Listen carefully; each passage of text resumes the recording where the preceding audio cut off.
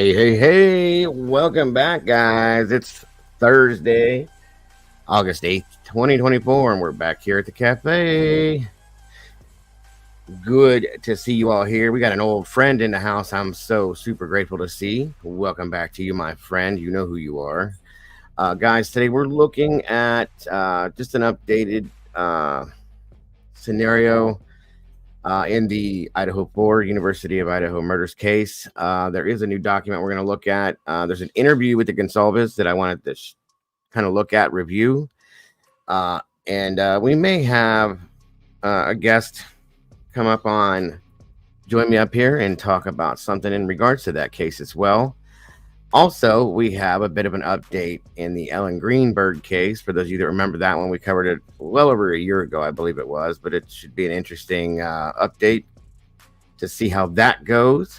Other than that, it is what it is, guys. Thank you again for joining us here at the True Crime Cafe today. We appreciate you very much, guys. Please make sure that you hit that like button when you come through that door so we can get this out where it needs to be and keep YouTube happy. Share it out to your friends, your neighbors, your mailman, the milkman, the dog, the cat, whoever you think will want to jump in here with us. Please do that.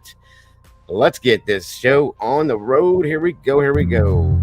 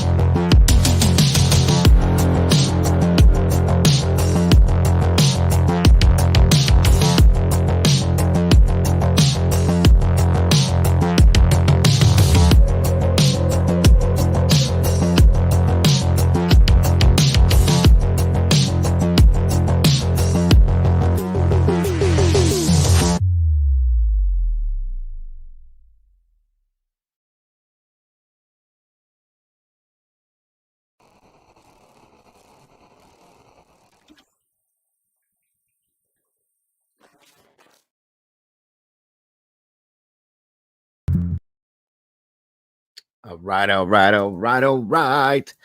Welcome back, everybody. Good to see you today. Don't ask me why I'm singing. I have no idea. It's great to be here with you, though. I appreciate you guys so very much. I hope you're all having an amazing day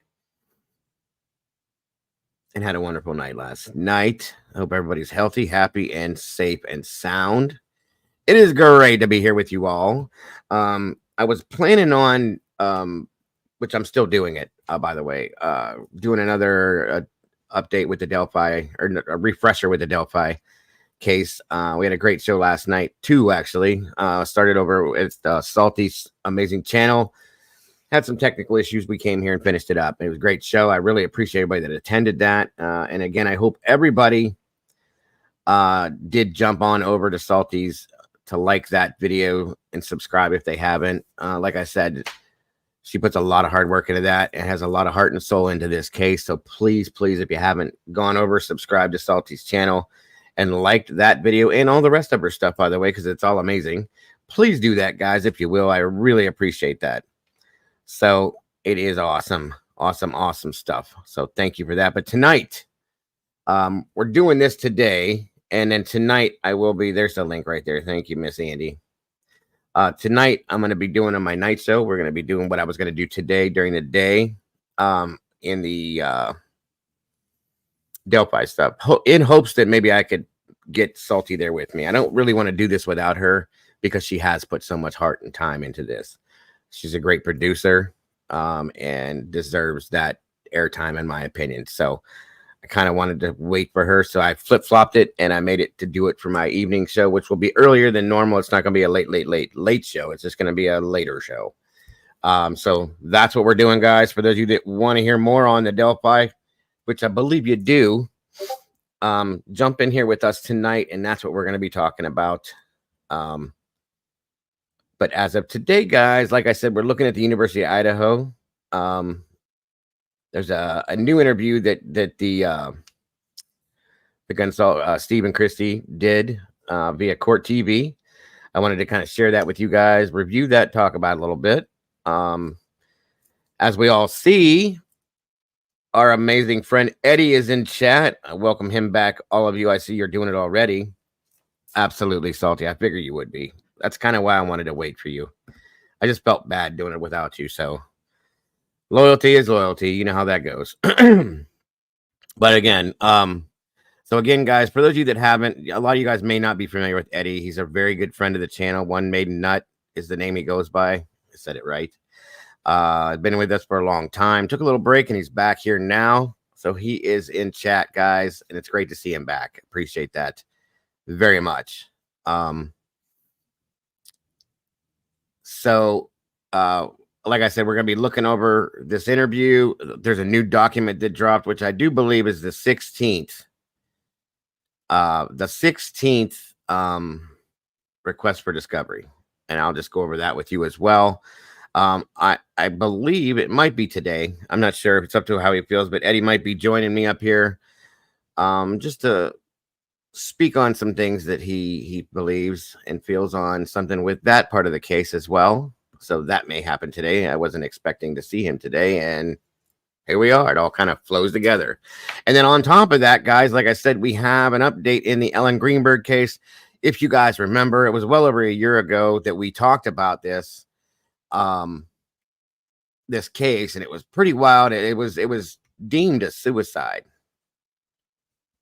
Don't make no sense, guys. The way that this happened, it just doesn't get it. So when we looked at it then, that was my thoughts on it, and still is now. And now the family's speaking out and are getting some more resources offered to them to be able to do some stuff. So I'm going to give you guys that update as well. I appreciate that very much, that you guys are all here for that. And I hope you're all having a great day like I am. So let's see here. I went to the doctor's today. Everything's okay. I'm a little sad because the love of my life, my wife, the beauty in my world, is leaving for a week. So you guys might see me more often because I don't do well when she's not here. I'll tell you that much right now. You might see me more just because I need the company. Hell, I may do 3-4 shows a day. Who knows? Who knows? But I need somebody to hang with. But I'm going to miss her like crazy, but she needs to get out and see her family down south. I'm not going to be going. Me and Caden are staying here. So you may see me more. Who knows? So let's see here. Let's see who we got joining us today. I appreciate all of you guys jumping in. We got 65 amazing peeps here and 46 likes, guys. Let's try to make that match if we can. And, let's get this show going, guys. Please, please. On your way through the door, hit the like button if you haven't. And again, if you haven't subscribed, please do, if you will. I appreciate that very much. So again, looks like we got AK-47 in the house. Hello, welcome back, my friend. Great to see you. Butterfly 71. Great to have you here. Of course, One Maiden Nut. What's happening, my brother? Good to see you today. Great to have you back. Doodlebug Fart in the house. Great to have you. Chickbait. Hello and welcome. I like that name. Pretty neat. Samira Dolby. Welcome back to you. Great to see you. SRB in the house. Great to have you here. Great to see you. Miss Salty Sleuth Investigates. Thank you so very much for joining us today. The lovely Miss Sherry Wisdom Speaks in the house. As always, great to have you here. Great to see you. Groot, what's going on with you? Great to see you. Deborah Clark as well. Thank you for joining us. Captain Jenks in the house. What's happening, my brother? Good to see you today. Hope you're having a great day. Randy Furr, another one. Ain't seen you in a while. Great to have you back, Randy. Thank you for joining us today. Miss Kells 420's in the house. Welcome back, Kells. Great to have you here. Great to see you, Andy Rose, as well. Thank you for joining us. Lucia Williamson, great to see you today. Hope you're having a wonderful day, and thank you for being here with us today. Miss Brandy B, the OG's in the house. Good to see you, Miss Brandy. Great to have you here as always. And I want to thank all of you that are in the Blue Crew for joining me today. The Blue Crew is the team that does what they do for this amazing channel because they're amazing. And I could not, would not, nor should not ever try to do this without these people because they make it work, guys, every day and every night that I do it. Thank you so much again for being who you are and for being the awesome team and group of producers that I have that are absolutely amazing. That's to all of you. Thank you so much again. Walt Ayers in the house. Good to see you, Walt, my personal troll. I appreciate you, sir, for being here. Great to have you here. Worth every scratch. Good to see you. Good to have you here. I love seeing all the new faces and names. Thank you guys so much for jumping in with us. Leslie and Billy. Hello, hello. Good to see you again today. Great to have you here. Susbusters in the house again. Great to see you again. Thank you for joining us. I think we're getting there. We're getting there. Crimson Moon's in the house. Welcome back to you. Alicia J, same to you. Great to see you. That goes for all you awesome meatballs. Thank you for jumping into sauce with us today so that we can spill some sauce and talk about some of these things. You are appreciated. Oh, Granny Annie is traveling again. Welcome back, Annie. Good to see you, dear. Sunshine's in the house, too. Welcome, welcome. Great to have you here. Ray Baldick, welcome back to you. Always a pleasure. Thank you for joining us today. Annie Ruler. Hello, hello. Welcome, welcome, Annie. Good to have you. Good to see you. Kathy Gesslin, thank you for joining us today. I do appreciate you so very much. Come on down. Let's see who else. Anybody else up here? We got 74 peeps in here, guys. 50 likes. We're getting there. DS, welcome back to you. Good to see you. Good to have you here.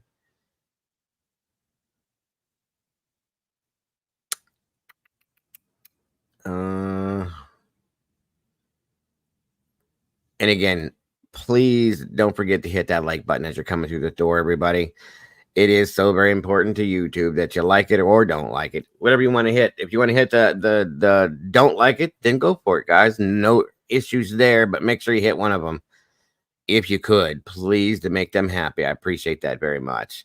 Again, guys, thank you, Miss Brandy. Anybody that's interested in any of the merchandise from the cafe here, there's the link. Go check it out.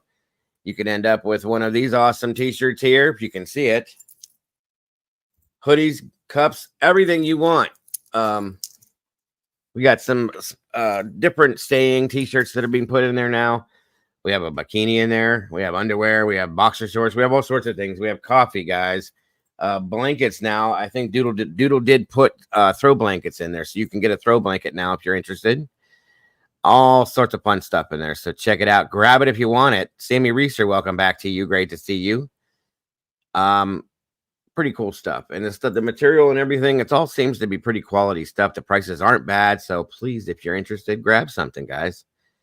Again, Brandy, thank you for that as well. And anybody that donates to these links here through PayPal, Venmo, or Cash App, please know it is so very much appreciated, guys. That is how we pay the bills so I can keep coming to you. It pays for my internet, my StreamYard, the YouTube Premium, all those things that I need to run this show. That's where it comes from right there. So anybody that donates, thank you so much from the bottom of my heart. Again, it's never, ever expected, but beyond appreciated. So thank you to all of you that do that. God bless. Oh, yeah, Lucia, there's underwear in there, too. Believe it or not. Bikini briefs, I think they're called. Ms. Holly, hello and welcome back to you. Again, thank you, Meatballs, for jumping in the sauce with us today. We appreciate you so very much. Always like to have you guys in here when we do spill the sauce. Oh, yeah, the blankets are pretty cool looking, SRB. Yep, that's what I was saying. The coffee mugs are very good quality, too. You got one? That's awesome. Miss Sherry. Awesome. Did you get the littler one like I have, or did you get that bigger one that has the? Well, you got the one with your name on it, right? And you can get them personalized too, you guys.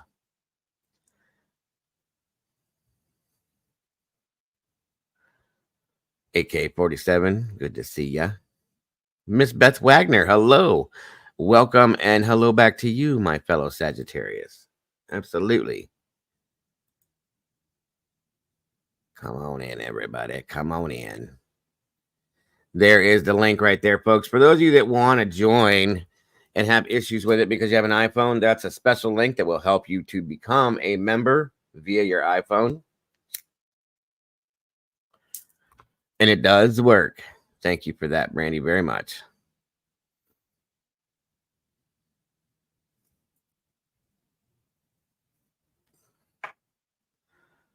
Let's see here. Show. I don't think I missed anybody. If I happen to, Debbie Clark, hello. Good to see you. If I happen to miss any names or anybody, please don't take it personal. I will catch up with you, I promise. Claire, hello and welcome back to you. Again, I love seeing all the new faces, guys, all the new names. Please, guys, make sure that you welcome everybody with open arms, as we do with everyone. Make them feel comfortable and at home, and that's how I want everybody to feel in here. That's what this channel is based on. Awesome.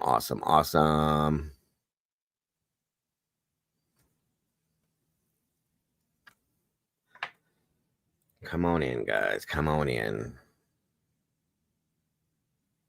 I think that, hold on, let me show you guys something real fast before we get going. I'm just trying to give it a minute or two to make sure everybody's in that wants to be in, so we don't have to go back and redo it again, which that's fine if we have to, but it's just easier on everybody when we don't. That's all. Where is it? There it is. Hold on 1 second, guys. I'll give you a little look-see.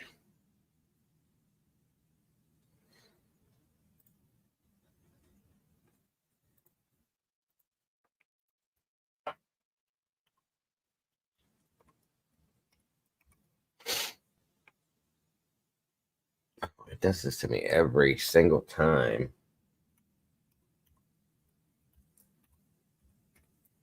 Try it again. There we go. All right. Okay, so let's see here. Boom, there it is. Hold on a minute. Let me move that over for you guys.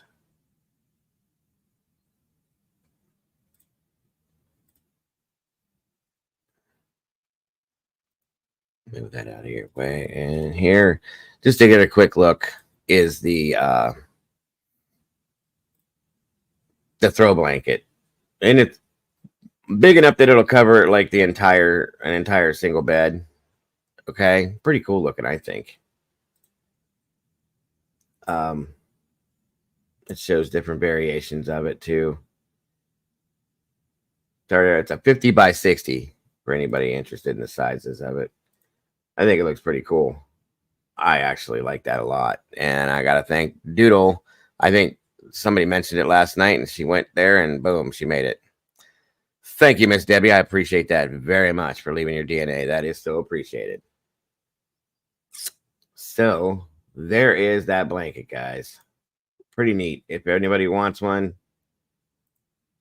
grab one, please. Wintertime is getting closer, so you never know. You never know when you might want to just grab it, snuggle up with it, and sit down and watch the show in bed with Dago. There you go, Captain. There you go. So then we got also, hold on a minute here. I was going to show you another shirt that Miss Sarah helped us come up with yesterday or the day before.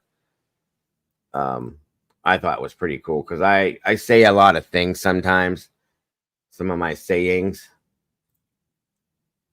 And I thought this one was awesome. I loved it. Miss Sarah said something and I took it, Doodle threw it together, and bing, bang, boom. Pretty cool shirt, I think. Stop minding your bone business and do the right thing. And you know what that means because I say it all the time. and it's got our little insignia there, the logo on the bottom of it. I thought that was pretty cool. And of course, you can get it in different colors, you guys. Maroon. I like the blue. You can get it white, which I kind of like that too. Actually, I like that a lot. Ash. It's like a gray color. The heather gray looks good in that one. I think everything looks good in that gray. There's a red one. Again, looks good that way too. Thank you, Miss Debbie. I appreciate that very much. Doodlebug does a great job putting that stuff together. And ladies, and even gentlemen, if you like pink, check it out. Yeah, I like it too, Eddie. It's one of them things that I've been saying it in different versions and variations. And stop minding your own damn business and do the right thing. I got a few quotes I'm going to be throwing on shirts here. So, it's just one of them, part of what we do, I think. Oh, there's a brown one too. That doesn't even look bad. I think it looks cool in any color. Twiz, oh, what's happening, Twiz? Good to see you, brother. I know. I'm happy to see you guys excited to see Eddie back in here. I want him to feel welcome and comfortable. So thank you guys for welcoming him back the way you guys are. That's awesome. That is what this community is all about, and I love it. Oh, shoot. Holy hell. Okay, so we have a couple options, guys. You didn't tell me this, Doodle. If you want to go all out for wintertime and make sure that you are fully covered, there's a comforter, a True Crime Cafe comforter. It's 104 by 88. Check that thing out, guys. That's big. Look at that. I didn't know that was in there. That is huge. Nice.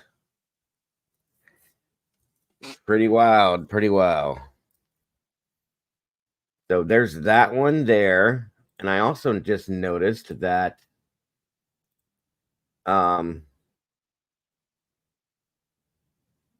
there's a Sherpa fleece blanket as well. These are the nice ones, the soft ones that are super comfortable. Check it out. That's fleece, 50 by 60. And it shows it like when you fold it up, what it looks like. It'll show the other side. Look at that, guys. That's soft. Yeah, she did. She snuck some stuff in. Sherpa's nice. I got a couple of these.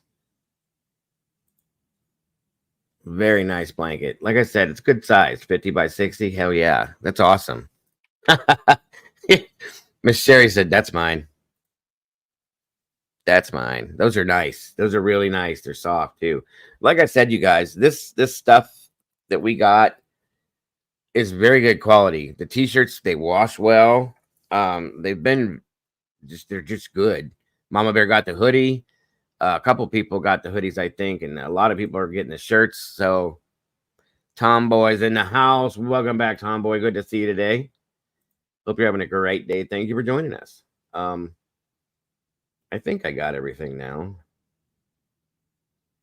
Oh, and for those of you that didn't see it, we also have our first Paranormal Friday t-shirt that will go towards the Paranormal Experience channel that we're going to be starting up here shortly. Welcome, Jilly Bean. Good to see you. Pretty cool. She did a great job on that. I like that a lot.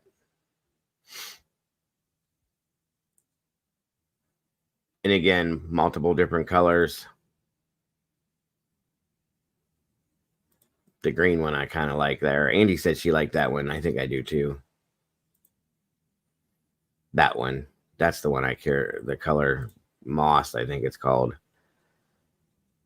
Of course, blue jean. And the white one don't look too bad either. So there's that. Yeah, we do need to get some sleep pants or sweatpants or something in here. And put the whole ensemble together. Hell, I wonder if we can get socks. That'd be interesting, wouldn't it? Definitely. And then I don't know how many of you guys seen these accent coffee mugs. I think these are cool. Of course, you can get different sayings and stuff, but These are pretty neat. Look at the different colors they come in.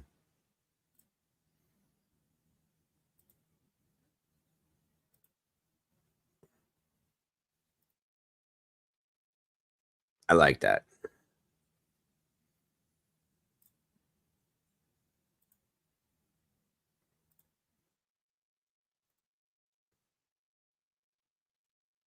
Let's see here. Show. For those of you that didn't believe me,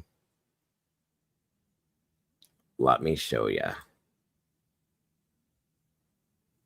First off, this one just blows my mind.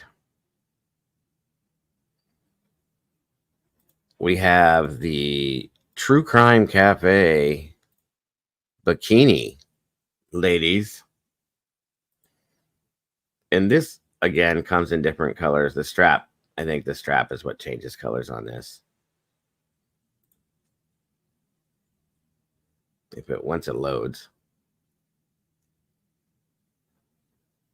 Yeah, there it goes. See the string or whatever? That's what changes colors on it. Twist. What? Come on now, Twist. You could wear that. I think we should have you get it, wear it. And Murky Piglet's in the house. What's going on? Good to see you today. We should have Twiz get this and model it for us. Twiz, come on now. Come on, bro. Take one for the team. I think it would look great on you, sir. That's just my opinion, but hey, who am I? Of course, we have our and I'm getting one of these too because I love candles. These things are cool. I love these. Comfort Spice. I agreed, Salty. There you go. Brady said, please don't. You guys are great. Of course, we support you. I support you, brother. You know that. The candles, Comfort Spice scent, I guess. I don't know what that would smell like, but I like candles, especially the scented ones, having that around you. Come wintertime, pumpkin spice and all that apple flavor smelled stuff. I love all that crap, guys. I really do. Oh, this is what I was telling you guys. I was going to show you that we have underwear. There you go. These are the underwears. That was the back view, and there's the front view. And you can have the cafe on your butt or your front. And I don't know. These are obviously for women, but we do have hold on. Where'd they go? Damn it. Board shorts for men, which are kind of like boxers in a sense, but like sleep pants is what I would use these for personally.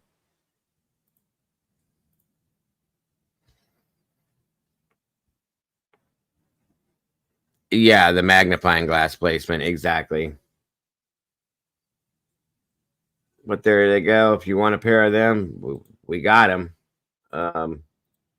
And we're putting other things together every other day. Doodle, like, just every other day we got something new. You can get a journal cover, okay? Multiple different variations of coffee mugs. Of course, the t-shirts, the hoodies. We have tumblers and can coolers. Car coasters if you need one of those. Let's see here. Stickers. We have our own coffee going now. Hats, sipper glass, like the cups with the straws. There's just a bunch of stuff, guys. She's been busy in here. And like I said, those t-shirts that have the different sayings on them, I'm going to put together more ideas with those. I want to put one on there that just says the words on it that says, hey, pretend like you like me and hit that like button. That's it. Nothing else but just that. Or jump in the sauce or stuff like that. I want to get some stuff like that going. So that's what's going on there. We got a lot of orders. I see it. You guys are awesome.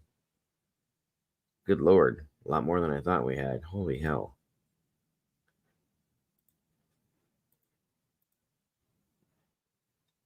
Interesting. Interesting. So, um,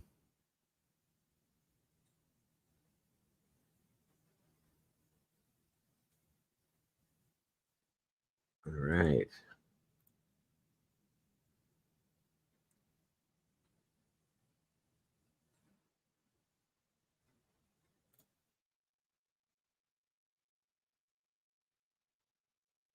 We just had two that were delivered. Okay.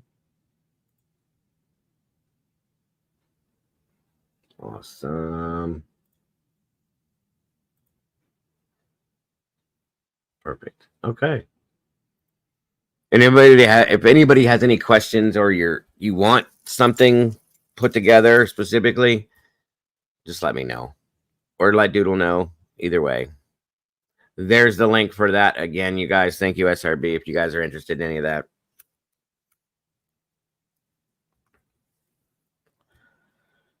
I walked around one Halloween only in a Speedo. It was 32. You're insane, bro. Insane. Exactly, Murky. Most people don't wake up saying, "Yeah, I want a pair of Dago draws." Right. That's a great point. Great point. You guys are awesome. I love it. I love it. That's oh my god. Do you see it, Doodle? Get a pair of the boxers or the underwear, and on the back of it, put "Let's crack the case." Wow. Yes, chick bait. We do have hats. I'm sorry. I should have showed that. I'd like to get a couple different variations of those, but hold on. Let me show you the hat real fast. Sorry. I went right over top of that one. Let's crack the case. That is too funny to me. Too funny. Salties, y'all ain't right. I got to agree, but I love it. It is hilarious. It's catchy for sure. Let's crack the case. That was funny, Crimson. I love that. Oh, by the way, those we do have the sorry. These two, which I think are really cool as far as coffee mugs go. They're 11 ounce. They're not the tiny ones. They're a little bit bigger, but they're cool as hell because they do this thing. I don't know if you guys have seen these color morphing cups. Okay, it's this color until you put coffee in it. When you put the coffee in it, it starts to turn black. It morphs into a different color. I thought that was really wild. I love those. I'm gonna have to get one of those when I can. Pretty cool. 11 ounces, so it's a decent size. You can't go wrong with that. Pretty neat stuff, I thought. And let me show you the hat. Here it is. It's just a pretty standard. It's got the front of it has the emblem, but it's a leather patch type thing, like right here. Tomboy made this little bag for me a while back, and it's got this patch on it that's basically the same thing that would be on the front of the hat. Okay. And it again, you guys can get it in different colors, which I think is pretty cool. Miss Victoria Burgess in the house. Welcome back, dear. Kim Marin, welcome. Great to see you guys. Red and pink. Let's see. Red and black. That one looks pretty good too. I like that a lot. So there are the hats. But yes, I have my own personal donuts, care of Tomboy Charm and her amazing talents.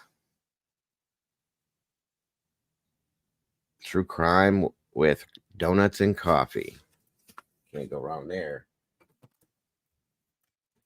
Our own Tomboy and her talented self made that just for little old me. All right, guys. So it is great. Never seen that before. It is pretty wild, isn't it? I think that's neat. What is this one? Oh, that's kind of different. That's kind of neat. I kind of think I might want this one. There's a white hat you can get too that's got the emblem with the brown around there. That's pretty cool.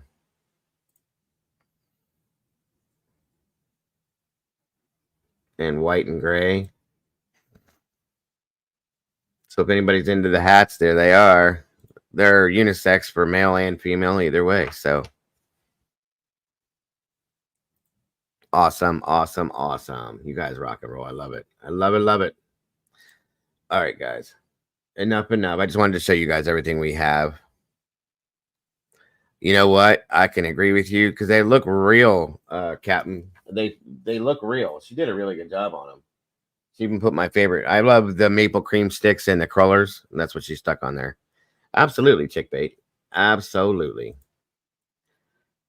It's called a dad hat, but it's for both. By the way, so you guys see, these things are completely personable, like personalizable. This here is a mug. Brandy the OG. See her name on the back there. And on the front, you would have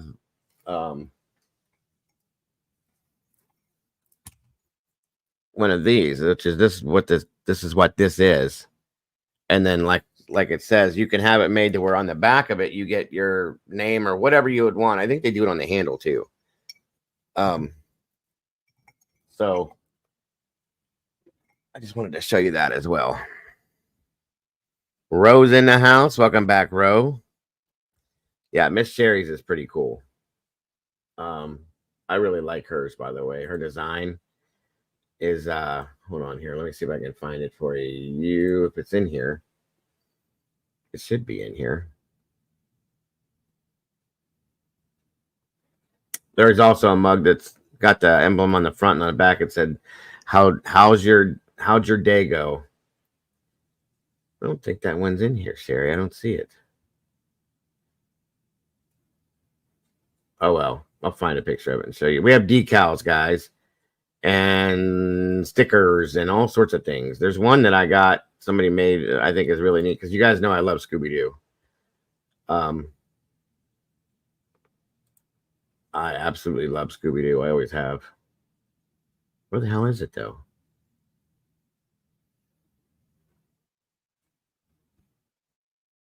Did I miss it? There it is. Check this out. This is just a sticker, but this would look cool on a t-shirt too, I think.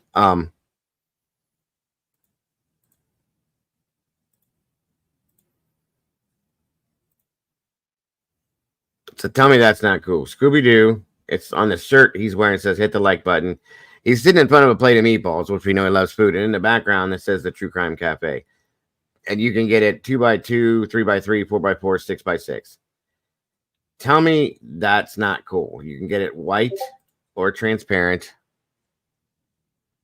Mama Bear's in the house. She's going to be joining us here shortly. Kind of been waiting for her to get her stuff handled, and she's going to be popping up here too. So we got Eddie and Mama Bear in the same day. And that's what it shows you what it is like. Like I said, it's like a sticker. You could put it on a skateboard, whatever you want to do. I think it's neat. But anyway.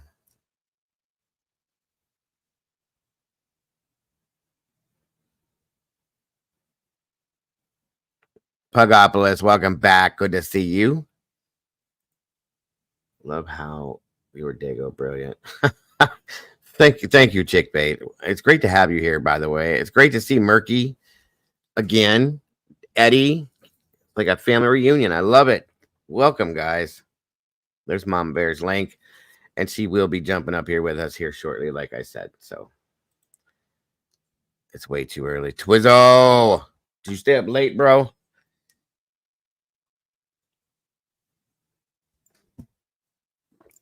So anyway, enough about the merchandise stuff. I do like to share that with you guys every so often to show you all the new things and what's available rather than having you guys try to navigate. Kinda. You gotta quit doing that, brother. Partying. You're getting too old to be partying like that. What's up? What's up with that? Oh, there it is. Thank you, Sherry. Let me show you. This is pretty wild, guys. I really love this. We all know, most of you guys know that our own Miss Sherry, Wisdom Speaks, is kind of like the channel, the mother of the channel, okay? And she's Native American, okay? We love her to death. Party of Five, welcome back to you. And this one here, this design was put together and it was thrown on a mug and she got the mug. And I'm telling you what, guys, their quality, the merchandise is quality. But look at this. Tell me that's not cute. It shows it. There's like that little sign above the little native baby there. And it's full dress. And it's on the mug and it's wrapped around it. And that on the back it has her name on it. I believe. I think that thing is just awesome. I love that. That's a little too big for you to see now, but tell me that's not neat.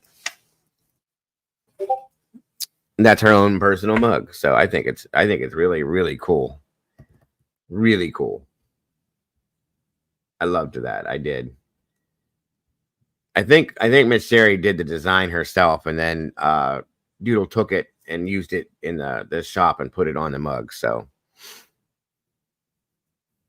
yeah, the people on this team are they're getting more and more creative with this artsy graphic stuff. I really love it. I don't know if it's in the merch itself, Kim, but I'm pretty sure we can make it happen.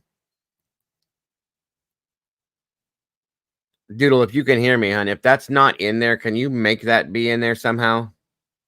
Seems like a lot of people like it. I like it myself. I think it's really cool.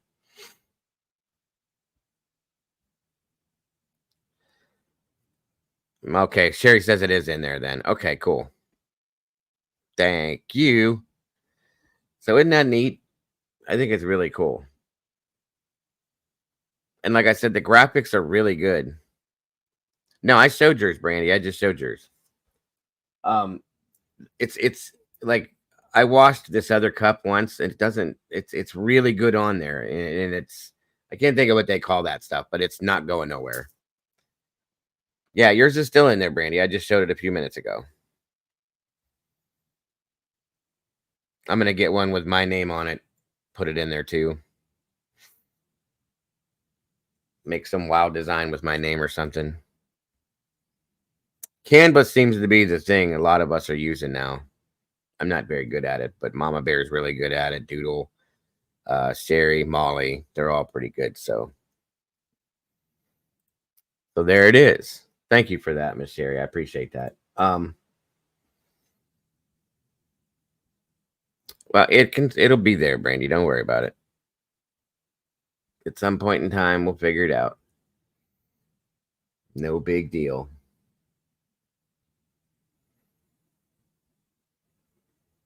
The bikini, that's what killed me. I thought that was hilarious. Welcome, Mr. James Tate. Thank you for joining us today. I hope you're having a great day, sir. Absolutely appreciate you.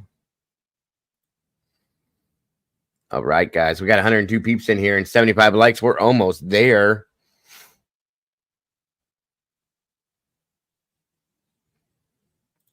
Okay. Let's get some stuff up rolling. I'm sure you guys are definitely tired of hearing me talk at this point.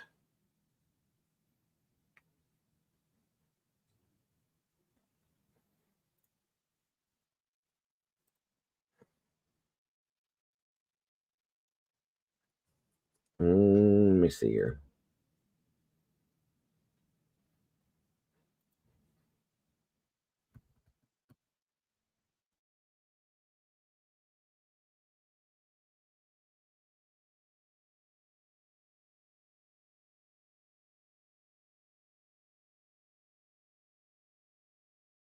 Sorry, I was muted. There's a new interview that came out.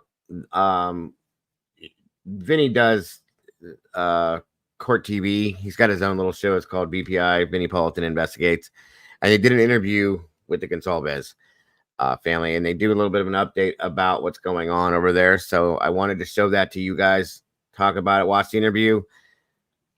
review the interview, go over the new document, and then we're going to talk about Ellen Greenberg's situation as well. And like I said, if Eddie's interested in joining me, he wanted to speak on something and voice an opinion about something, which we are always welcoming to.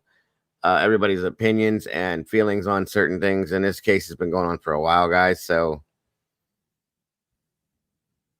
gotcha, SRB. Gotcha. Absolutely. So here we are, guys. So once we go through this and everything, I'll see if Eddie feels like joining me before we get into Ellen Greenberg. We can listen to what he has to say, talk about it a little bit too. And then we'll move into Ellen. So, and thank you again, guys. Come on now. Let's make it match. Hit them likes up, please, so we can get that algorithm. Thank you so much. And Sunshine, good to see you. All right. Please, guys, let me know if there's any issues with the audio on this, and I will fix it for you.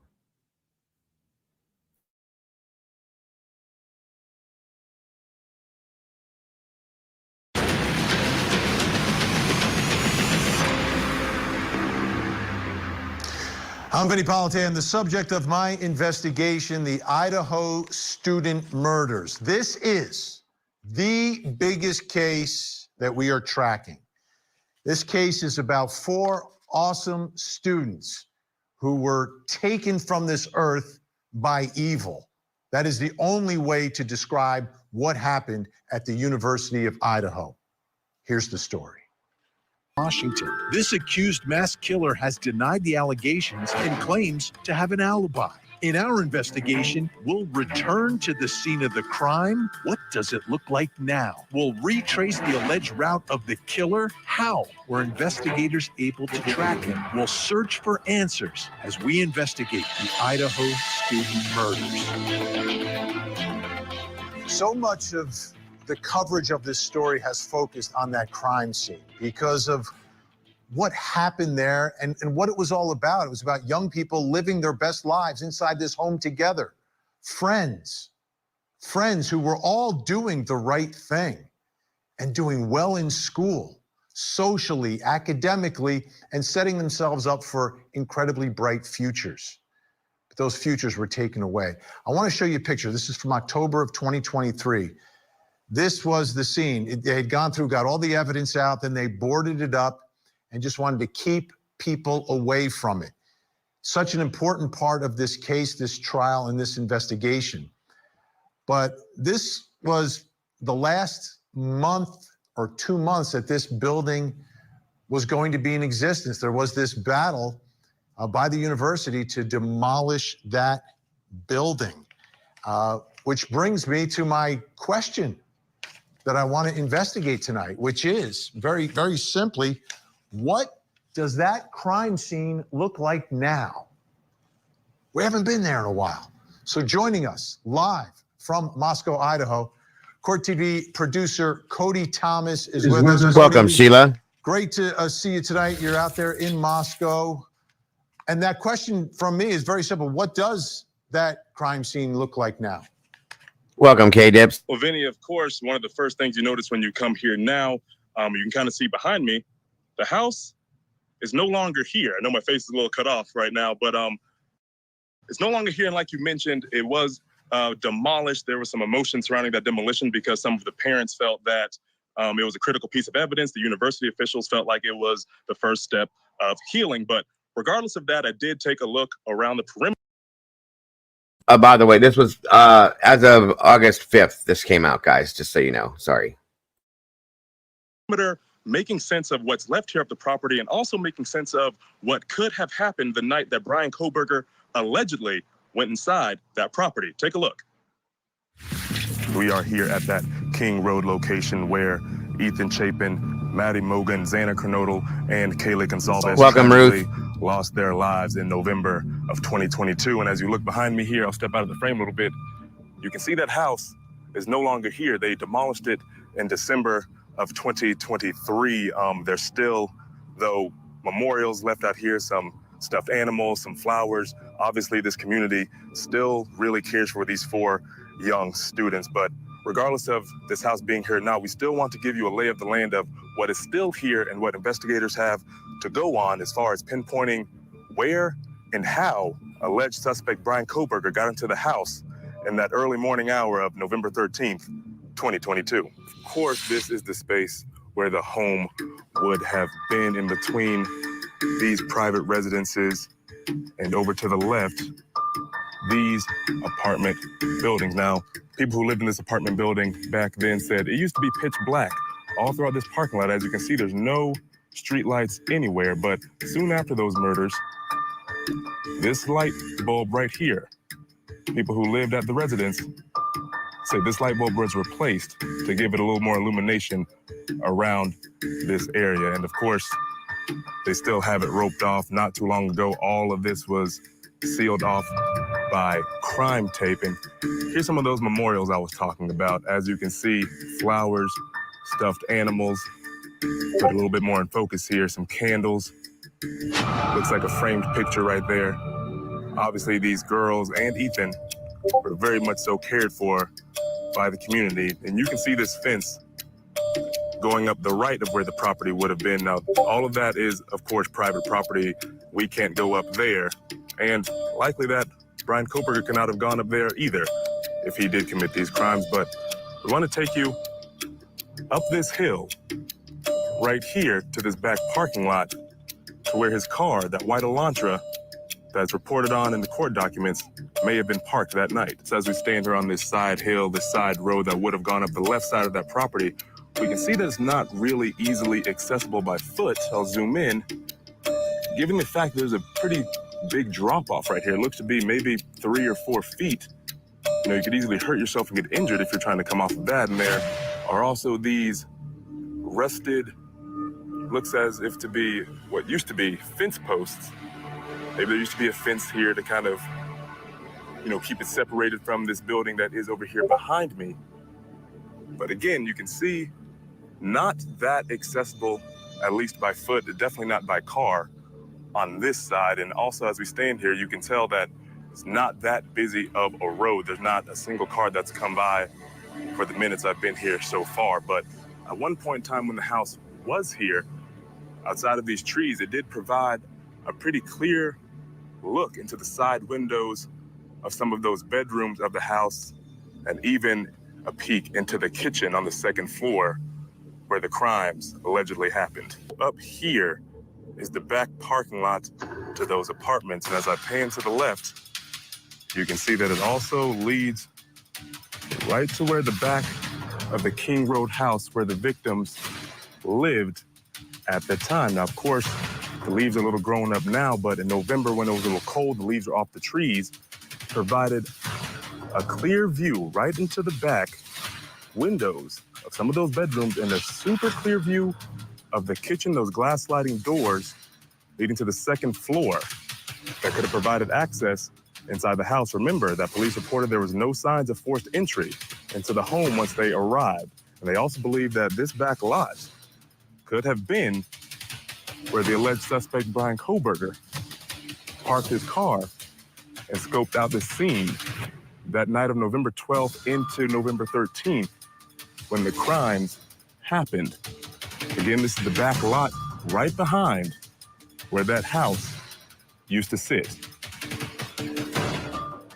And of course, Vinny, as far as the prosecution and the defense in this case, they have made it clear that they got everything they needed evidence-wise from this house before it was taken down. Yeah, I still believe it's a mistake. The people who need to go in that house are the people who are going to decide the case, the jury. Now they're going to get pictures. They may get some renderings, but they won't be able to actually walk through it to get a better idea. So I disagree with it, but you know, they're the experts in Idaho. That's the way they do it. You know, when you look at Good that question, top area, Murky. it's always been about that area because from there, there's the darkness, there's the cover. It's a lot that no one's really going to be going to necessarily, and it's a way to make your way to that house without drawing much attention. That's exactly right. In fact, it was when you go up the side road to the left of where the property used to sit, there was kind of that drop Welcome, off that I Vicky. talked about. But when you got to the back, it was a much easier slope. If someone were to try to sneak down there, you probably wouldn't break an ankle coming down. And of course, it led right up to those back glass doors. So who knows? That could be a possible entry point where he could have been. We'll have to wait till the details come out in trial, of course. Right, and I think you were 100% on with the sliding doors. We know that they were dusting them for prints and the windows down there as well. But it's a safe place. Moscow was always a safe place. There was no reason that you would have to lock your doors in Moscow. But now, obviously, you do. All right, Cody. And in Tom, fact, Vinny, Welcome, Mama Bear. Hello. How are ya? Good. How are you? I am great. Thank you for joining us. You're welcome. I appreciate you. Say hello to the Mama Bear, everybody. You see Mr. Eddie's back? I did. I got excited. I was like, yay, Eddie's back. Right. Murky Piglet's in the chat. Twizzle's here. Oh my goodness. What is going Hey, on? Dip. Hello, everyone. Little bit of a reunion. They heard you were coming, so they all jumped back in. Oh, whatever. That's what it is. I'm telling you. Mhm. But anyway, welcome. Yes, he's back. Believe me, buddy, you've been Yay. missed. A lot of people have been asking about you for a long time. I told you that the other day when we talked. I'm just like, but sometimes people just need to take a break from this stuff. It gets a little overwhelming, and I, of all people, understand that completely. So, absolutely. So, anyway, old meatballs unite. There you go, Miss Sherry. All right. Moving on, guys. Sorry to interrupt. I just wanted to welcome Mama Bear like she should be. So, yes, we were actually looking for Eddie everywhere. You were sought after, my friend. Definitely. All right. There's some students out here. It was pretty bustling. They're moving around. I'm sure it's August, so school's starting back. And like to your point, that it's pretty safe. They're out here throwing frisbee, playing intramural sports. So this is probably a one-off situation. Did he just say it's August, so school's starting back? Isn't that when school ends? No, he is right. I'm sorry. Yeah. Gerp. Guys, I'm slow sometimes. Sorry. Miss Diana R, 2 months. Don't worry about it being late. Guys, don't ever think you have to apologize for coming in late. There's no late. You just come in when you come in. It's no big deal. Anyway, thank you for joining us, Diana, and congrats on 2 months of being a meatball and being in the sauce with us. We do appreciate you so very much. So very much. Situation here in Moscow. All right, Cody's going to stay with us coming up. How was the accused killer tracked from his apartment? Yeah, Twiz, by the way, goes to the hearings and will be at the trial. He lives right there, I believe, in Pullman. So he gets to experience all the stuff that we don't. So thanks for your input on this all the time, Twizzle. I do appreciate the ability that you have to do that.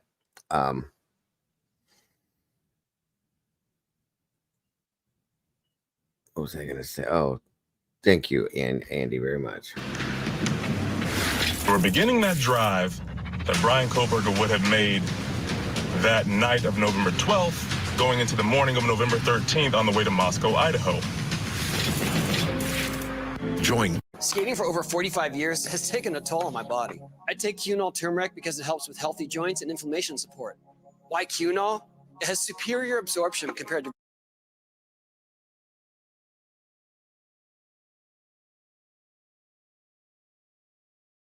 No, Tony, you're just too old to be skateboarding. Stop. It's enough. I can't imagine like I was a skater for years and I know how old Tony is. I met Tony a long time ago before he was Tony. What the hell are you doing, bro? Like one bad fall and you're done. Like, I don't get this. I mean, I'm not saying that it's a bad thing. More power to you, but damn. That's crazy. I wish I could do it. I can't even stand on the skateboard anymore, you guys. Come on. Break a hip, just replace it. Oh, yeah. No big deal. No big deal. I heard that. Chick bait. Tony Hawk's son married Kurt Cobain's daughter, right? Pretty cool. Regular turmeric. Cunol, the brand I trust. Court TV's Vinny Politan. In every story, in every trial, every case, there's at least two sides to it. To dive into the latest. Oh my God. And breaking true crime stories. This was a very targeted, very personal attack. Inside. I've never seen that in a Discovery. I've been incarcerated 2 I years. bet 12 and Chow, welcome to you. She's a psychopath. Now, sit down, old man. The other side of all of that. Vinny Politan investigates. Weeknights, 9. Listen, Tony's one of the reasons why I continued skating. I met him when I lived down in Florida at the used to be called the Extreme Games that in Daytona it turned into the X Games. And he was a nobody still at that point. And I was a definite nobody, which I still am because I never went anywhere with it. But he was actually really good. And he's one of the reasons he motivated me to skate more until I got to be an age where I was like, okay, I'm done. I'm going to have kids and live my life. But he kept going. So God bless him, because this shit ain't easy. It's hard enough to walk around nowadays, let alone ride a damn skateboard. So I got to give him that. Welcome, Terry. Good to see you.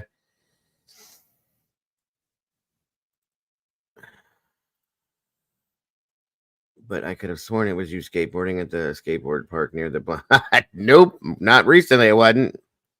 Way back in the day I was, but we are not old.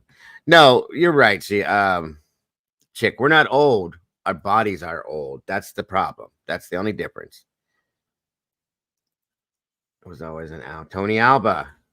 I was a Pal Peralta guy too. I loved Tony Hawk and I loved, all their stuff, but I was a Pal Peralta guy. I was part of the Bones Brigade and everything. So Stacy Peralta, all them. But hell, maybe we'll get a True Crime Cafe skateboard. Who knows? Gift shop's gonna sell some hip. That's what I'm saying. Rodney Mullen. Hell yeah. I know who Rodney is. Good stuff, Twiz. Yep, I was a hardcore skater for a long time, you guys. And listen, my body's starting to throb right now thinking about standing on a skateboard. I'm just telling you. Never again. I miss it, but not enough to try it. I'll just say that. 8 Central, only on Court TV. Now, as I was making this drive out of Washington State's campus, I did want to stop and point out these cell phone towers. We know a crucial point in this investigation into police locking down Bryan Kohberger as a potential suspect were his cell phone pings in and around Pullman, Washington, and Moscow, Idaho. So these towers right here are more than likely some of the towers they caught some of his pings on as he left and returned to campus here on Washington State University's campus in Pullman, Washington. One thing about the Idaho student killer, the accused killer, spent a lot of time driving around that area by himself in his car. In fact, I want you to take a look at this. He was stopped by police. This is beforehand for doing some improper driving. Take a listen.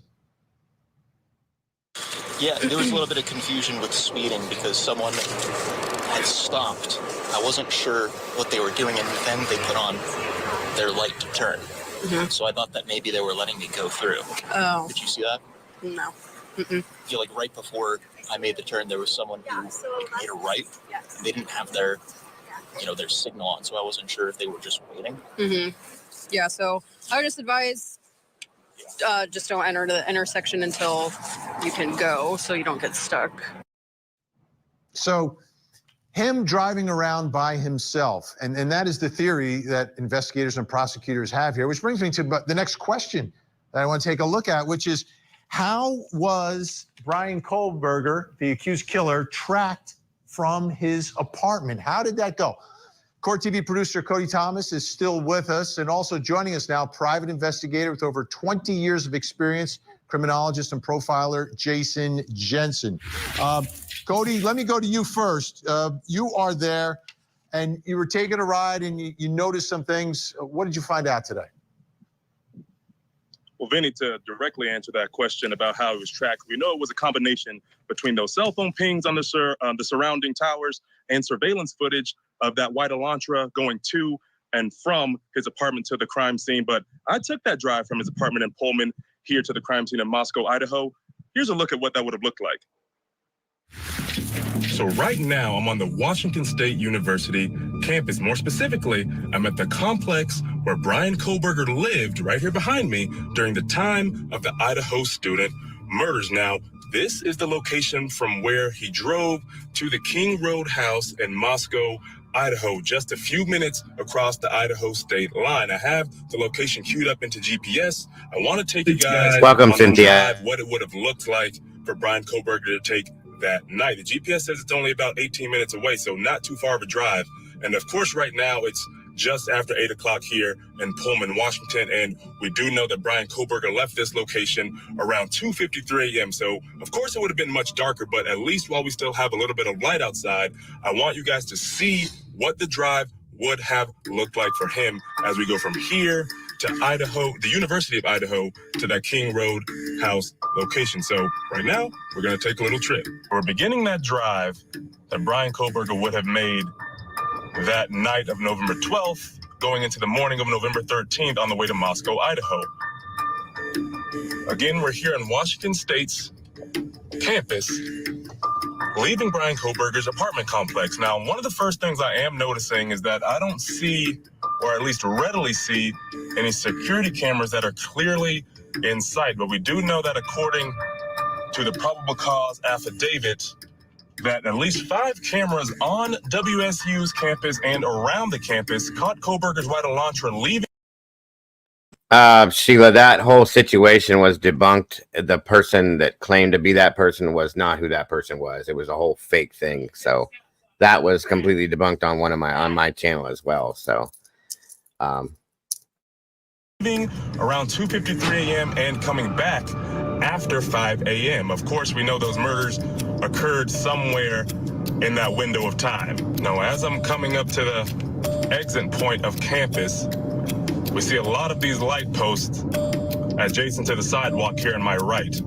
Now, what I have noticed is that every single one of those light posts that I've seen has a camera sitting right on top, a security camera. So any one of these, if this was one of the roads he took getting back on campus, could have been one of the cameras that picked him up in that white Elantra. As we've made our way off of campus out to one of the main roads nearby, you can see these huge, massive expanses of land on either side of the road. But what you don't see are streetlights or surveillance cameras out here. So I'd imagine after midnight, it's just after 8 o'clock here, but after midnight, I imagine it to be incredibly dark outside of headlights from your car or a few other cars passing by. And you see there's not too many of them right now, not that busy of a road. I can only imagine it to be less busy, again, after midnight, 2 a.m., 3 a.m., when he was allegedly out heading toward Moscow. So now we've made it to SR 270, State Road 270, the main road connecting Pullman to Moscow, Idaho. A little bit busier. You see traffic intersections, a lot more cars, a lot more businesses on either side.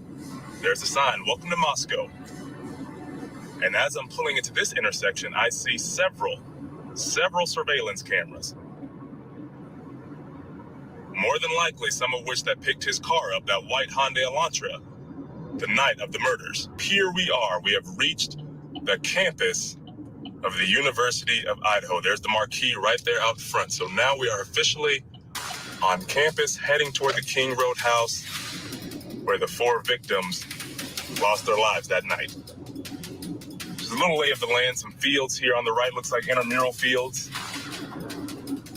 Some sort of barns of sorts, probably for the agriculture school up towards the right. As we're coming here, I see a few more cars, a little more busy around this area.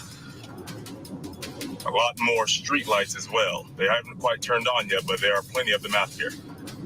So I imagine it when it gets extremely dark that it's not, too dark. It's well lit once these street lights cut on. So now we've made our way through the depths of the University of Idaho campus. As you can see, there's a group of students right here in front of me.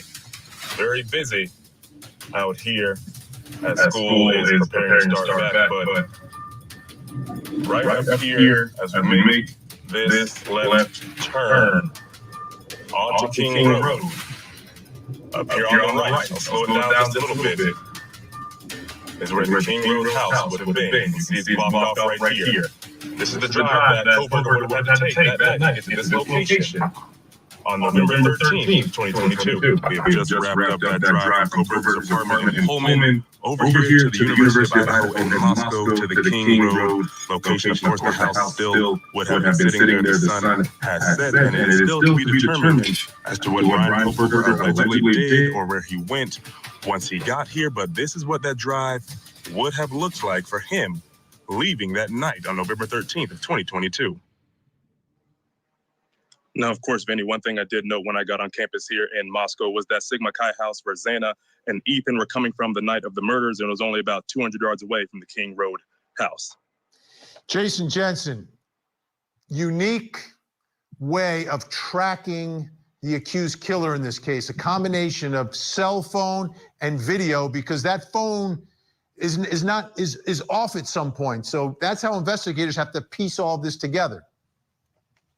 You're absolutely right, Vinny. They had to take a combination because the theory is, or the argument will be, that Brian Koberger turned off his cell phone in order to avoid detection and tracking. So, you know, that's a sign of a sophisticated criminal in this type of a murder. So they had to piece together real-time video footage from surveillance cameras, which clearly indicated that the car was an Elantra, so there's no mistake. And then all the cell phone activity before and after the time of the crime really places Koberger at different parts throughout southern Moscow, all the way back to Pullman. Welcome, Sony. Before you left, like Cody had indicated. So it seems like a pretty buttoned-up case in my perspective. Well, and a couple of things that make this very compelling is the way they're able to get and synchronize some of the video they have when the cell phone is actually on to establish that the phone is in that particular car. And that will be crucial, right? Because if you just have video, it could be anyone. And I think that's what the defense will be relying upon when this goes to trial. Yes, and that's one of the things that we experienced throughout, the legal process. And you're familiar, Vinny, as a former prosecutor. Defense attorneys like to take things, different pieces of evidence as a snapshot in time and argue against it. But it's the totality of all this evidence that will make or break the case against him.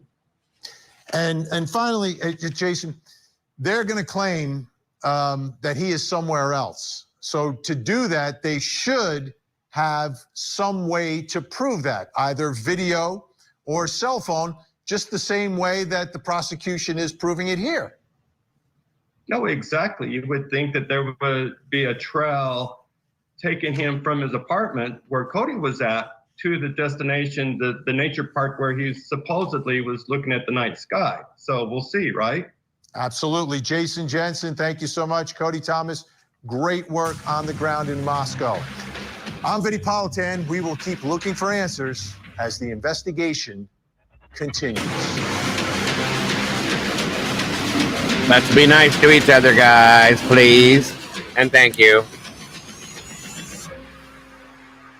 Thank you, Miss Sherry. One of my favorite supplements is Cunol Turmeric. Turmeric helps with healthy joints and inflammation support, and Cunol has the #1 doctor recommended form of turmeric. Cunol, the brand I trust.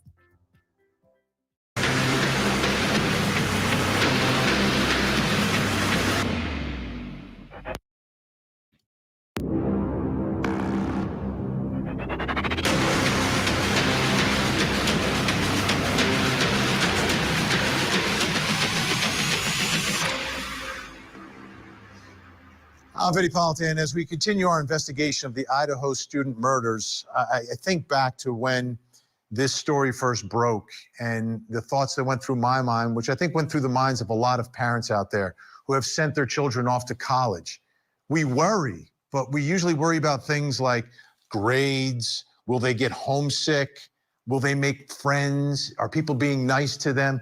Worries that they're real worries, but they're not worst case scenario. And that's what happened at Idaho for 4 families. Here's the story. 4 students were brutally murdered in their home near the University of Idaho. Kaylee, Maddie, Ethan, and Xana taken away so young. And now their accused killer has been charged and is preparing for trial as prosecutors seek the death penalty. It is the case the nation is waiting to see and waiting for justice. But what about the victims' families? How are they dealing with our slow-moving system? We'll find out as Kaylee's mom joins us live as we continue to investigate the Idaho student murders.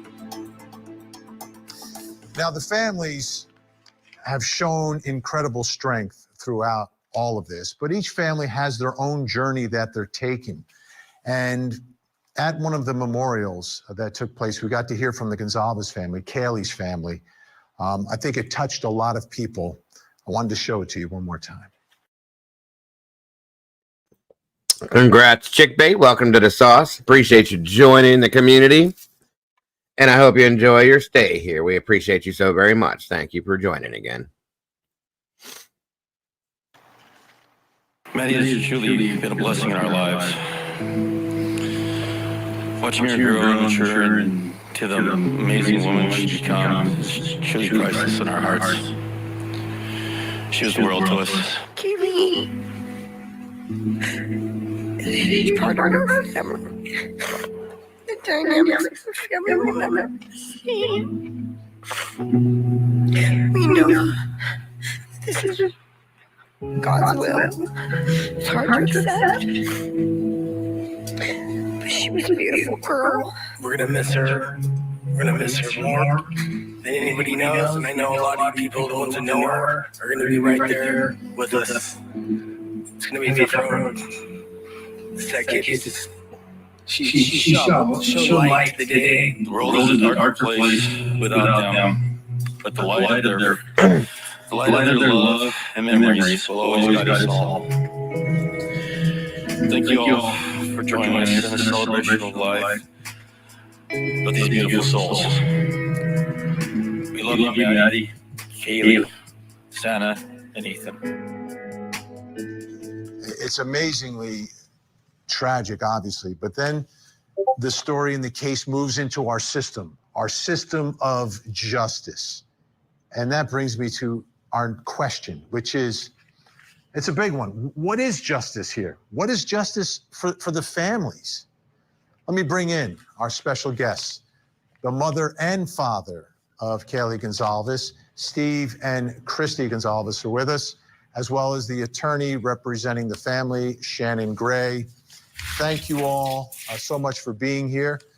I know this is never easy, but I think the nation has seen the strength of your family, Christy and Steve. And as you sit here tonight, what is justice for you? What is justice?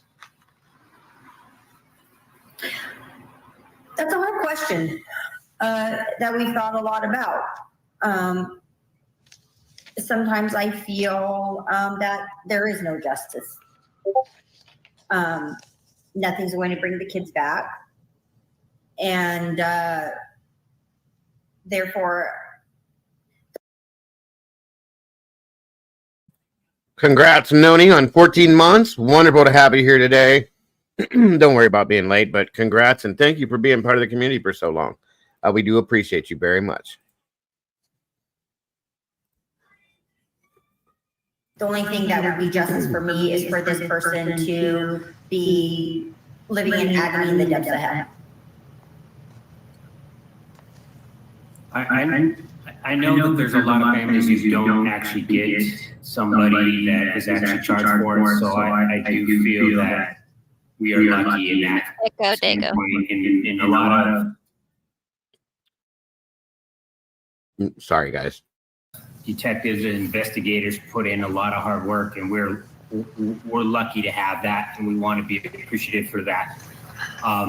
It's a long, slow process, but we're willing and we're ready to do that. We're ready to put in the time and the effort and get through this, and just show people that this is the way that we can see justice in action see the truth being taken in place, and then the right outcome, and society gets back to normal. Shannon, this is a difficult journey, an absolutely difficult journey. That's why I'm so glad that you are there to help this family through this. What is your take so far on how our system of justice is doing in this case? It's a tough question because, it's a small jurisdiction. I work in a much larger jurisdiction where things move a lot faster. You think things are going to move a certain way, and sometimes they don't. So it's been difficult for the family because a lot of times I'll say this is how A, B, and C should happen, and they don't happen that way. I have to explain why it didn't happen, and why it's taken so long, or it's taken longer than usual, or why the prosecution or the defense have done things that they've done. But I'm small compared to what Steve and Christy go through every day. I'm just thankful that they found me, that I can help them and answer any questions I can about them, and ease their minds when their minds need to be eased about the criminal justice process and what's going on. I mean, they're always going to be a part of my life. Welcome, Jenny. And I love them to death. So, Christy, what are the plans for the trial when it happens? Well, we'll know more at the end of this month when the change of venue is heard and is decided. We plan on being there. We want to be there. There's about 10 of us in the family that intend on being there for most of it. Obviously, there's going to be days that we will not be there intentionally for, but we're hoping that it stays in Latah County. So, that's a 2-hour drive for us. The further counties that they're looking at would make it hard. So we would have to relook at things. But we want to be there. Steve, we intend to be there. Steve, as you have been on this journey now, it seems like forever, I'm sure, for you. Do you see any light at the end of the tunnel? Do you see that, hey, at some point, this page will turn?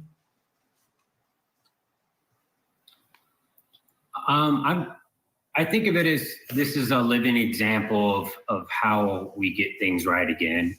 Latah County did everything. The reason this is so slow and this process is taking so long is because they tried to do everything exactly by the book so that the community could see the justice, they could see it, and it wouldn't have to be taken, Idaho's a large state, it wouldn't have to be taken, 6-7 hours away.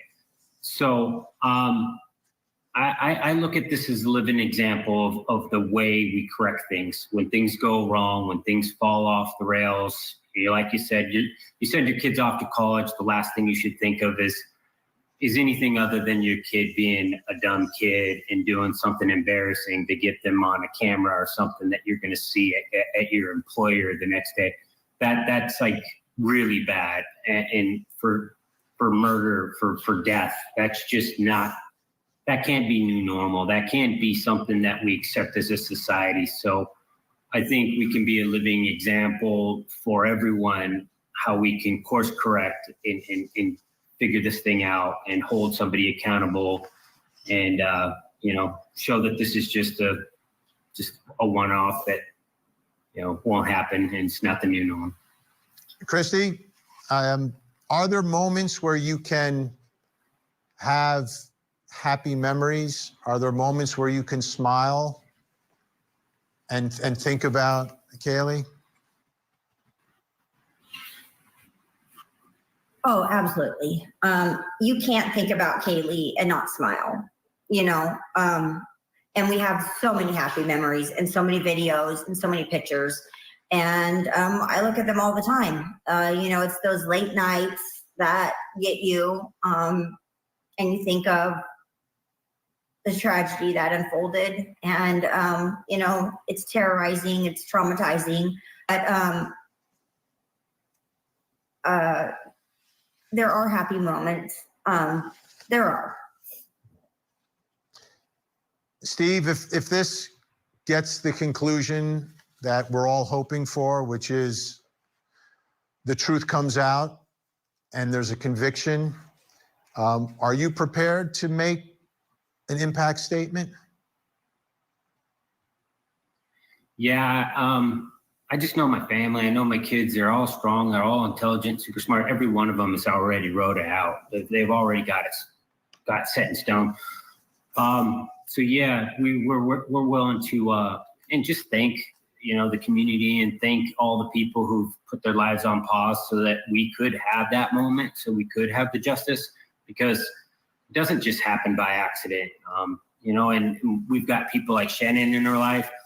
It's amazing what we've been able to see, how people have shown love to our family and reached out to us and flooded us with letters and different things. So yeah, I feel an obligation to all the people that have been with us this whole time. And that's why there's that sense of pressure that, this has got to turn out a certain way. And we're looking forward to seeing that turn out. And Shannon, do you expect any problems with all the victims that want to speak, being able to speak, if and when we get to that part of this case? Yeah, that was an odd occurrence that happened over in the Lori Vallow trial, where the judge was pretty, strict or adamant about following the statute when it came to who could speak and give victims impact statements. Most of the time, the immediate family and those things will be able to speak. The judge may put down, his foot when it comes to grandparents and other things that under the statute currently aren't maybe allowed unless they're serve as a representative for the family. But I'm hoping that the whole anybody gets to speak what they want to. There's a reasoning to it, but I don't see there being any problems in this case. So that's good to hear. Shannon Gray, thank you so much. Christy and Steve Gonzalez, our thoughts are with you, and that the nation's thoughts are with you, and our best to all of your family. Thank you so much. Thank you, sir. Thank you. All right, we've got more. Still to come. Was the killer posting online?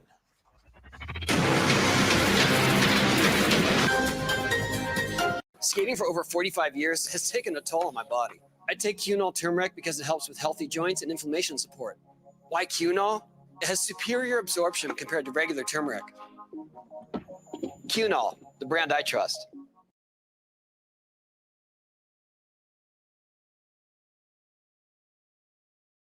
Just watching him do what he just did makes my body hurt. Just saying.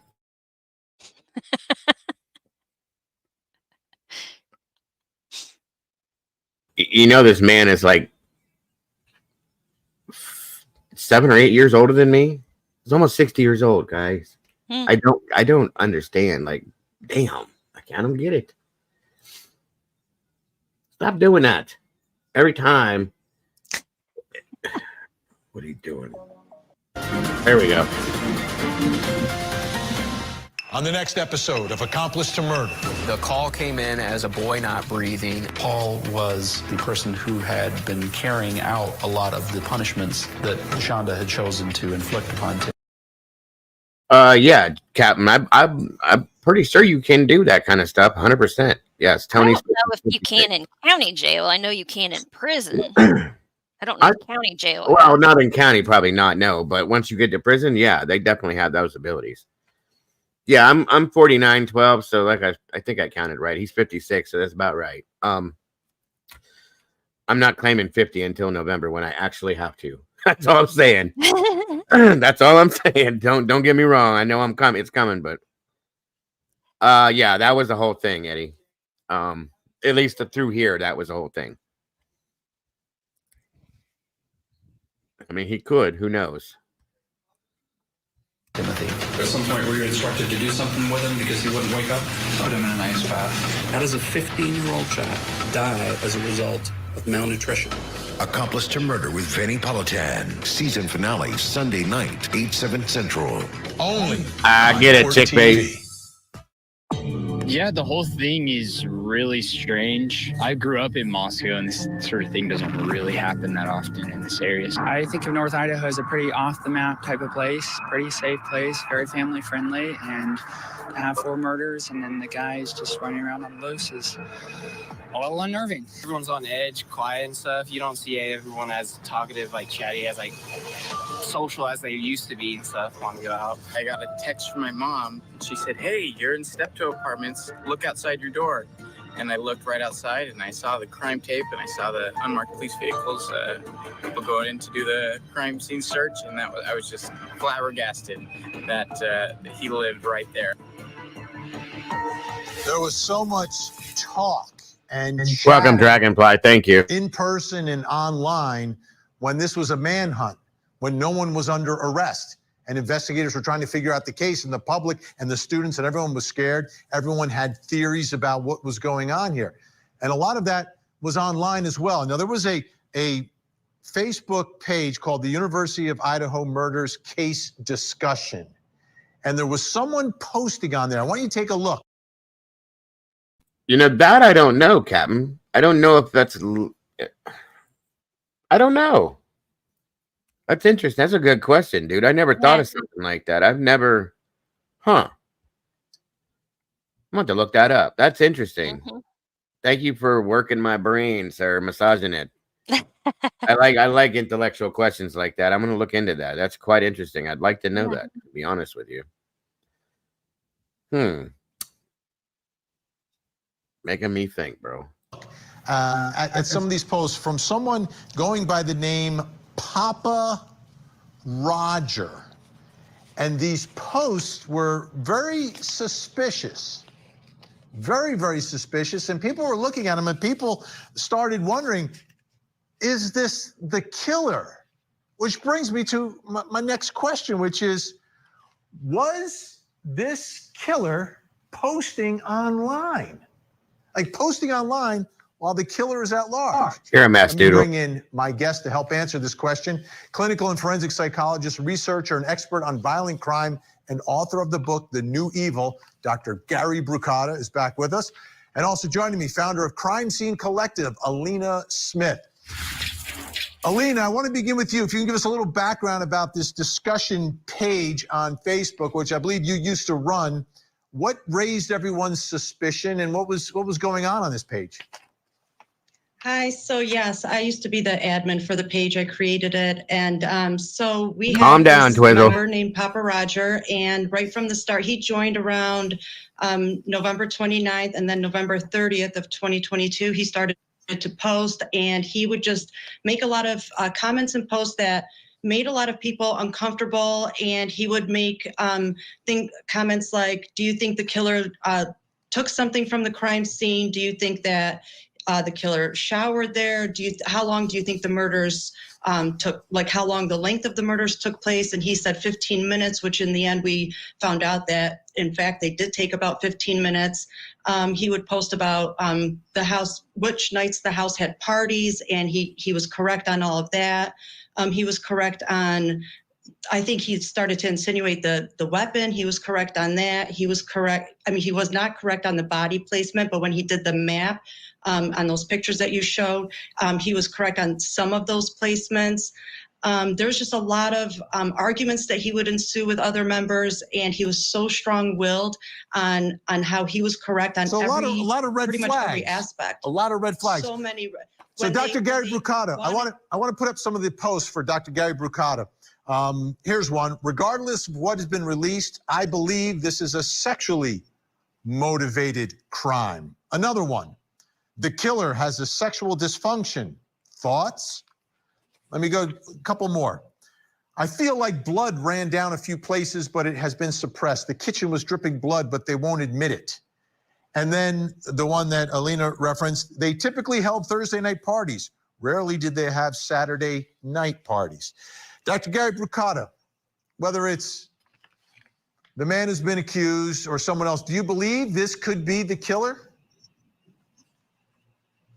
Well, I think it's important to understand that the type of offender we'd be dealing with if Kohberger is guilty is precisely Welcome, Mark and Betty. that would feel a need to insinuate himself into things to assert a kind of power or control, even at that level. And so that kind of person who would view his crimes as a kind of output, a work of art in their own mind, would be very bothered by the idea of people getting details wrong, thinking they knew better than he did. And what you would see, I think, is someone who was sort of confused, because on the one hand, he saw himself as an expert on violent crime who was studying it to be on one side of the law, but then on the other hand, might have actually been perpetrating it. So you see somebody who's a little confused. Am I here to try to solve it, or here to try to, boast about it?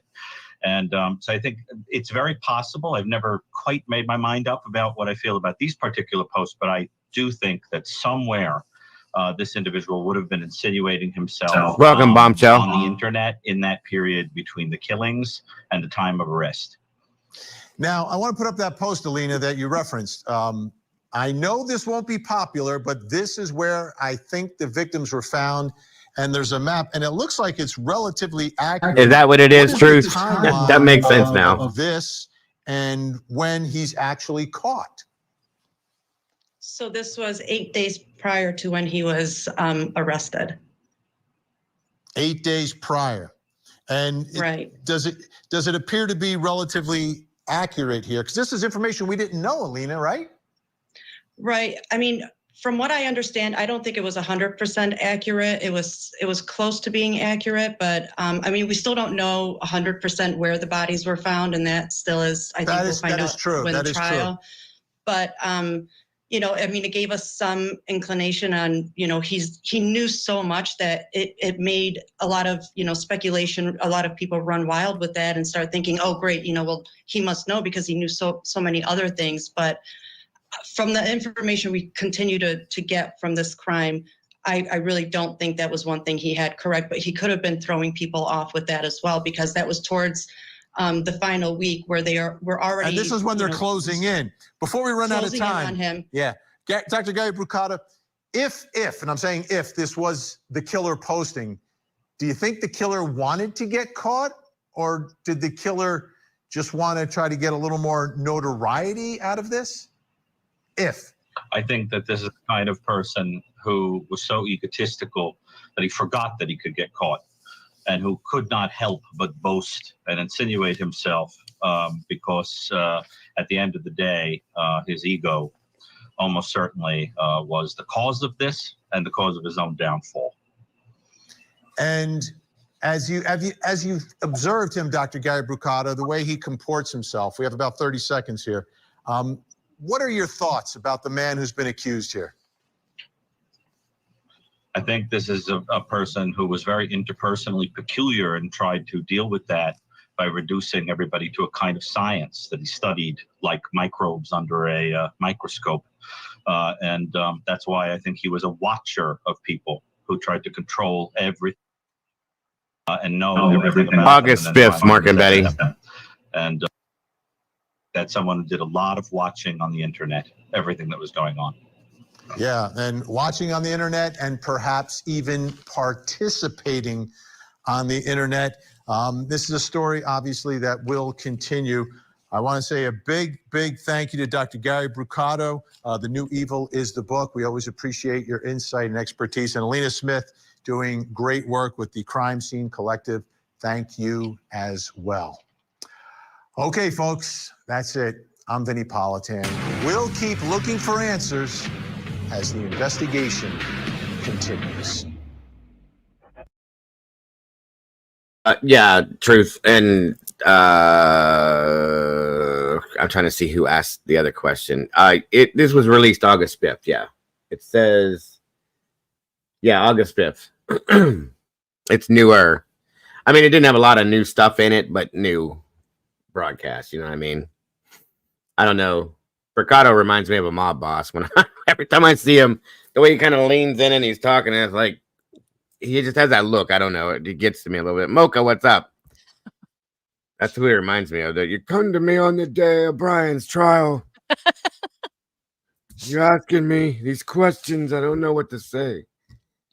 I don't know. That's just how I expect to hear him talk when I look at him. I'm sorry, guys. Jen Urbick, welcome back to you. Nancy Grace will have convicted before trial. Oh, yeah, I can agree with that one. She's had him convicted since they said his name the first time. That I agree with wholeheartedly. Like, she just, nope. I'm not a big fan of Aunt Nancy. I'll listen to her, I'll watch her, but I just don't agree with her most 9 times out of 10. What look did I give, Leslie? What I do? Thank you, Jenny. 8675-3099.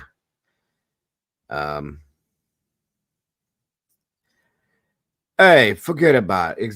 Thank you, Doodle. Right. It's a Fugazi. Yeah, he just reminds me of a mob boss. Every time I see him and he kind of looks that, he's got that lean, you know, and he's like, whatever. Goofy. I'm goofy. Oh, hell yeah, Doodle. Nancy needs to be on, like, nonstop some kind of medication, in my opinion. She gets riled up quick. And she ain't slowing down as she's getting older either. It seems to be getting worse. So that does it for that. I do have something else about Idaho, but stop busting my balls. Exactly 12. All right. So Eddie had a little bit of wanted to have a conversation, and I'm going to allow him to jump up here with us. You okay with that, Mama Bear? I'm sure you are. Just double checking with you. Definitely intense, Miss Sheila. Are you still here, Bear?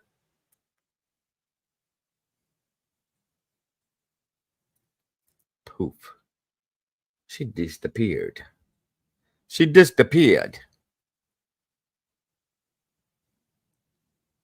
Oh, yeah. Eddie is definitely and has been following this case from day one without fail.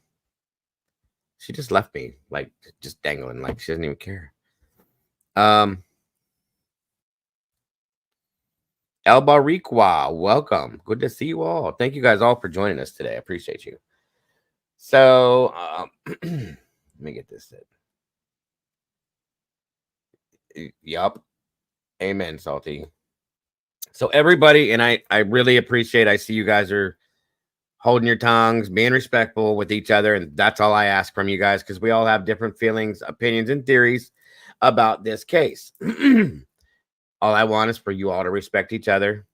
Eddie has his opinions on this case. I have mine. Mama Bear has hers. Salty has hers. Twizzle has his. And they may be different in different aspects, guys. It is what it is. It doesn't matter what we all think, because none of us are going to change the outcome of whatever happens in this. Please remember that, okay? The biggest thing about my channel and what I expect or want from this channel is that for anybody to be able to come in here and express their feelings, as long as it's commonsensical, okay, and logical. If you're expressing an opinion, please let it have some logic and some common sense behind it, because other than that, there's no use for it, okay? You know, saying that, I'm telling you, I was there, I saw it, I watched a UFO land in the Banfield. I'm telling you, I know. I saw 3 little green dudes get out and they walked across to that house. I know what happened. Don't do it. Come on. There's been so much of that. We don't need any more of it. Let's keep it real, folks. That's all I'm saying, okay? Please. If we're going to have conversations about it, we're going to have conversations with respect, logic, common sense, and just that's it. Just respect each other. We can agree or completely disagree about something and shake hands and walk away at the end of it. That's okay. We're adults. We're human beings. That's what we're supposed to do, okay?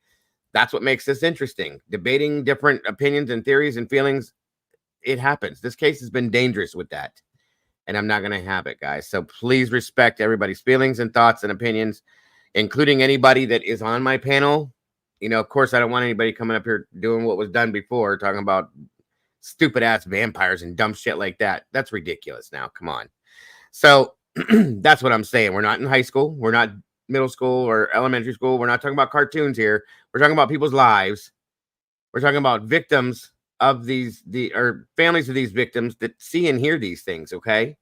And that's all I'm asking everybody. Okay. If you think that Brian is innocent, okay. that's great. And if I think he's guilty or somebody else thinks he's guilty, that's great. If I'm in the middle of it and I don't know yet, that's even better because I don't have a decision I've made because there's been no trial yet to tell me all of those pieces of information to be able to make that decision, okay? And that's what I'm trying to say. So that's where it's going to come to me. And that's what I'm waiting on is this trial. I want to watch this trial. I'm begging and pleading within my mind that this trial happens, which I'm pretty sure it's going to. It needs to. It has to happen so that everybody can see what it is, you know? So that's the important part about this. And everybody here is an adult. Everybody here has the respect that they should. And I appreciate that from you guys. So, again, I'm gonna, Miss Barbara's in the house. Welcome. Good to see you, Miss Barbara. Eddie, I'm gonna drop this link in here. Wait a minute. What am I doing here? I'm gonna have you jump up here, my brother.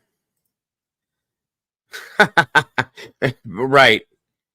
Miss Salty said Bigfoot don't commit crimes. I'm his attorney. Bingo. Thank you.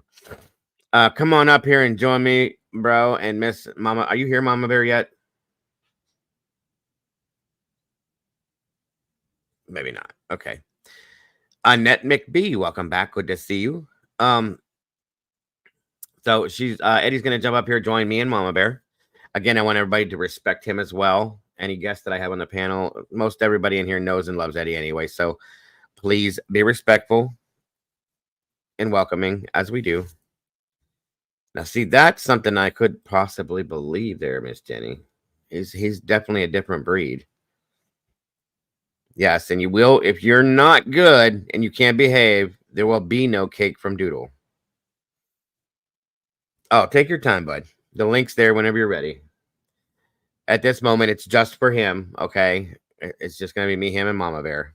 And Mama Bear is super quiet anyway, so. I don't really believe in aliens. I think if aliens existed, a redneck in a deer stand or behind a blind would have one mounted.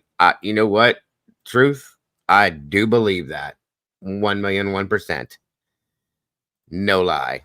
I seen Miss Barbara Leslie. Thank you. Thank you so much for joining us, Miss Barbara. I hope you're having a wonderful day. Aaron B., what's happening, brother?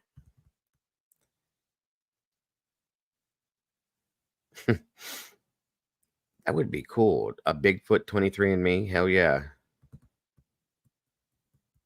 Absolutely. Absolutely.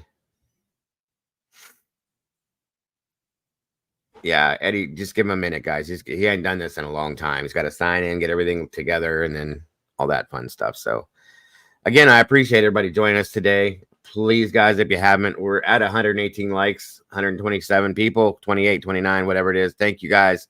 We're in the algorithm, which is where we belong. I appreciate that very much. Excuse me. Good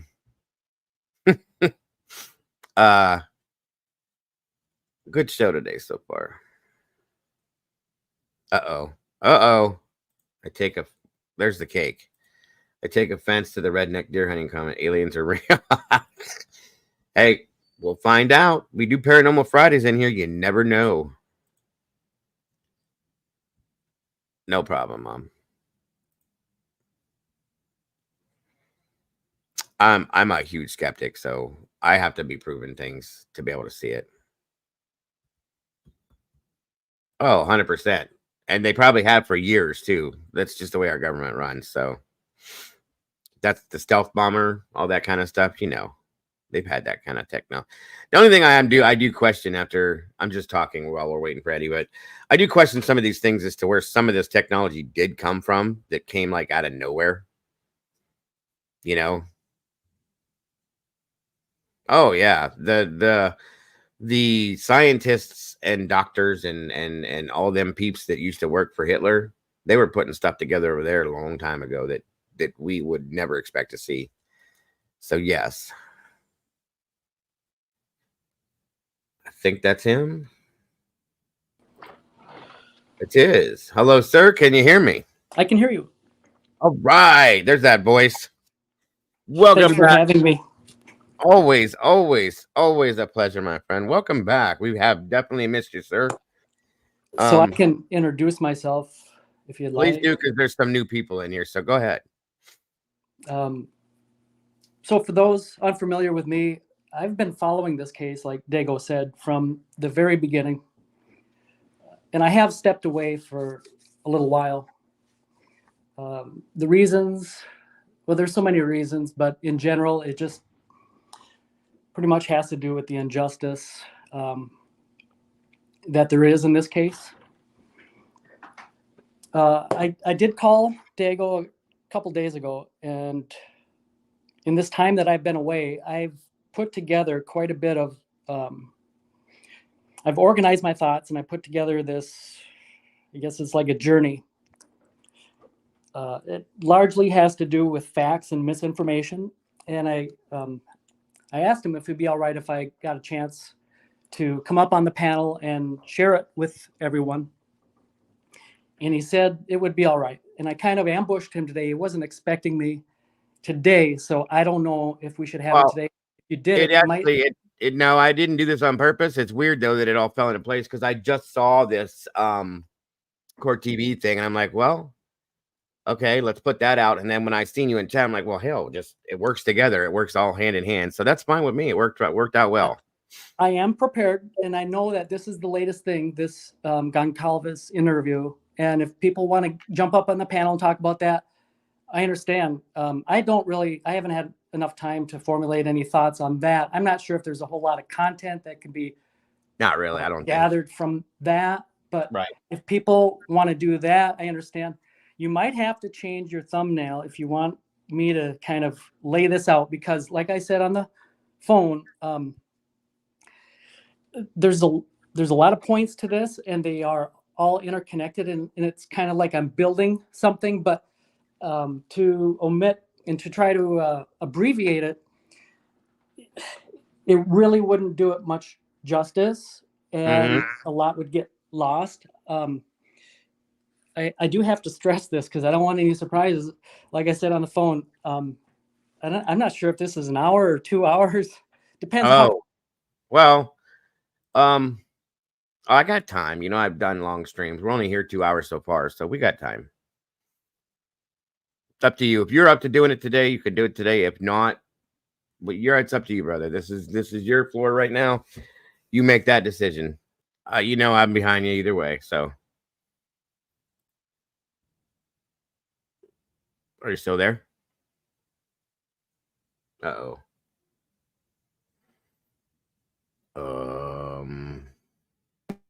Can you hear me?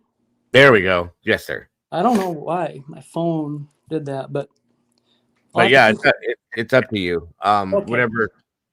If you're okay with doing it now today, if you want to wait, I'm either way. I'm with you. You're good. Okay, I'm ready, and I think this is important. Okay.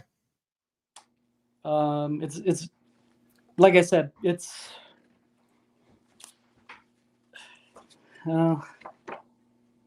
going to take a little time, but let's get through it. Well, everybody just said we're intrigued now, so you have to. So yeah, that's true. You're locked in, brother. Yeah, leave you with all that anticipation and. Absolutely. Okay, so yeah, part of the reason why I've stepped away, and just briefly, is the drama. Sometimes it's like cat herding. That's Yes, very much so. You get it. It's like spinning your wheels and getting nowhere sometimes. But in the time that I've been away, not much has changed. Really, the baseless accusations against Brian Kohlberger have continued. They've even become more ridiculous, it seems. There's a lot of them, that's for sure. Yeah, lately the MSM, mainstream media, has been awfully loud. Mm-hmm. But here's the thing. The truth doesn't need to raise its voice. Write that down, Doodle. I love that one. The truth doesn't need to raise its voice. I love that. Oh, thank you. T-shirt. It's also worth mentioning that prior to stepping away, I had asked the question, what is our source of Kaylee was Dylan's +1? Does anybody know? I can't even remember that. I think it had something to do with I remember there was I do remember there was an interview that Christy had spoken up in and said that she was contacted by her and that she bounced it around. Kaylee threw it around a little bit and said she didn't know what she wanted to do, so on and so forth. And then at some point she just decided to go for it. So that's what I remember of that specifically. I've thought of you all. I kind of want to make this a little bit interactive and interesting and kind of exercise everyone's brains too. Sure. So, welcome, there's Demon. that. So anyway, please put in the comments below if you have that original source on Kaylee being Dylan's +1, please. You know how I am with the dates and the receipts. Oh, yeah. Because that's important in this thing that I'm going to build and try to cover. Absolutely. It's also important to point out, and I'm going to ask you, when did we first hear stop spreading rumors about what happened and wait for the facts from police? Does anybody remember? When did we first hear that? Yeah. Oh, Lord. Any guesses? I'm gonna say it was after Brian was arrested. Definitely. To start with, I can't really pinpoint a time, but that's the only offer I have. Good guess. So it was actually on the 14th of November. It was a Creme 2. If you want to pull it up, you can. Otherwise, just yeah. No, that's fine. It's not important that we linger on the point, but it was on the 14th of November, 2022, a day after the incident. So it was that soon. Okay. Yeah, it was on Creme 2. Janelle Finch was the journalist, and she's sharing a statement by Olivia on behalf of the Gonsalves family. It's important to mention this because it ties in to what we're going to be covering. Okay, Creme 2. Do you remember the title of it, Eddie? There's no, I didn't write that down. Well, that's okay. I might have it somewhere, but I don't have it right here. Let me try to research it because I forgot the year. Hold on. I think the way I found it was just 14 November 2022, Creme 2, Gonsalves interview, Janelle Finch. It was okay. It was an actual interview with them. Then got you. Okay. Yeah, what it was they were just sharing a statement. They I don't think you see. No, I know you don't see the Gonsalves family at all. It is just them in the news studio talking about the incident on. Gotcha. On this. Okay. While you're working on that, I'll just continue, and when you get it, we'll just kind of stop and look at it. It's Go interesting. ahead. And what's most interesting again is the date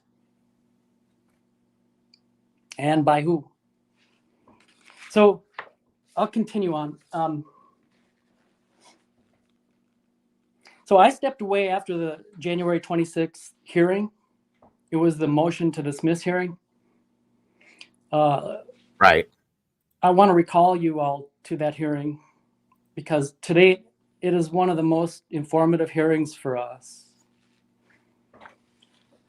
So if you remember preceding that hearing, on the 23rd of January, there was a secret closed hearing at 4:30 p.m. concerning the defendant's motion to unseal the defendant's motion to reconsider orders denying motion to dismiss indictment. That's a mouthful. Yeah. But so that was on the 23rd. And then on the 26th, there was that AM closed hearing. Right. I didn't see. That was concerning the secret grand jury. And in the afternoon, this was streaming for the first time for us on Judge John Judge's channel. Right.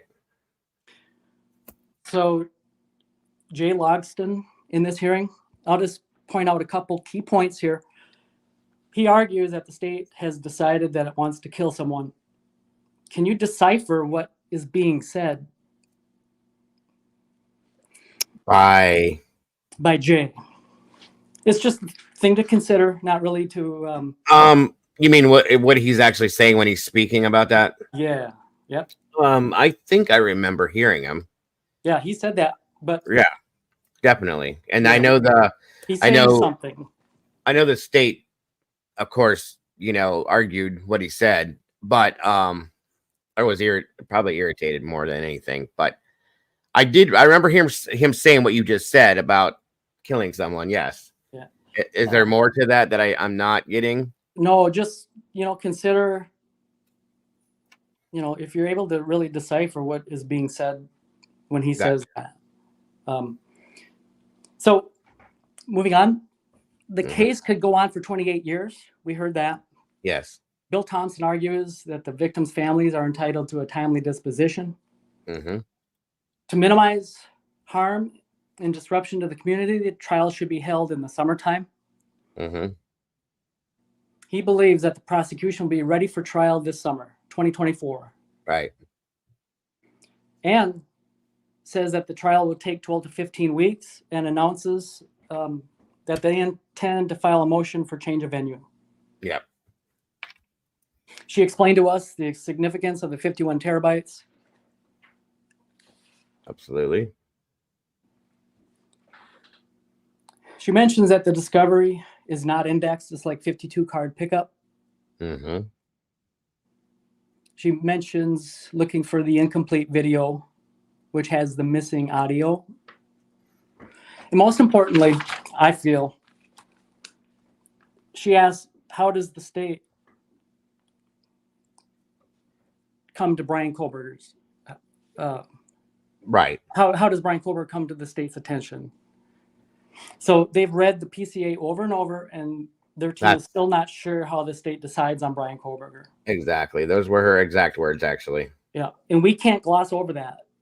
It was on this hearing date that Ann told us that Brian was being framed.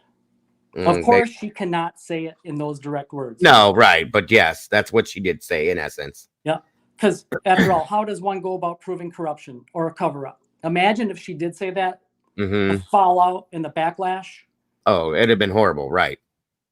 So she said it, but you have to decipher it. Were you listening? And by the way, whenever I say you, that's just plural. That doesn't mean you. No, I get it. Yeah, this is for you all. So we're not sure how the state decides on Brian Kohlberger.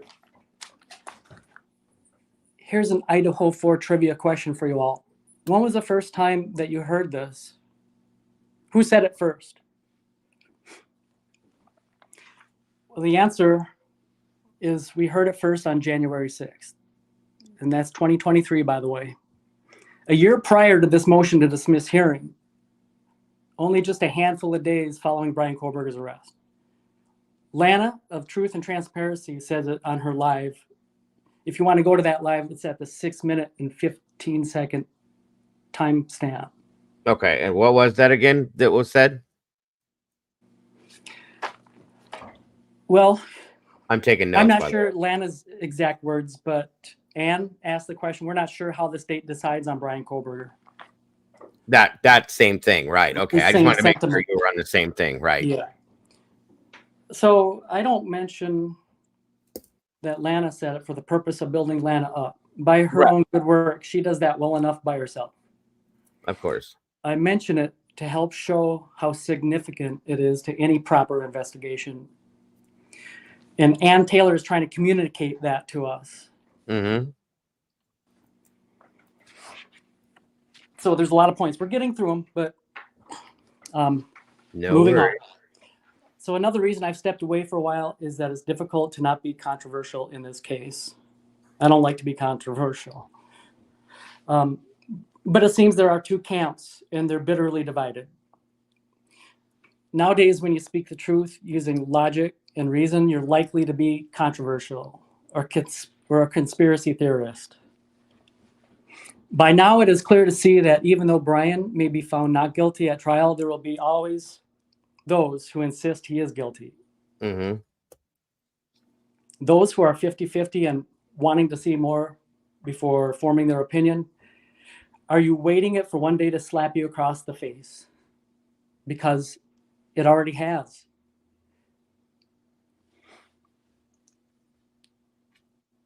I think for many, being in the 50-50 camp is a safe place to be because it pacifies both camps.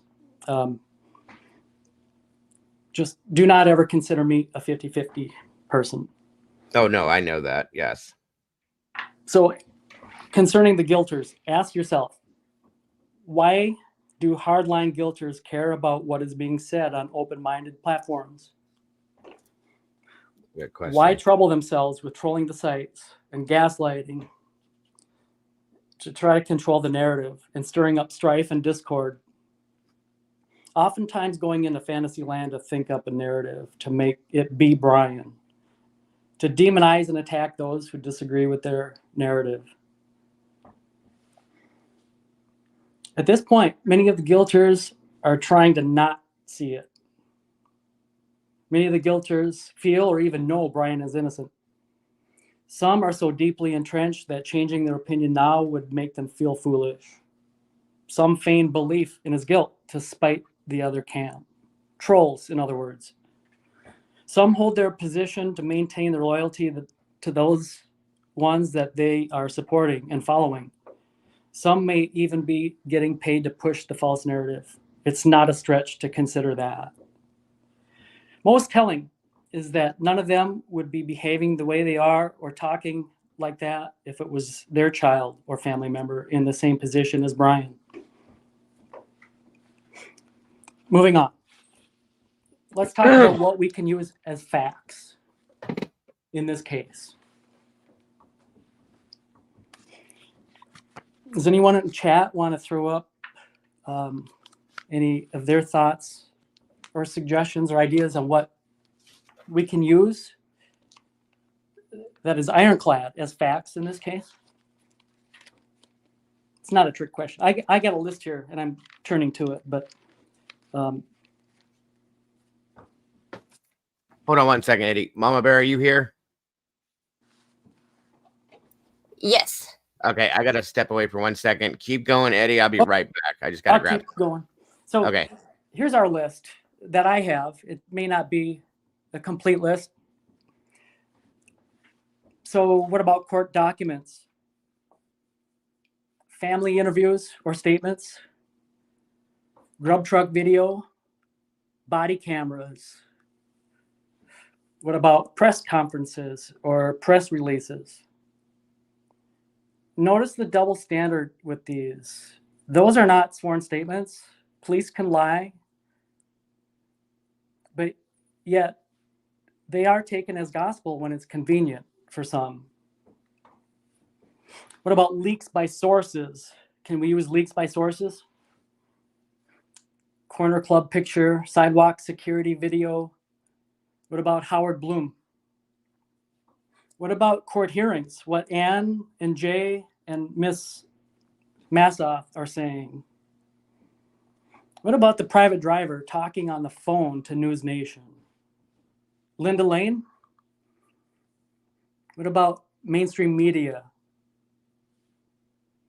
And lastly on my list is the PCA.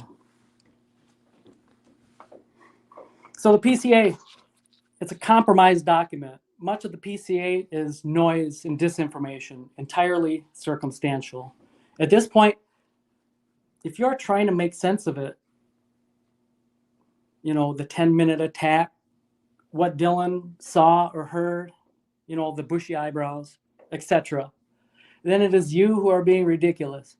The PCA doesn't say what has happened. It is saying what Dylan and Bethany are saying happened. It is hearsay in order to bring about the arrest warrant.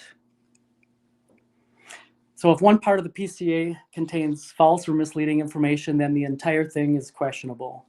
I refute the PCA outright. Do you also?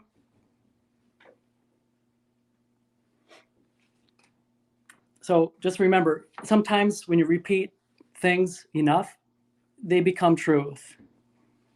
Be careful of that in this case. So, moving on, I'm going to challenge everyone's way of thinking, and I'm going to test everyone's case knowledge. Let me ask, who is the following person? This person was summoned to the King Road residence by the two surviving roommates. This person discovered Xana and Ethan's body. This person took Ethan's pulse. This person called 911 using one of the surviving roommates' phones, likely Dylan's. So now let me ask you, why do you believe that? What is your source? Where did you first hear it? Who did you hear it from? Does anybody remember?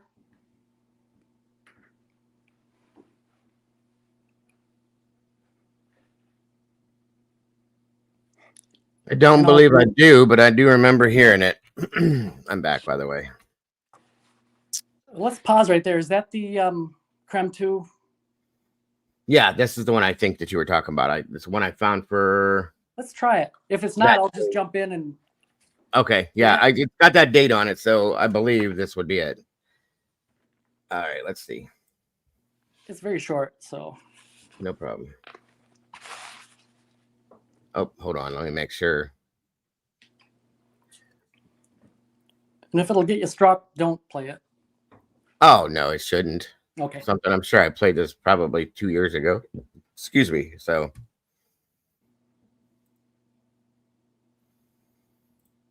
Oh, okay. Another victim. Kaylee's family says the meantime tonight, our continuing team coverage, we are learning more about who these victims are. Our Janelle Finch spoke with the family of Kaylee Gonsalves and is live in the studio now with more. Janelle? In speaking with Kaylee Gonsalves' mother and sister, they tell me Kaylee was a strong and passionate go-getter. She even already had a job lined up in the tech industry after graduation. Kaylee was one of 5 Gonsalves. Hold on a minute. Let me clarify something before we go forward. Okay, this is the right one. So let me ask you a question. And if I'm right, yes. If I'm wrong, no. Obviously, is your point in what you're doing to be insulting to anybody that disagrees with what you feel at this point, Eddie? No. Okay, I think a couple people took it that way. I know how you think about things, and I'm not thinking that you did, but I do think a few people think that you were being insulting with a couple. That was the most controversial thing I've said. Okay. It was hard for me to say that, but it has to be said because I need that on the record. Okay. Well, so then you're not trying to be insulting, so on and so forth. I just want to clarify all of this stuff. That's all. On we go. Of his children. She graduated from Lake City High School, the same school as Maddie Mogan, another victim. Kaylee's family says the two were especially close, and Maddie was a part of their family as well. Kaylee's oldest sister, Olivia, shared a statement on behalf of the Gonsalves family. It reads in part, Kaylee was, is, and always will be our defender and protector. She is tough and fair, the ultimate middle child. She did absolutely everything she set her mind to. She didn't hold back on love, fights, or life. Kaylee was the ultimate go-getter and constantly wanted an adventure. We still have a lot of questions about what happened, and also looking for answers is Kaylee's family. Kaylee's sister, Olivia, asked the public to stop spreading rumors about what happened and wait for facts from the police. We are continuing to ask our own questions. There's your point right there that you were trying to make with this, right? Yeah. So Okay. that's the 14th of November. Let me back that up and hear that again, because I can't remember. I can't believe I don't remember that, because I know I watched this, and I'm pretty sure I showed this. So Continuing to ask our own questions, and we'll bring you updates as we get them. At this time, a GoFundMe has been created on Kaylee and Maddie's family's behalf. In the studio, Janelle Finch, Creme 2 News. We're just. So that was it. The day after. Mm-hmm. Wow, I never realized that. Okay. From Olivia. Right, which is Kaylee's sister. Yeah. For anybody that didn't know that, which I'm sure most people know about this, but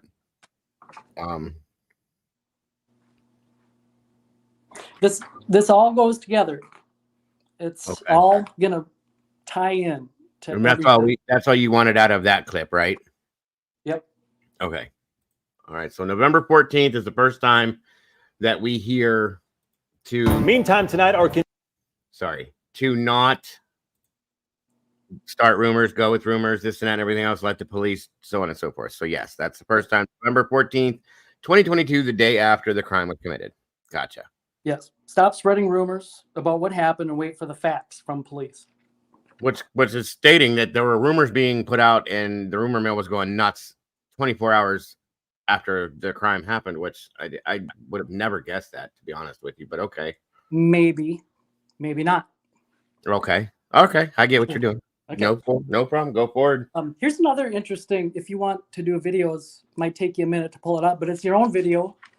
Okay. It is from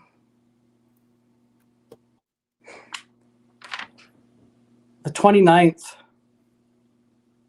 No, I'm sorry. Yeah, the 29th of June. It is when you had the Drunk Turkey Show, Sergeant Friday, True Crime.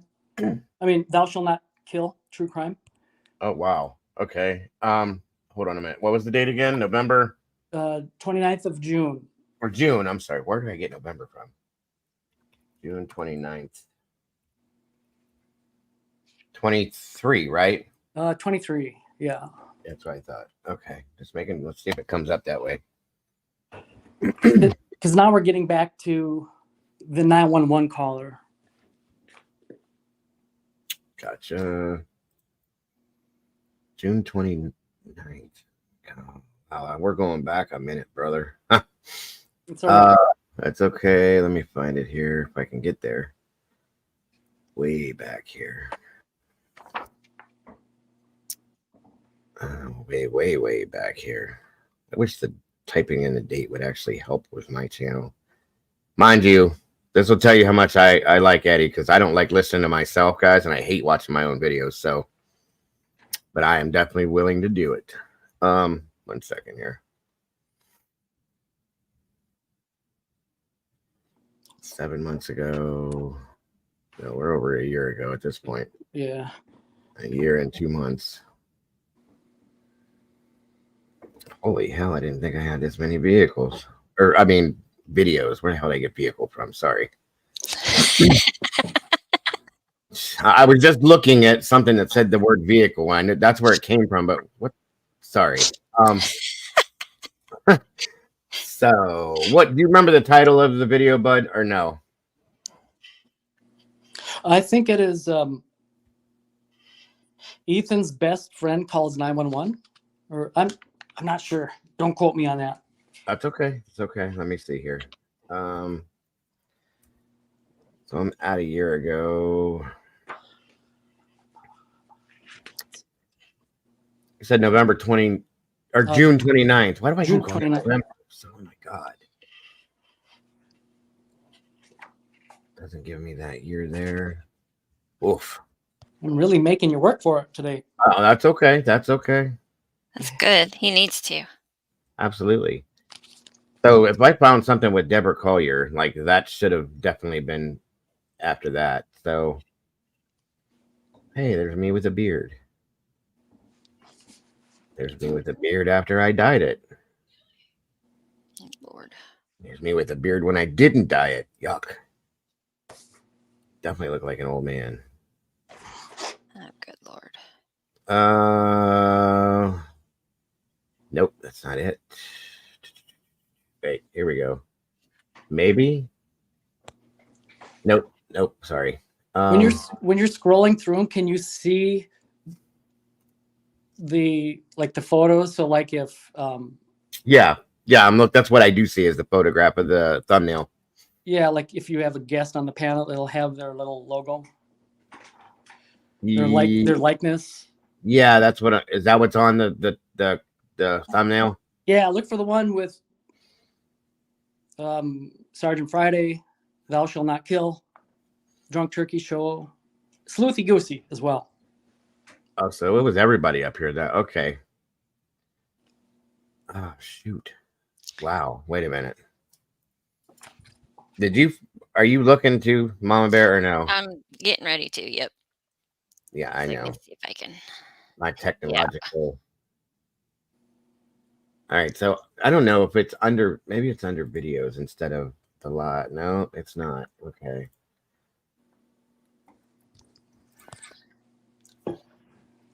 You know what? Drunk Turkey was driving. It was really hard to hear him. I remember that happening. I'm just trying to find the actual thing, but yeah, I do remember that because it was really bad. If you want me to alleviate the pain, I can like kind of give it an overview and just. Either way, it's fine. It's not that painful, truly.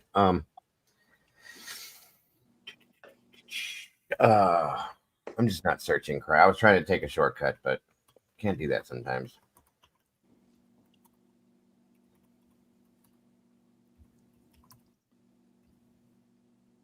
You said the thumbnail had everybody on it? Well, when you're Or looking just at the on the thumbnail? video in history, it'll show their likeness, their little avatar picture. Like the yeah, screen. My God, this took me all the way back to when I was doing the Midnight series. Hell, that is not what I'm trying to do. It's not cooperating with me at all. Hold on. That's all right. I mean, go ahead and do the overview on it, and just so that I can show what it was. So he says, because recall prior to that, he did he recapped a phone interview with Christy. Yeah. I remember that. I think that was about a month, almost a month before. It was on 7th of June where Drunk Turkey does a live where he is relaying information that he got from Christy. The topic that they covered was clearing up the timeline confusion. And then the video was removed, and a 17-minute pre-recorded video to recap that over hour-long Christy, quote unquote Christy phone call video. But in doing so, something was omitted. Some of that, there was a little bit of discrepancy. Okay. So there was at that time in our history, there was a lot of back and forth. Jules she caught that and she did a reaction. All the talk was about Steve said that they were talking to the two surviving roommates, right? Right. But Christy said that the family wasn't. Mm-hmm. So why the discrepancy? Okay, that was, and of course, it was Kaylee's birthday, right? It was around that, yeah. Yep, that's like the primary reason, one of the reasons why Christy got a hold of Drunk Turkey, okay? Mm-hmm. But it was also to straighten up the timeline. The timeline, right. I remember that. Now, these are just my thoughts, but that's in response to what Truth and Transparency said right before Christy got a hold of Drunk Turkey. Lana did a show where she laid out how it kind of sounds like the G family heard at like, I don't know, I forget exact, but 10:30, the football games were on, in other words. And there was like, was it 5 hours, or did they first hear about this when the sheriff pulled up in their driveway? There's a discrepancy. And so Christy, I think, was trying to refute what Lana was saying. Can't prove it. And again, can't prove it is kind of the theme of the entire thing I'm going to do here. You can say what we're saying all day long, but you can't prove any of these things. Okay. Gotcha. But you can still know. But anyway, that was on the 7th of June, all the way between the 7th of June and this video that you have on the 29th of June. All that time went by, and never once, and you can do your own research, never once did Daniel utter a word about part of their conversation was around Ethan's best friend. It was on your live while he was driving when he drops that for the first time. And you should watch everyone's reaction. Sergeant Friday's and yours and everybody in chat. Rory. It's the first time we learned this from Daniel. Right. I do remember that, yes. It gets more interesting. Rewind all the way back to February 14th. That is when on News Nation, Ashley Banfield tells us that Ethan's best friend made the 911 call because it was Ethan's best friend who made the discovery of Xana in Ethan's body. Took Ethan's pulse, also called out to get 911 on the phone. More than likely using Dylan's phone. That was on the 14th of November. So November, right? Okay. This Christie supposed, the little quotes in the air here. Christie phone call was on the 7th of June.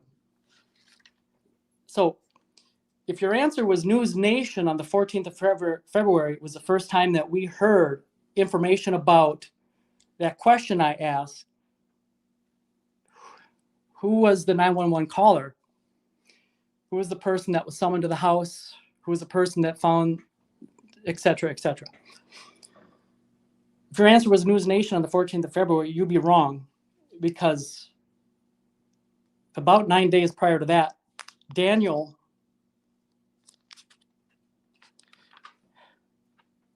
on the 5th of February,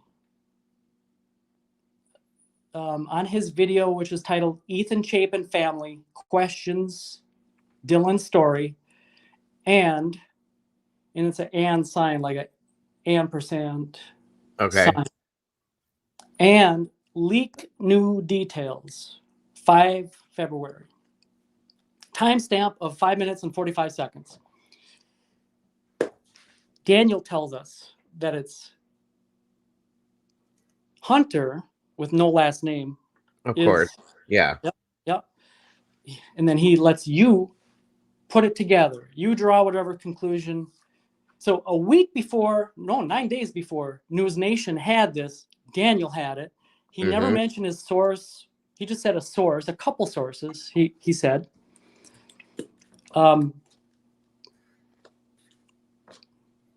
So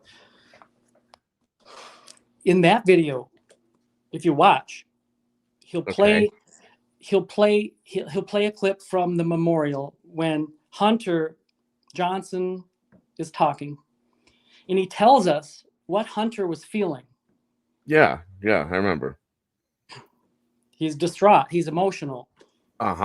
So that is akin to claiming you know the operation of another's mind. Yeah, of course, yeah. Okay, this might sting and it might hurt, but only manipulators do that. Why try to oversell the narrative of Hunter being distraught? No, emotional? I get it. I see what you're saying. Yes, I know what you mean. And the answer is because it lends credibility to him being in that room and seeing the scene and being the 911 caller. Of course, because if he's, I get what you mean now. Okay, so you're building I got it. I'm building it. I'm going to linger on this point for a bit because it's important. Go on, absolutely. Saying Hunter is traumatized is subjective and is just an opinion. So like we see day in and day out, when broadcasting the news, it's important to frame it in such a way where you show the viewer what you want them to see and then tell them what they're seeing. And by the way, if someone misspeaks or makes a mistake in the narrative, you create allowances to explain that away. Example, when he said that, he was emotional. So, recall, during the first press conference, Chief Fry said, "I'm not going to divulge who our 911 caller is." It's interesting to say our 911 caller, isn't it? Yeah. Anyway, moving on. Also notice, they won't release the 911 call or the identity of the 911 caller. But the 911 caller identifies himself. However, you don't get to hear the 911 caller saying it himself. You hear it from a third hand. Matter of fact, it's fourth hand if you're paying really close attention to this case, because it's the caller saying it to Steve, who says it to Christy. Right. Who Okay. said it to Drunk Turkey. So when it comes right down to it, Christy never even said it. It was merely suggested that she said it. If she really said it, then let's see that receipt. We'll watch it all together. So all along, it was you who built that belief for yourself. The seed was planted and you cultivated it. Now, good luck ever trying to break you away from that. So now I understand that no one ever likes to admit they've been fooled. Admitting so is embarrassing. And many people's egos won't allow it. But going along with it is oftentimes less painful than changing your position. Mm-hmm. Another point on this is, what business would Steve Gonsalves have for having any discussion with the 911 caller prior to the 5th of February? Meaning, wait, okay, say that again. Like The what? 5th of February being the date that Daniel says and shares on his, okay, so on his platform that he has sources who called 911. 911, right? Okay. And it was Hunter, Ethan's best friend. Mm-hmm. What business would Steve have for having any discussion with the 911 caller prior to the 5th of February? The police won't release that information, but they're allowing the 911 caller to leak it to someone who will in turn leak it, though he won't leak it directly himself. I'm sorry for you if you cannot see it. So why is it important? Oh, go ahead. Yes. Hold on one second, buddy. Yeah. Yes, Miss Barber. This is the University of Idaho that we're talking about. Sorry. Go ahead. Sorry about that. So why is it important that we were led to believe that it's Ethan's best friend who made the 911 call? Right. And the answer is because it fixes so many problems. Can you think of any? Within the okay, let me re-clarify all this. Hold on a minute. Within myself, first off, too. But why is it important that we were fed that narrative that Ethan, I'm sorry, Hunter Johnson was the one that contacted 911? That's what you're asking, right? Yes. Okay. And you said because it fixes within problems with it. Yeah. Okay. Such as, remember the questions that we all had around this time in this case. Remember, why would there be a call for an unconscious person? How did they not see any blood? Well, it fixes those. It fixes the 8-hour delay, because how it explains how the two surviving roommates were blissfully ignorant during that time. It keeps the crime scene uncontaminated, which, by the way, is very problematic for the prosecution at trial. mm-hmm. It keeps this thing in fairy tale fashion of having one person do it. It prevents you from continuing to wonder. Well, let me who ask was you. Really. Okay, go ahead. Go ahead. Finish your thought first. But I'm going to ask you something real quick. It prevents you from wondering and continuing to ask who was really the 911 caller, because you'll never know. That's something that I do believe that we probably won't, unless they bring that call to the trial, which I kind of expect they might, but I don't know. So that the fact that we're told that Hunter Johnson is the 911 caller, you believe fixes. And listen, everybody, and this is Eddie's thoughts on this, his opinion, how he feels about this. Not everybody has to agree with that at all, but that's how he feels, and I respect that. So how do you feel, Eddie, that narrative being put out there fixes those things, in my opinion, or in your opinion? Sorry.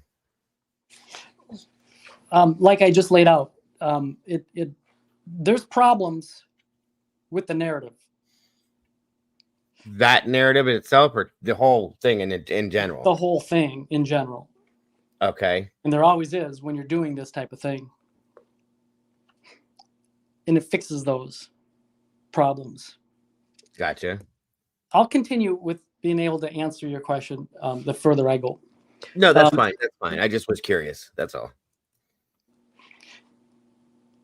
But it's time for us to all stop being so silly with this Hunter Johnson 911 caller thing that I see so much. So why do I bring all this up? You don't believe that, then, is what you're saying, right? Oh, no. Okay. I never did. Okay. I just want to clarify that. That's all. It's interesting to see what damage that the mainstream media can do.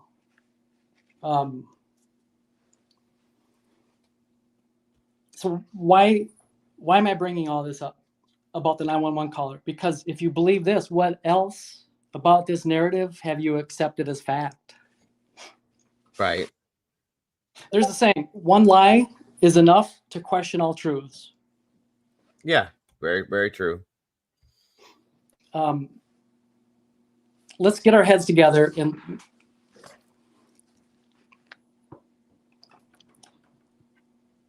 I'm going to ask, because the hive mind is strong, so let's make a list of all the unflattering things that suggest Brian is guilty, that sources or the mainstream media have put out there, which have been proven to be true. Okay. I got a list here, and I'll read some of them. I don't know if they'll be all of them. There's so many. But, for example, Brian was jealous of Kaylee and Maddie. He has a habit of staring. He was separating trash at 2 a.m. with gloves on. He was putting trash into the neighbor's receptacle.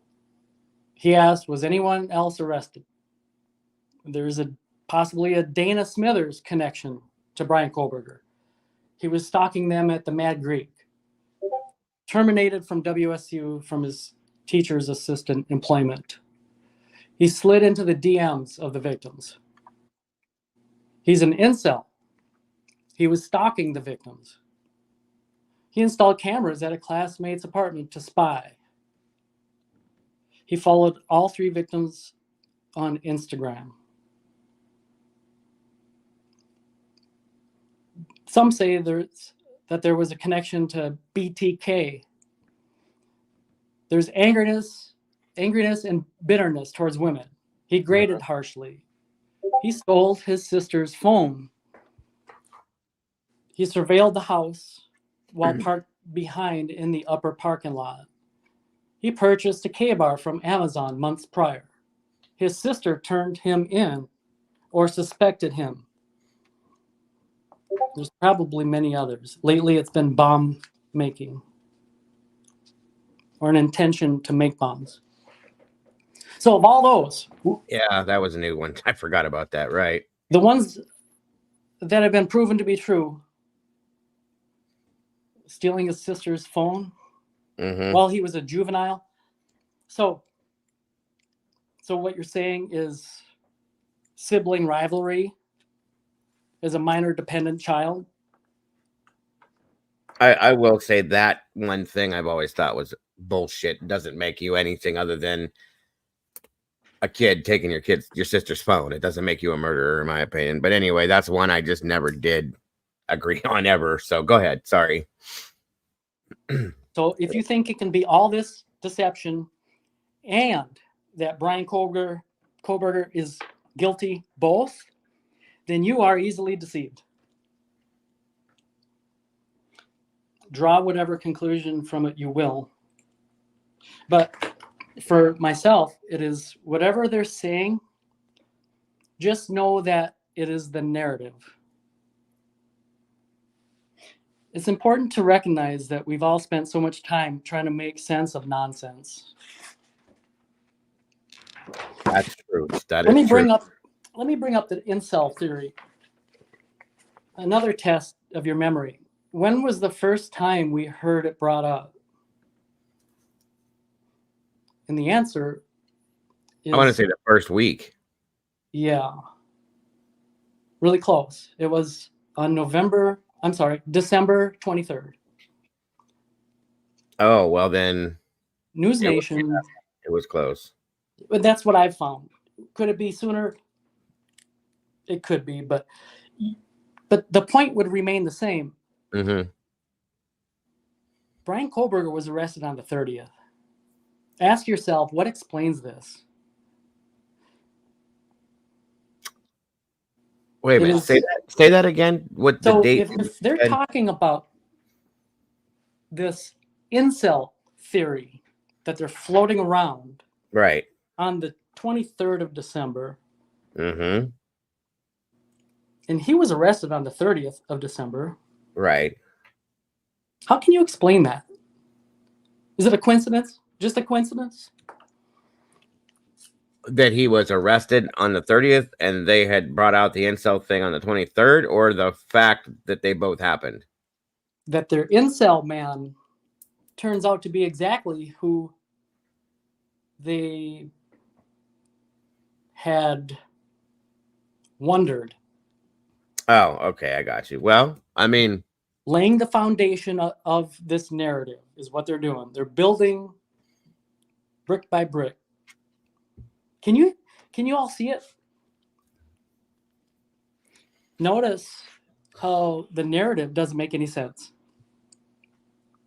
For example, how does one individual kill 4 people at night and not wake up the other 2 roommates? It doesn't make sense about the 8-hour delay, the bushy eyebrows, isolated, targeted, unconscious person, frozen shock phase. You get the point. There's many other things that are problematic with the narrative. And we're all familiar with the saying, if it doesn't make sense, it isn't true. Notice how little tidbits are put out there as time goes by in order to satisfy the questioning public, mm-hmm, who are pointing out things with the narrative that weren't adding up. These tidbits, I like to call it the fix. Okay. They help the narrative to some degree, but they come with their own set of problems, as all lies or excuses tend to do. Contrary to the narrative, can you see the crime scene shows signs that it was under absolute control during the time leading up to the 911 call? Have you ever considered that? Say that again. You cut out for a second. So, contrary to the narrative, can you see that the crime scene shows signs that it was under absolute control during the time leading up to the 911 call? Meaning, in what way? Like, that there was somebody there that had control of it already? Of everything that went on, you mean? Yes. So, I'll finish. Go ahead. It would certainly explain the 8-hour delay, wouldn't it? Whatever you think happened that night. Of course, yeah. Of course. Yeah, whatever you think happened that night while using the official narrative as your guide, realize now that whatever you've been thinking is the furthest thing from what really happened. When did we know Brian Koberger was innocent? When could we prove it? Ann Taylor and Miss Massa said it during the April 10th, 2024 jury survey hearing, but we have known it over a year prior to hearing them say that. Not that there's a competition. They knew before we knew. Of course. When did law enforcement know what happened that night? There is a pattern of destruction of evidence in this case. Have you ever noticed it? When do you think it began? Have you ever wondered, do you think law enforcement knew what happened on the 16th of November during the first press conference? As far as who was involved, what went down, how long, and all that, or just what happened at the scene? That's getting specific, but pretty much they knew everything. So you think that they knew everything at that first presser? Do I think it? Yes. Okay. And I know many others think it too, but of course you'd be ashamed to say it, and many others are afraid to say it. Well, it's not that I don't want to say that me specifically. I just think it was too soon to know everything that happened at that point. Everything that happened at that point. That's just my opinion, though. That doesn't mean it's right or wrong. I feel that it was too soon because that first press conference was, I believe, the Friday, February 16th. Was that the first one? 15th or 16th? The first press conference was the 16th. 16th. Okay, I thought so. I do remember that. I know you have the most impeccable notes of anybody I've ever met, so you would definitely have it. But yeah, the 16th. So I just find it hard to believe that they would know everything that soon, that fast, and then keep it delayed to the public eye for so long. That's just my opinion, though. Go ahead with what you're doing. I'm going to catch this real quick. So recall Chief Fry saying, I'm going to be reading from my notes today because I want the information to be extremely accurate.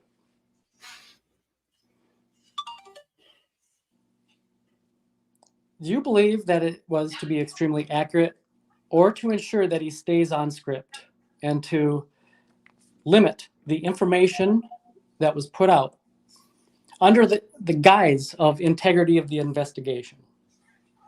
Remember, you don't need to keep track of truths, but lies you do.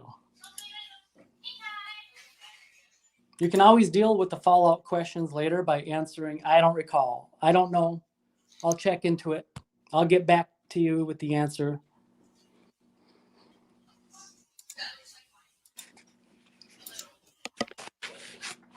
And again, the running theme here is none of this can be proven, but does that mean we're all going to bury our heads in the sand and not have the conversation?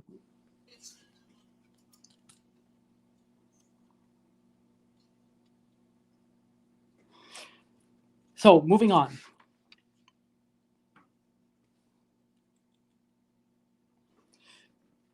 If a jury finds Brian Kohlberger not guilty, law enforcement, again, will fall on their sword, and it'll be okay if the opinion is that they botched the investigation.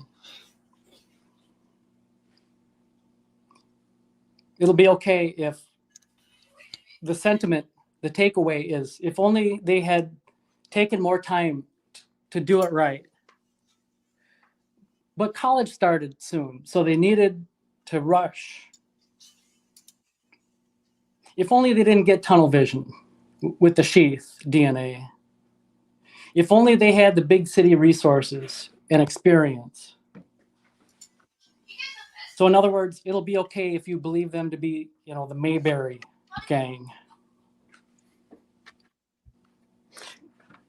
Do you know why it always has to be Brian Kohlberger, in their opinion? Why is that? Because it distracts everyone's attention from the real killers. Remember, the only way this works is if it's a lone perpetrator. That's always the way it is in history. And that's why the lone perpetrator always has to be destroyed. Well, okay. With you saying that, let me ask you why? Why couldn't this something like that work with two people? That's undoable because they would each be witness to the other. What if they're working together though?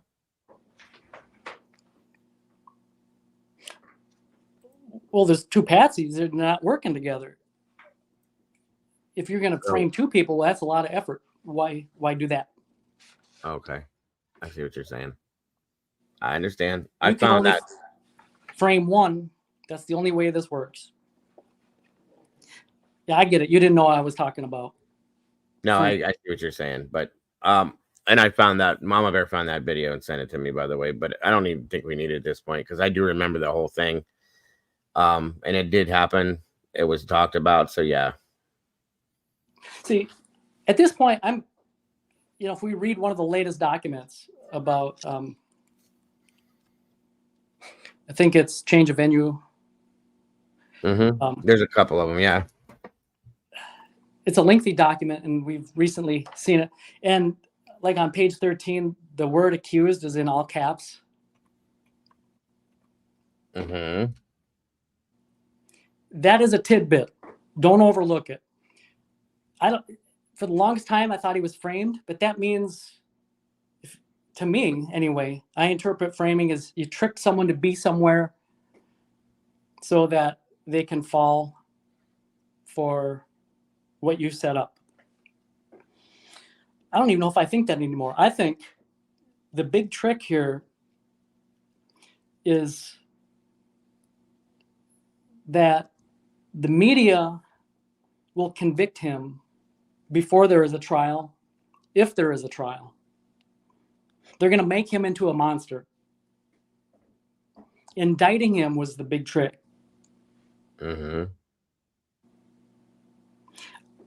I think there is no connection of Brian Kohlberger to this crime at all. I'm starting to believe. I don't think he was framed. I think he was just accused. Then how would they know who it was? Anybody? Say for instance, you're right about that. Okay. Well, how would anybody know who Brian was? That's a good question. We'll never know. We'll never know. We'll never know what really happened. Are you prepared to be okay with that? Because we'll never know. I mean, there's a lot of cases that I'm sure we won't. Kylie Rodney's case, I don't think there'll ever be a complete, total comfort zone for me. Deborah Collier, same thing. So I'm okay with that. We were just talking about that earlier today. Yeah, I'm okay with that, unfortunately, because I don't have a choice but to be okay with that. I can't drive myself insane over this because I'm not going to change it. You know what I mean? So I won't do it. I mean, I have to take what law enforcement says and does in the legal system, and I can be angry about it. I can be upset about it, but why? What's that going to do good for me? You know what I mean? So at some point you just have to say, okay, so it is what it is. They're not ever going to, if there is a hung jury, if there is no trial at all, if he is found not guilty, keep in mind, is not the same as innocent. Exactly. They're not ever going to mention someone else. They'll never pursue someone else. Now that I do have to say I agree with. Yes, sir. If Brian is by some chance found innocent of this and it's over, it's done, moves on, I do not believe that they will go into any other situation with this. I don't feel that way. I could be wrong. I just don't see them spending any more money to reinvestigate another situation because there hasn't been anything else spoken about. So there isn't one as far as they're concerned. So no, I agree with that. I don't see that happening. And they'll never arrest someone else. And we can theorize what happened in that house till the end of time, but you'll never know.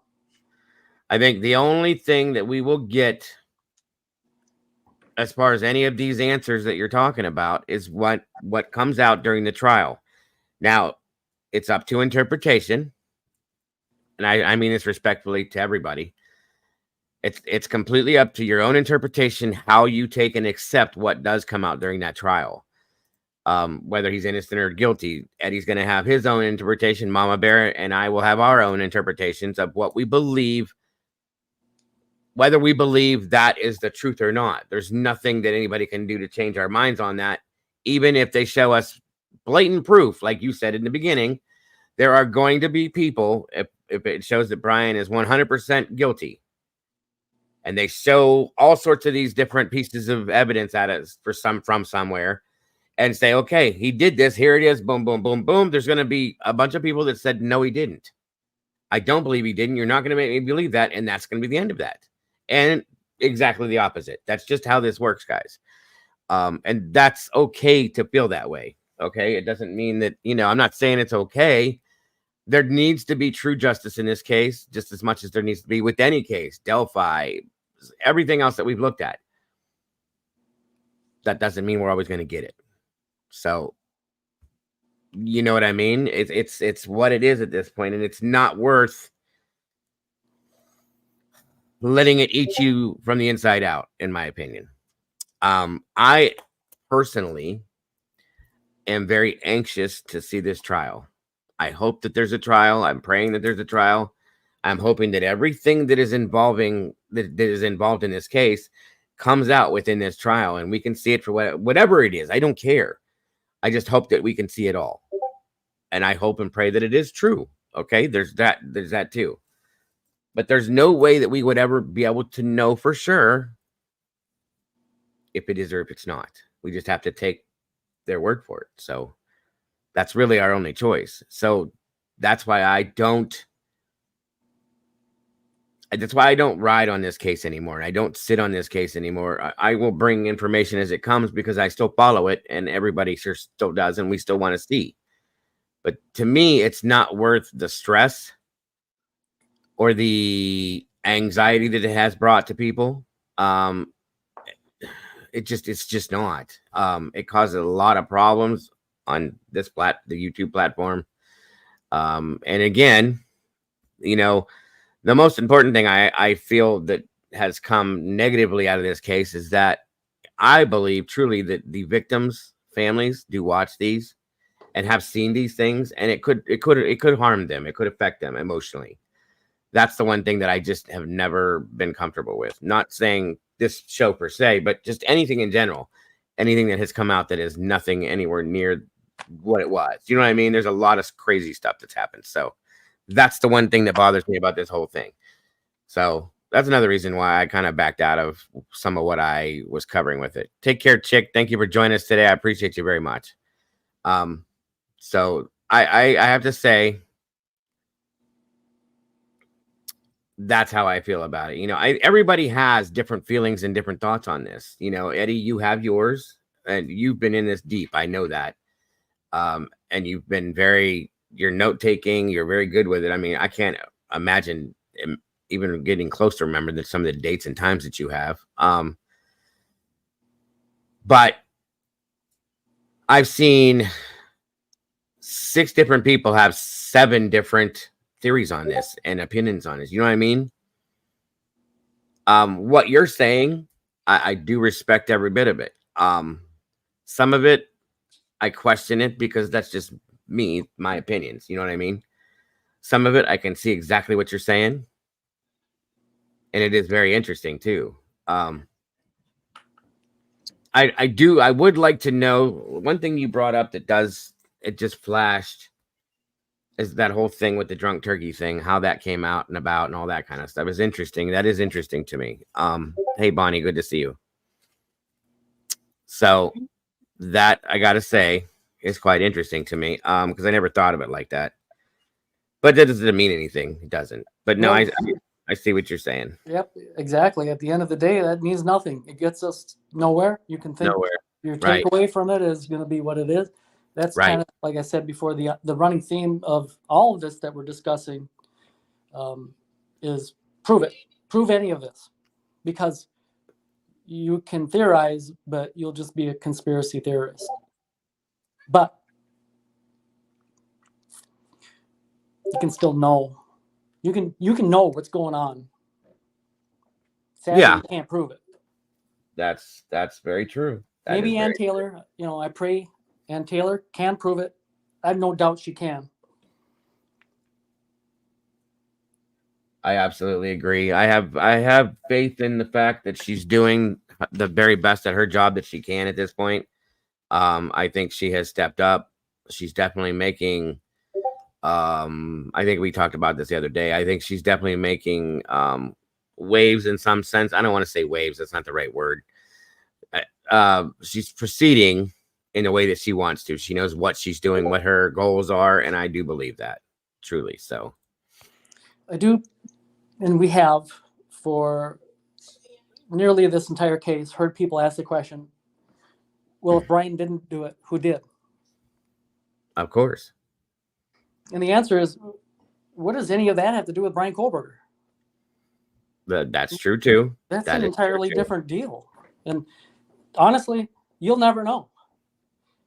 The 4 victims and their families will never get justice, because it seems that they're actively trying to obstruct true justice at all costs, for whatever reason. It might be hard to hear, but it needs to be said. Well, I mean, hey, that's like I said, that Oh my God. what happened? Dog barked and scared the crap out of me.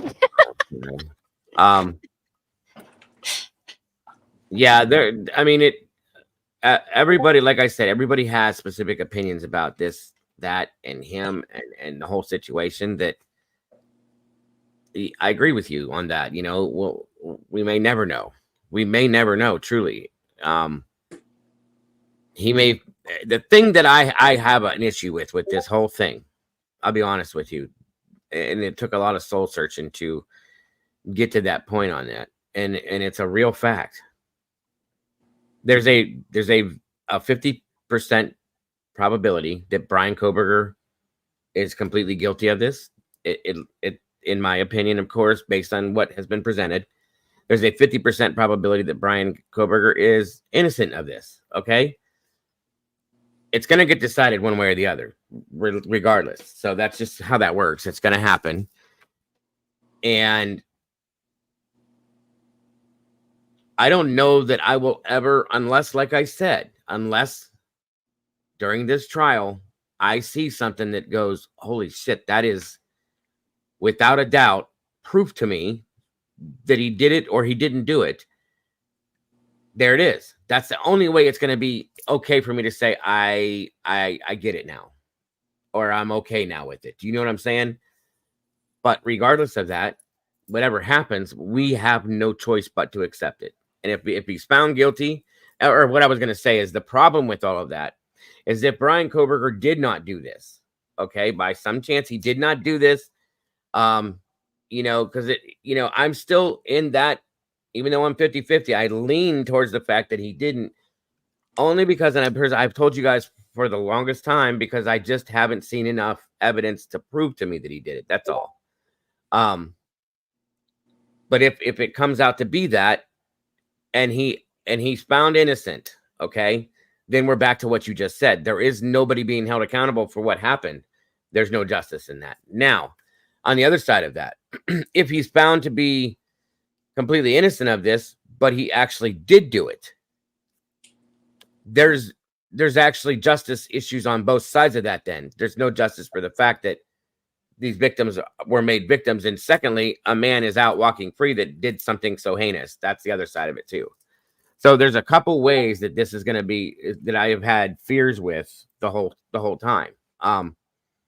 Because I truly do believe at this point, if Brian is found innocent, they don't have any other suspects. They don't have that, at least that they've spoken about and they put out in the public eye. There is nobody else. So that just leaves it as a cold case that could go on for the next 35, 40 years before anything, if ever, comes out for it. And at that point, there is no real justice for this. So it's hard to look at it without seeing all of that and being okay with the situation, in my opinion. Excuse me. Or woman. Yes, of course, Metamom, I know.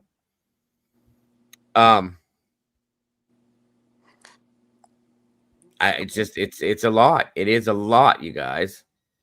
Now we have, go ahead. I'll share a brief thought on a different subject. Sure. Okay. Talking about the change of venue. Yeah. So can you imagine how scared you'd be for yourself or your family's life if you were a juror and a resident of Moscow or Latah County?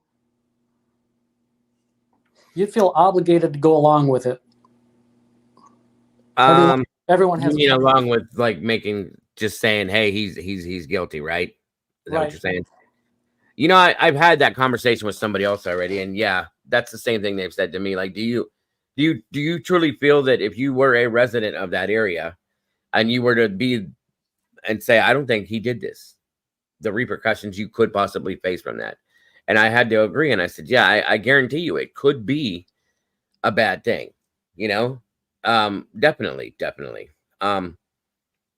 Because I think there's very few people, if any, that live surrounding that whole area that believe anything other than that fact that Brian is guilty. I could be wrong. I do know that there's some that don't get me wrong, but the majority rule. Okay. So yeah, I can understand what you're saying. So we all just had National Night Out. I'm sure you all did too, right? Had what? Oh, don't you guys have National Night Out the first What is that? Tuesday evening of the month of August? You and your neighborhood have a little get-together party, kind of familiarize, acquaint yourselves. Just have in the afternoon, in the evening. Okay. No, well, we it's don't. a thing. It's a thing over here.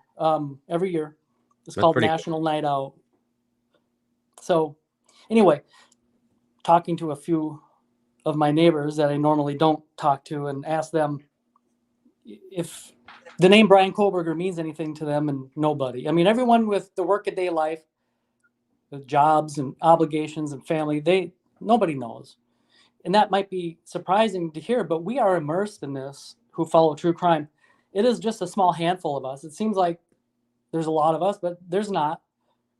I know it seems like I'm contradicting myself. I do know that this is world-renowned case, but still, ask your neighbor. Poll randomly a handful of people, and I think you'd get the same results as me.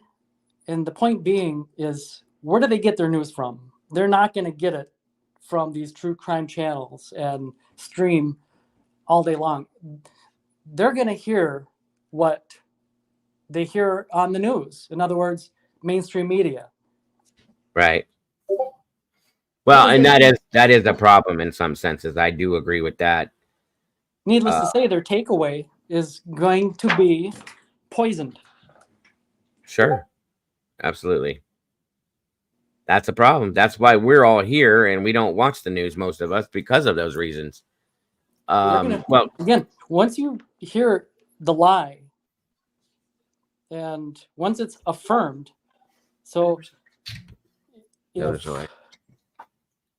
if you're talking to another and you agree on something, well, that affirms it, that reinforces it within you. So now break you from that. You'll likely never be broken away from that. That's your truth now. Mm-hmm. So that's the uphill battle, and that's the concern. I got you. Jeff said, welcome, Jeff, by the way. Thanks for joining us, bud. Says, watching interviews with jurors from the Daybell trial, I get the sense that they take this very seriously, and I think that we can trust them to do the right thing no matter what their initial feelings were. Yeah, I agree with that. But the problem's going to be, which is why there's obviously the talk of a venue change, Jeff, that there are so many people probably that are biased. You can't go in there, though, thinking anything one way or the other, in my opinion, until you hear everything. You know what I mean? And there are people that will do that. which is why I think the jury selection is going to be kind of a pain in the ass, probably. But no, I agree that most people do and should take that seriously. For the longest time, it's been months and months. I've always alluded to this topic that I have put together. It's kind of like a side quest. I don't know if you have time for it today.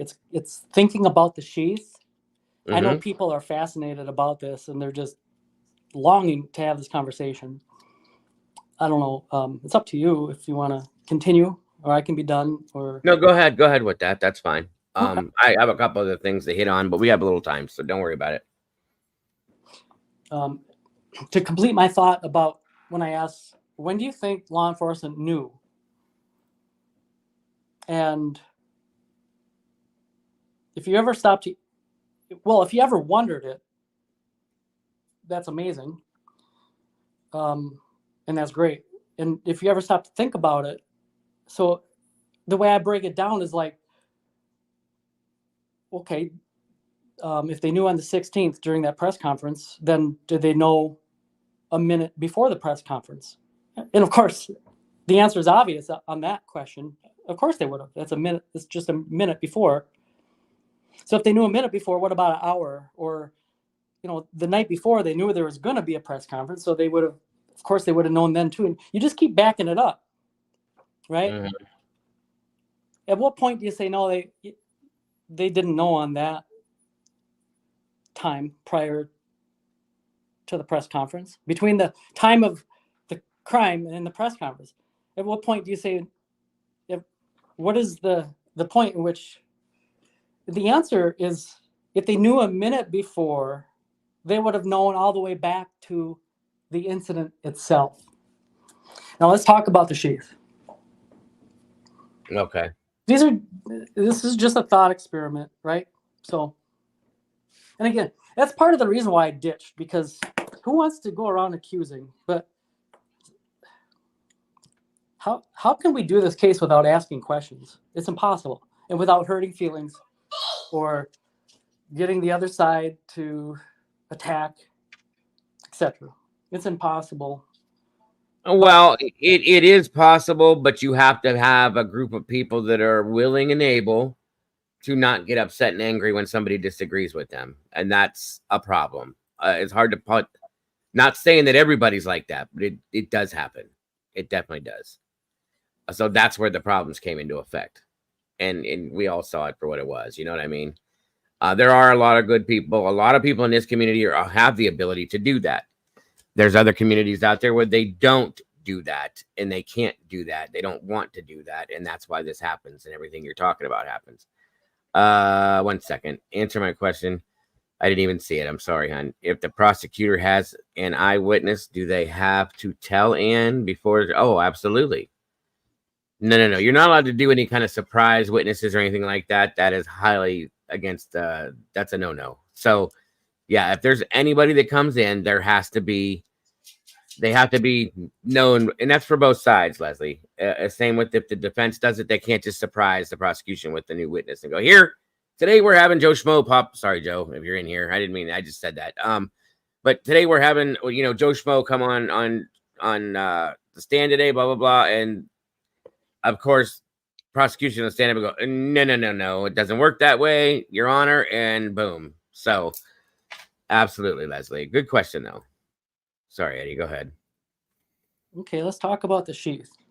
So we know that it was placed, right? In that, we're in the place where it was found, yeah. We're fascinated with that word placed because we heard it from the defense in a hearing. So I hope everyone's takeaway, I hope they understand that that's a tidbit, because they can't come out and say planted. Again, can you imagine the feigned outrage? Of course. Absolutely, of course. The fallout for saying planted, but they did say it. Were you listening?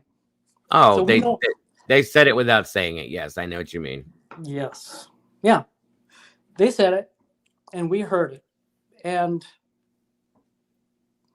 it makes you wonder about, okay, so when? And that's what I've done, is tried to, by this thought experiment, we're not going to answer the question, but we're going to come away with an interesting understanding to understand a little bit more about what that looks like. So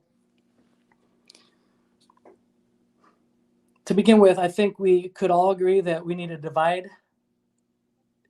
this question up into two main choices. Was it placed before 11:58 a.m. or after? So in other words, before or after the 911 call. Okay, and then because of this DNA, was the DNA on the sheath or not when it was planted? So from these two main choices, before or after the 911 call, there's two subdivisions. So there's 4 things for us to examine. So let's get into it.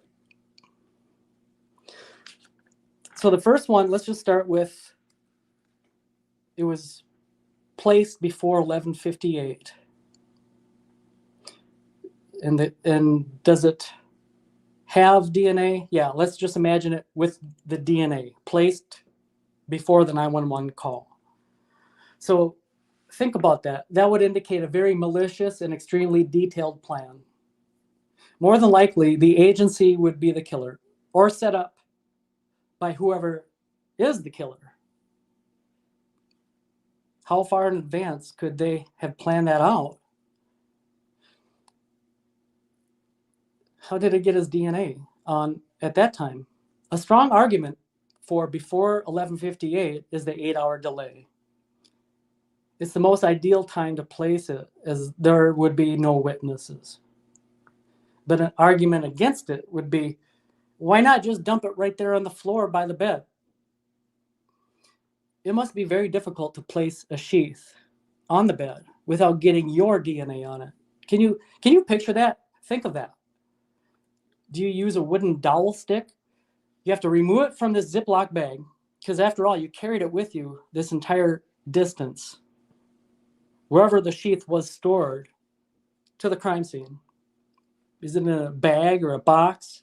Anyway, why not just put it there on the floor to simulate a hasty attack? And what is the connection to Brian Kohlberger? Why must he answer for it? I believe that it would be safe to say that he must not know or be able to decipher the connection, or that would jeopardize the ruse. Okay, moving on. Before 911 call and without DNA.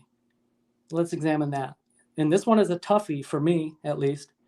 So not only if I'm placing it, do I have to ensure no trace of myself is left behind on the sheath, but I'm also going to place a sheath with nobody's DNA on it? What would be the reason for that? It would seem to serve no purpose at all. And then how would Brian's DNA get on it later on?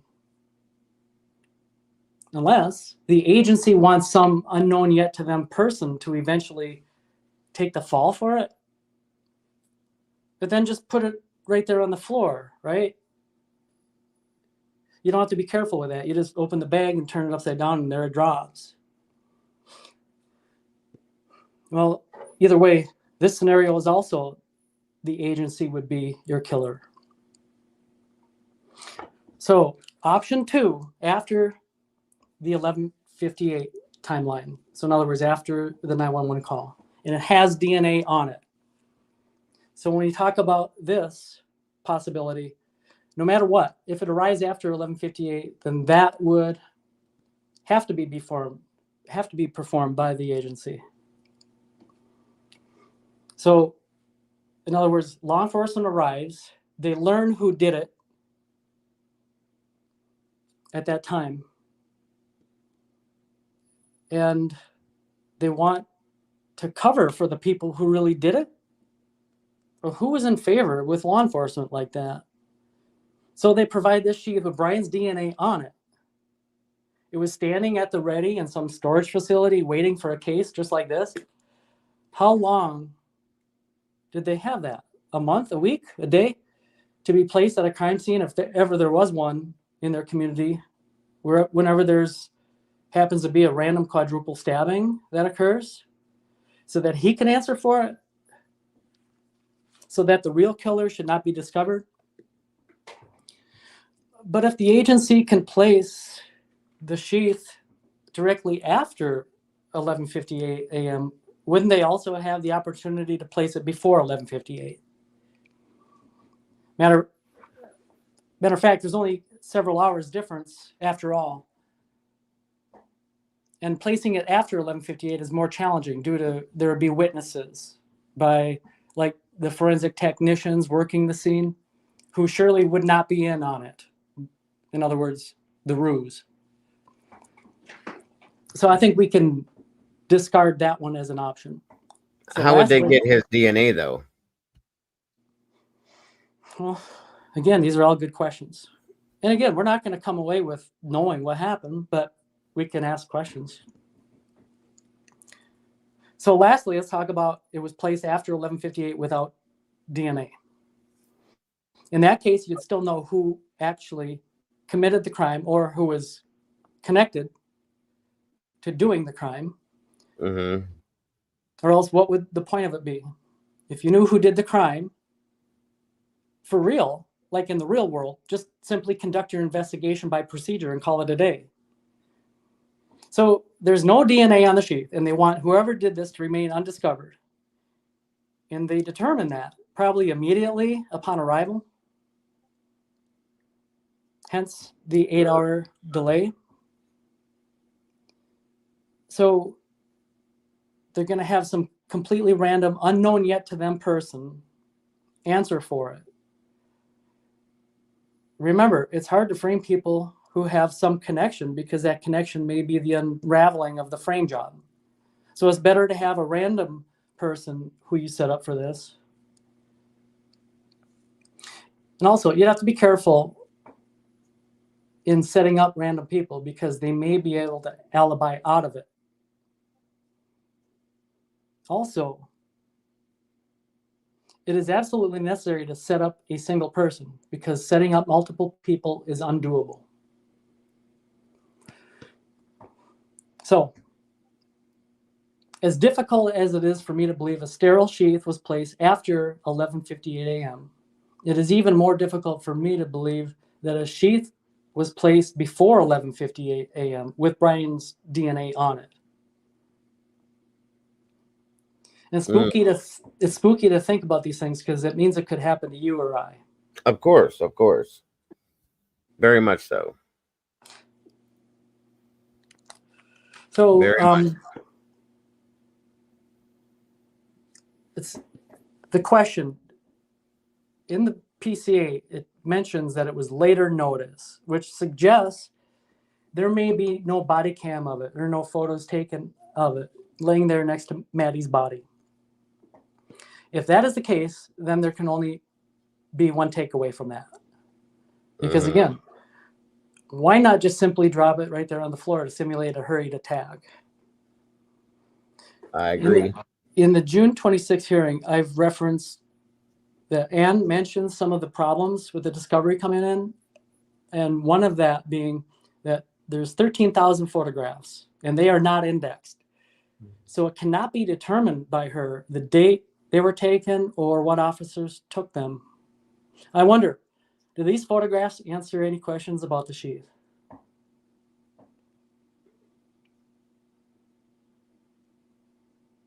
So I hope that was interesting for everybody. Very much so.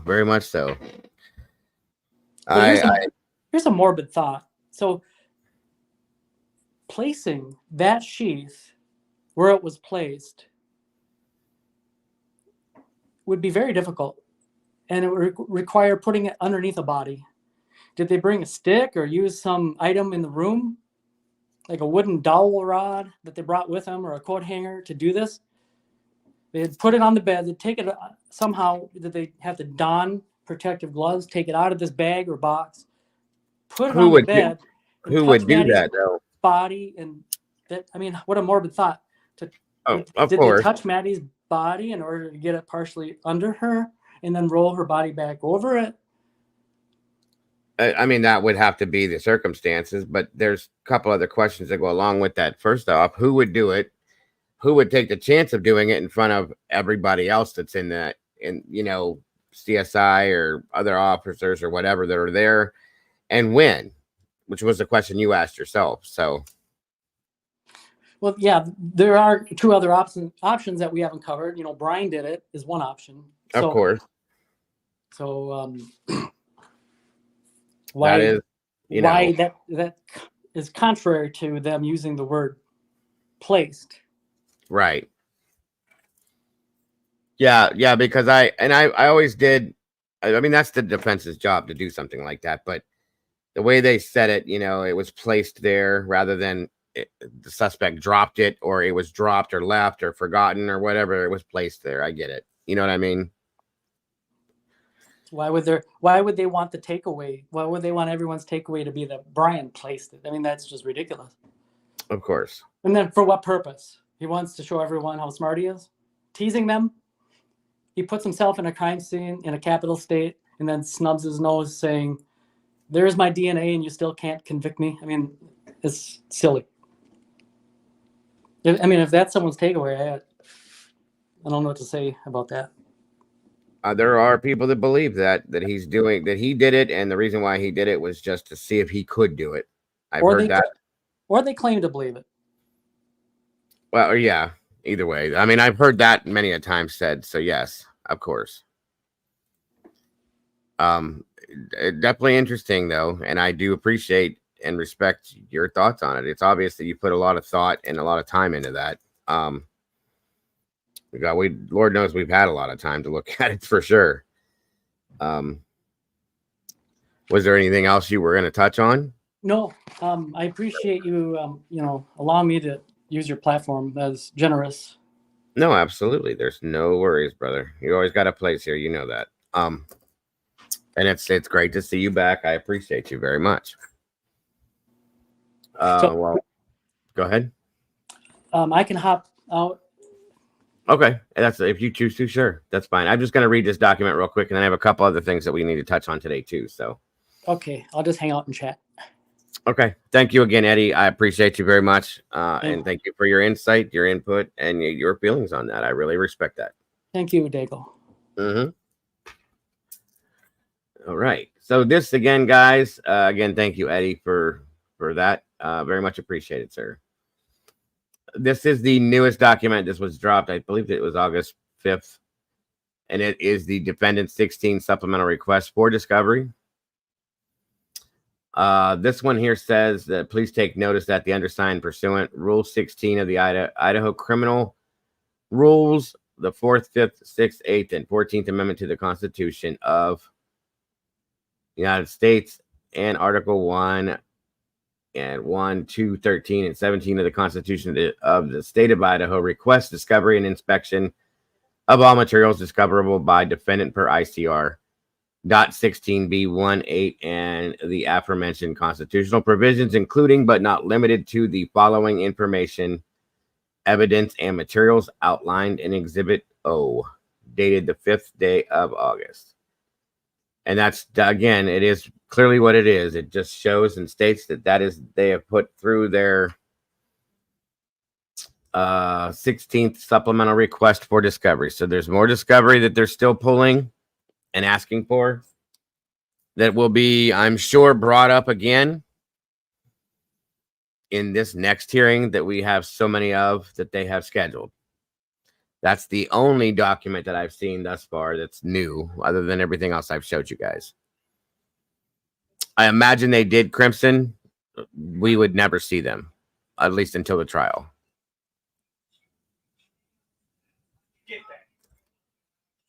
So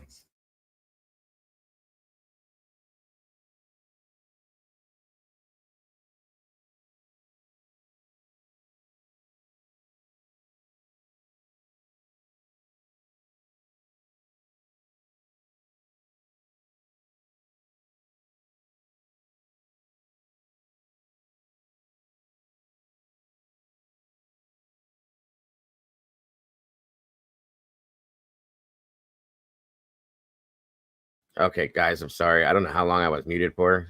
How long was I muted, Mama Bear? Did you hear me read any of this? Probably not. Maybe. Can you guys hear me okay? Not long. Okay, good. Thank you, Bonnie. So, my understanding is like I said, that it's not that abnormal to get this many requests. I thought it was, but I guess not.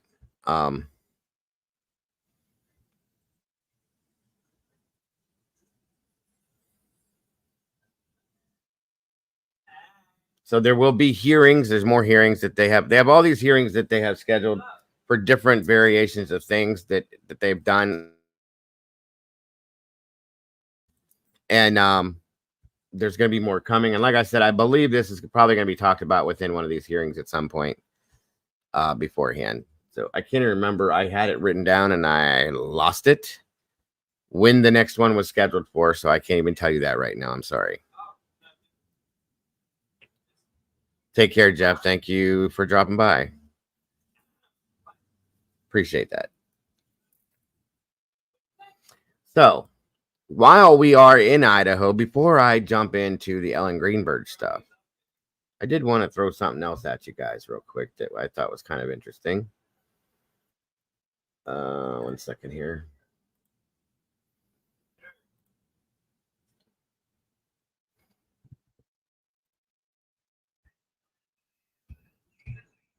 That came out of Idaho as well. It's not the University of Idaho stuff, Brian Koberger stuff at all, but something different, but interesting. Just to let you know. Bit of information, news that came out. And it's really not, doesn't have any bearing on anything we've been talking about at that point, but this was sent to me recently, today, I should say, or last night. It was last night or today.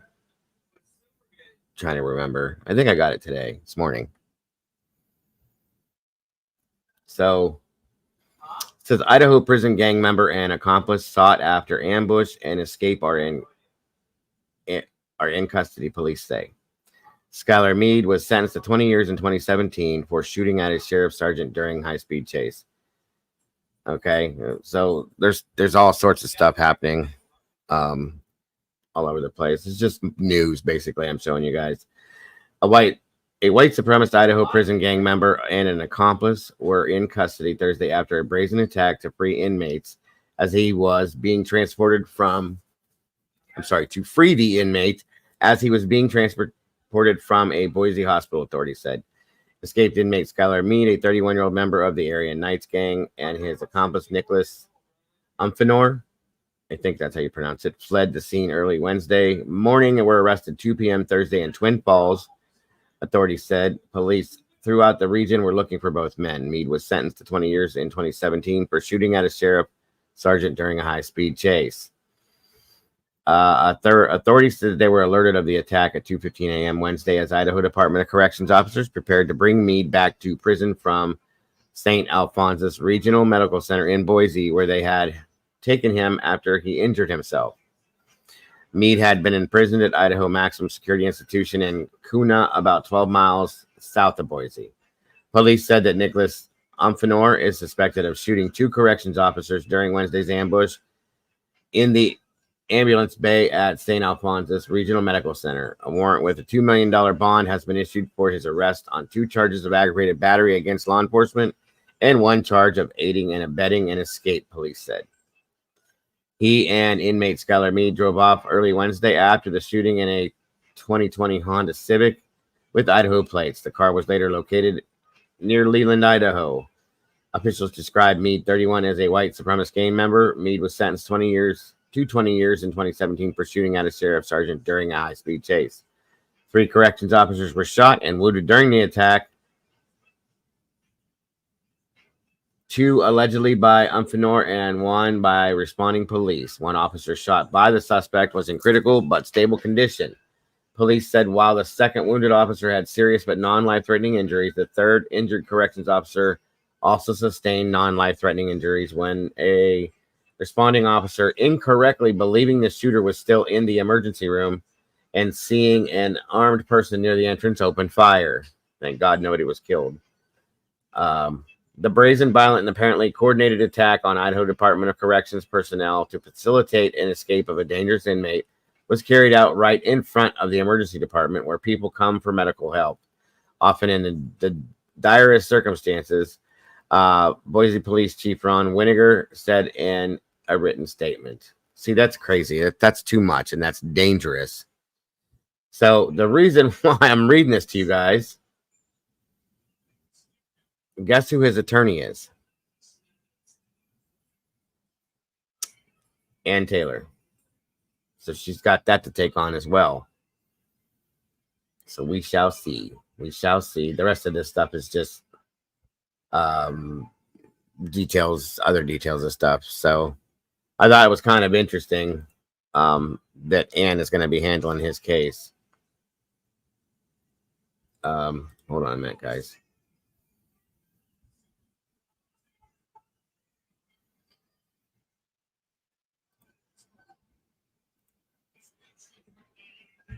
One second here.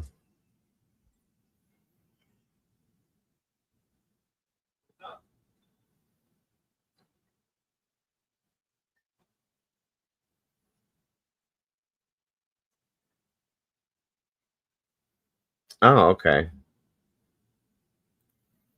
Something was just thrown down my direction again. So, new, it says the lead attorney for Brian Koberger in his Idaho 4 murder trial set for June 2025 was taped, that looks like tapped, but Wednesday to head up, tapped, a second high-profile murder case. Ann Taylor now will defend Idaho prisoner Skylar Mead. This is about what I just read to you. Against the death penalty with Alex Brizzy. So there's another, it's going to be another death penalty situation. Pretty interesting. Kevin Fitzler's continuing death and arguably the most talked about criminal case in the entire country continues to be nothing short of stellar. Well done, Kevin. Awesome. There it is, guys. Thank you, Miss Salty, for that. Appreciate you. So it's obvious that she's being, how can I put it? She's being looked at for these types of cases. So yeah, she's rolling 2 of them now that we know of. So absolutely, do your thing, Miss Ann. Make sure they get a fair trial. Interesting. Thank you again, Salty. I appreciate that. She just finished her 16th. Yeah, they just dropped that document I just showed. That's a good question. I had somebody that sent me a number about that before, and I lost the damn notes on it. Does anybody know how many death penalty cases she's defended in the past? Does anybody know that right offhand? Or do we need to look it up?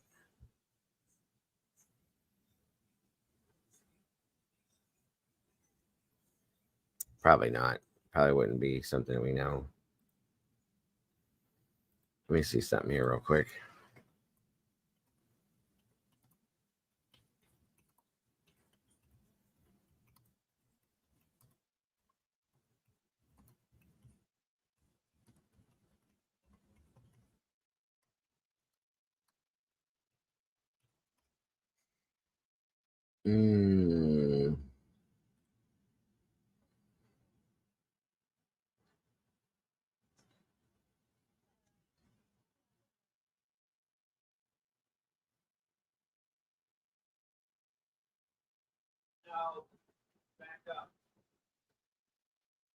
I don't see it.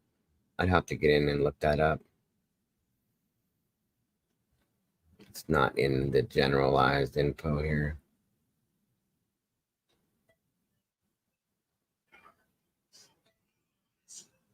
I know one thing, she's one of 13 public defenders.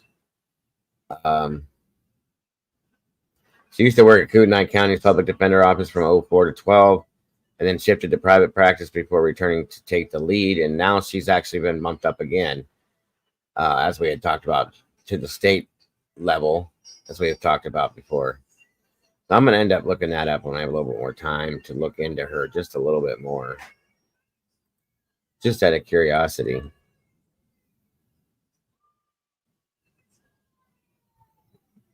Yes, that's what it is now. She's the top death penalty attorney in Idaho. Others are only qualified to be co-counsel. So that's where it is. That's where it is.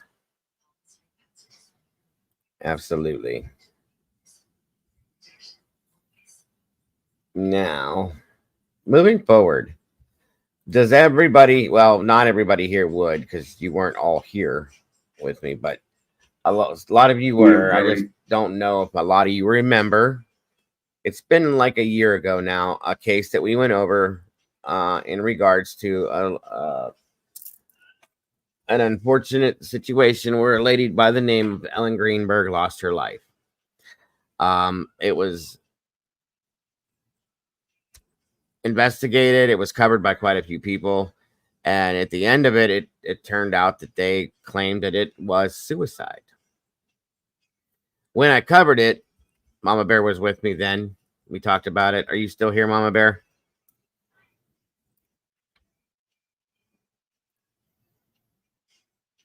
Maybe not. I know she took the dog out. She might not be back yet. So when we did look into this, a lot of people, me and Mama Bear included, were all kind of like, no, because of the way that she was found. You can't stab yourself in the back of the head with a knife. I mean, you can, but I just don't see it happening. Okay. There was multiple stab wounds on her, things like that. And the way that the person got into the apartment, I mean, it's a big thing. And her, I can't remember if it was her husband. It was her husband, was looked at kind of funny for a while. And again, like I said, the ending result in it was that they believe it was suicide. I don't. So there's something new that has happened. First off, Ellen's parents spoke out. They ended up talking with Aunt Nancy Grace, and some new stuff has come about with this. So I thought I should bring you guys, for those of you that are new, bring it to you first and foremost if you don't know it, and the rest of you like an update on it that will give you some insight into this as to what's been going on. It's not Bonnie Collier or Debbie Collier, sorry. You might remember it once I start to play this, guys. We've been through so many other cases since this, but you might refresh your memory once we get going. So I'm going to check this out. Like I said, this is her parents looking at or talking with Nancy Grace about what they're going to be doing here now. So let's check it out, guys. And let me know how of course, the audio. Let me make sure it's right before I do anything. Okay. Here we go. Happy today in some fashion. I know that may not. We are very happy today in some fashion. I know that may not make sense to some people, that we should be grieving. We grieve, but we also have a mission. We have a purpose. And you can see in those pictures who she is.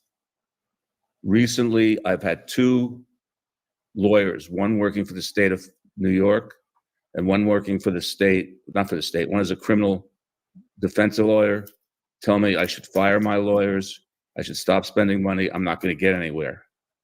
And as we're going to discuss today, we have really got this case as far as we can go in the Commonwealth of Pennsylvania, I believe. I'm not an attorney either.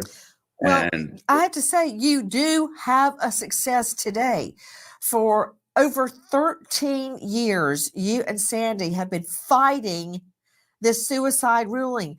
And in the last days, a momentous turn of events. You've been turned down by every court, by every prosecutor, you name it. Sandy, in the last hours, you and Josh, Ellen's parents, have achieved something that has never been done before in that jurisdiction. And that is, you are going to be allowed, finally, after 13 years, to challenge the suicide ruling. Does that mean it's going to be ruled a homicide?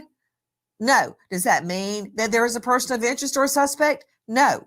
It means that there may be an investigation of your daughter's murder.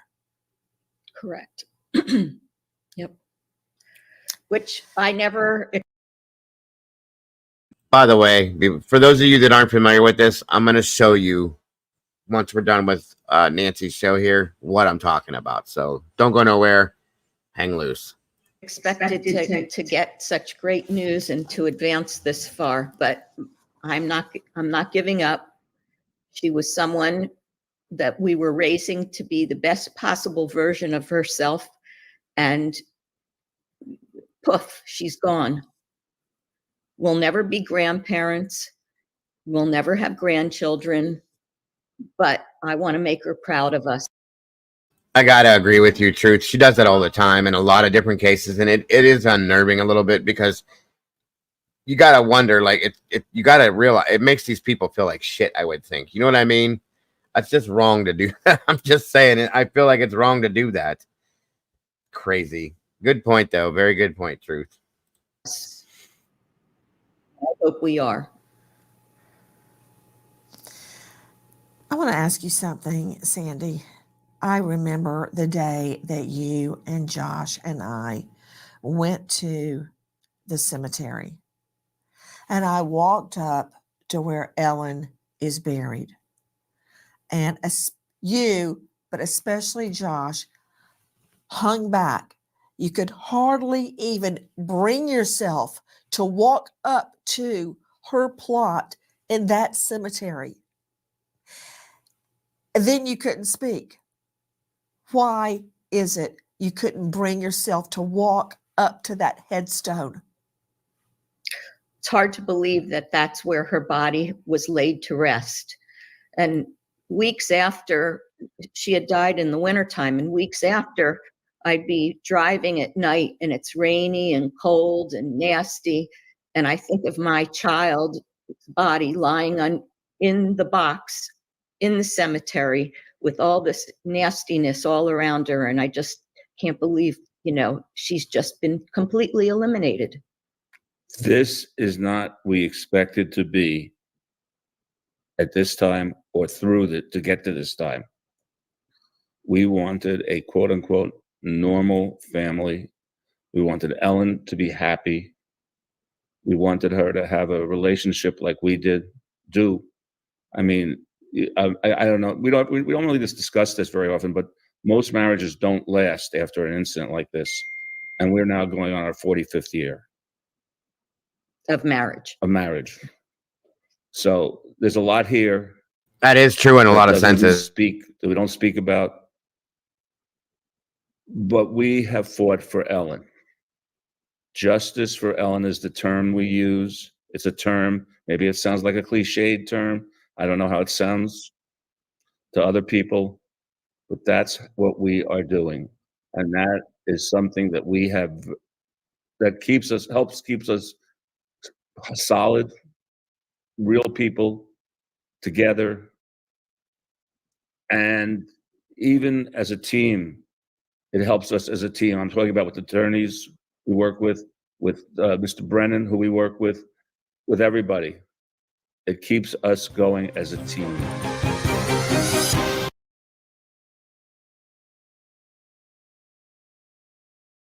So there's her parents. I feel awesome, like amazing for them. Because they've been fighting this forever, guys.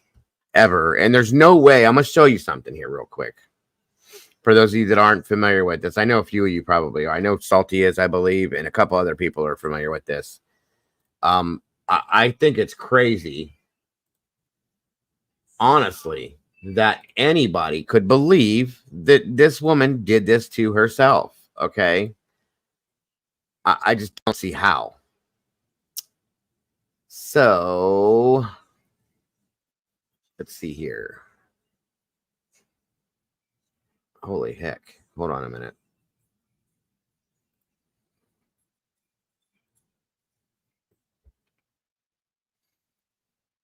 I'm going to go back, and Mama Bear actually had the original slideshow that we used back when we did it.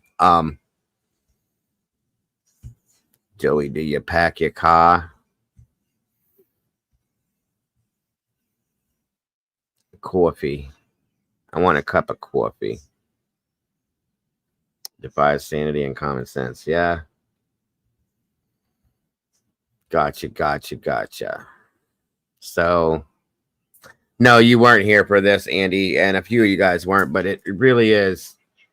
It was a horrible case.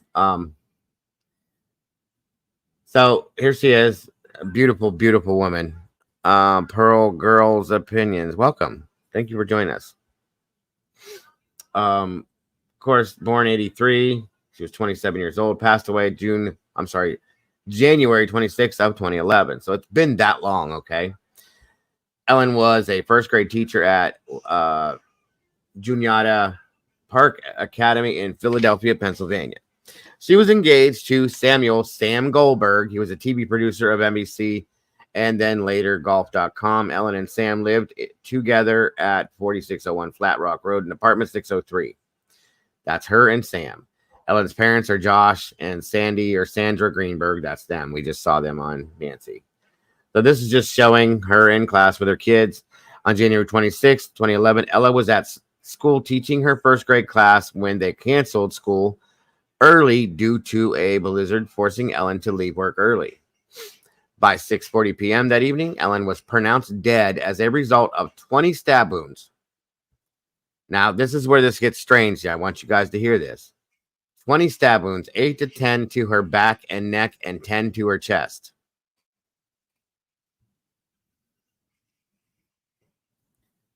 Eight to 10 to her back and neck. 20 stab wounds, okay? And 10 of them were to her chest. Now, explain to me one thing is all I'm saying to you guys. That's okay, Mama Bear. First off, depending on wherever you started at with this, if you were going to unalive yourself or kill yourself, okay? It's not possible on either end. If you stab yourself in the back somehow, you're not going to have the physicality or ability to do it in the front. Or vice versa. If you do it to yourself in the front first, how are you going to do it in the back? This is insane to me, you guys. It's completely insane. But moving on. Okay? I want you to hear. This is the 911 call. This is another thing I want you guys to hear too. If I can get it to work. Where's it at? It did work before. What do I have to do? Well, I'll come back to this. Okay. Here is kind of a visual to be able to tell how bad this was. These are all. Hold on a minute. I wonder if I can blow this up again. Maybe not. Hold on a second here. All right, here we go. So, this is where, if you look at this, the back of her skull, her neck, her back, all of those were stab wounds there in the front. And she even had one here, you guys, at the base of her skull going into her spine, okay? And if you look here, you can see it's stuck in between the vertebrae. And then we have these in the chest. How in the hell, just tell me how, somebody explain to me how somebody could do this to themselves. Please. I want somebody to explain to me how this can happen. I've never understood this and I never will. It says there were also 11 bruises in various stages of healing on her right arm, abdomen, and right leg. So that's what all these yellow circles and stuff are, okay? Despite there being no note, the crime scene was treated as a suicide. Huh? Okay. Philadelphia medical examiner initially ruled the case as a homicide. However, the next day, Philadelphia PD backtracked and stated the death of Ellen Greenberg has not been ruled as a homicide. Homicide investigators are considering the MOD, manner of death, as suspicious at this time. The case was reversed and officially ruled a suicide as of February 2011. You have got to be kidding me. Same thing I said then. Hold on a minute here. Let's see if this will let me do this.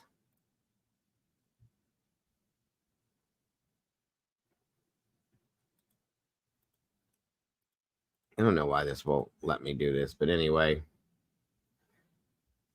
You guys cannot see this. I know you can't.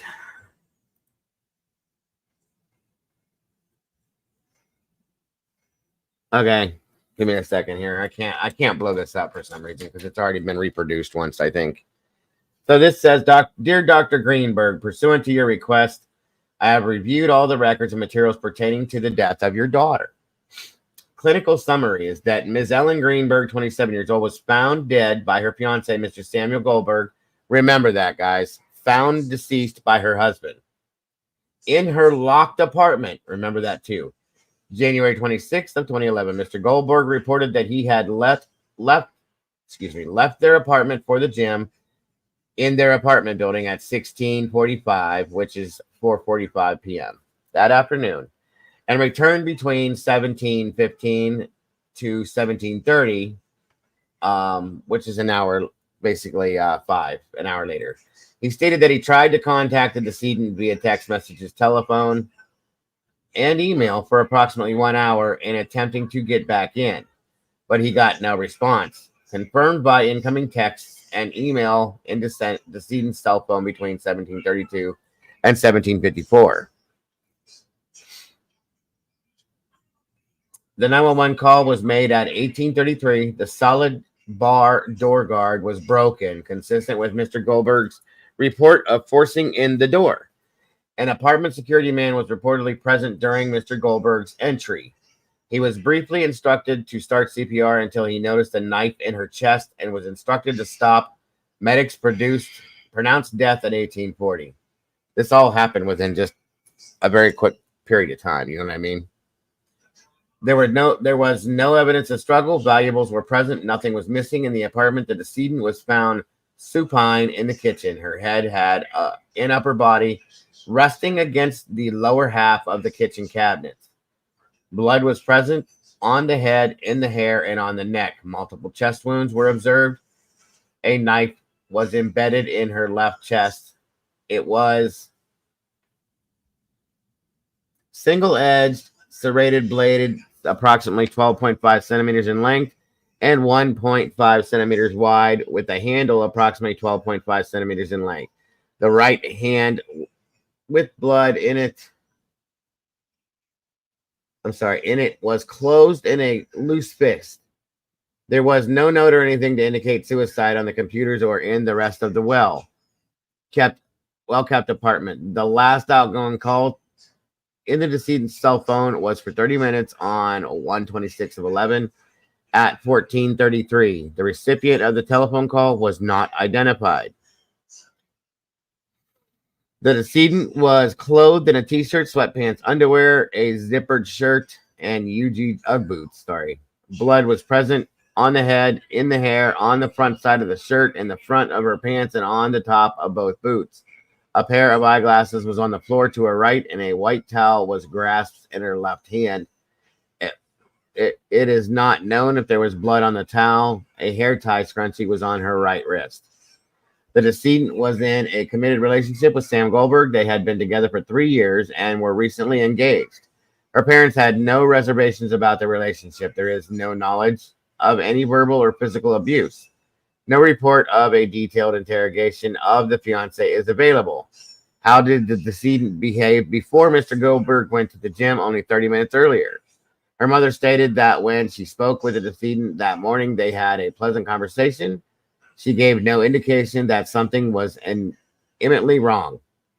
Her mother knew that her daughter was struggling with something. Ms. Greenberg was seeing a psychiatrist, Dr. Ellen Berman. Ms. Greenberg visited the psychiatrist on January 12th, 17th, and 19th. She was upset and stressed about her job as a school teacher for the District of Philadelphia, where she had been employed for 3 years. She had expressed that she was overwhelmed with her classroom work. She had been prescribed Zoloft first, then switched to a low dose of Xanax after no success. The doctor prescribed Ambien and Klonopin on January 17th. It was specifically noted by the psychiatrist that she starts thinking about everything else, not suicidal, I'm sorry. On January 19th, Dr. Berman noted way better. Ms. Greenberg denied any verbal or physical confrontations with her fiance. They had been arguing and fighting about different things, right? On and on and on. And I went back in when we covered this first time and looked into Sam, who's not a very nice person, okay? Also reviewed is a diary-like emailed account, blank, redacted. Ms. Ellen Greenberg reportedly responded to this close friend's text on January 26th about 12 p.m. saying, yeah, you are getting out early. Or yay, sorry, you are getting out early. Philadelphia schools were closed out early on account of the snowstorm. Ms. Greenberg's response was, thank goodness.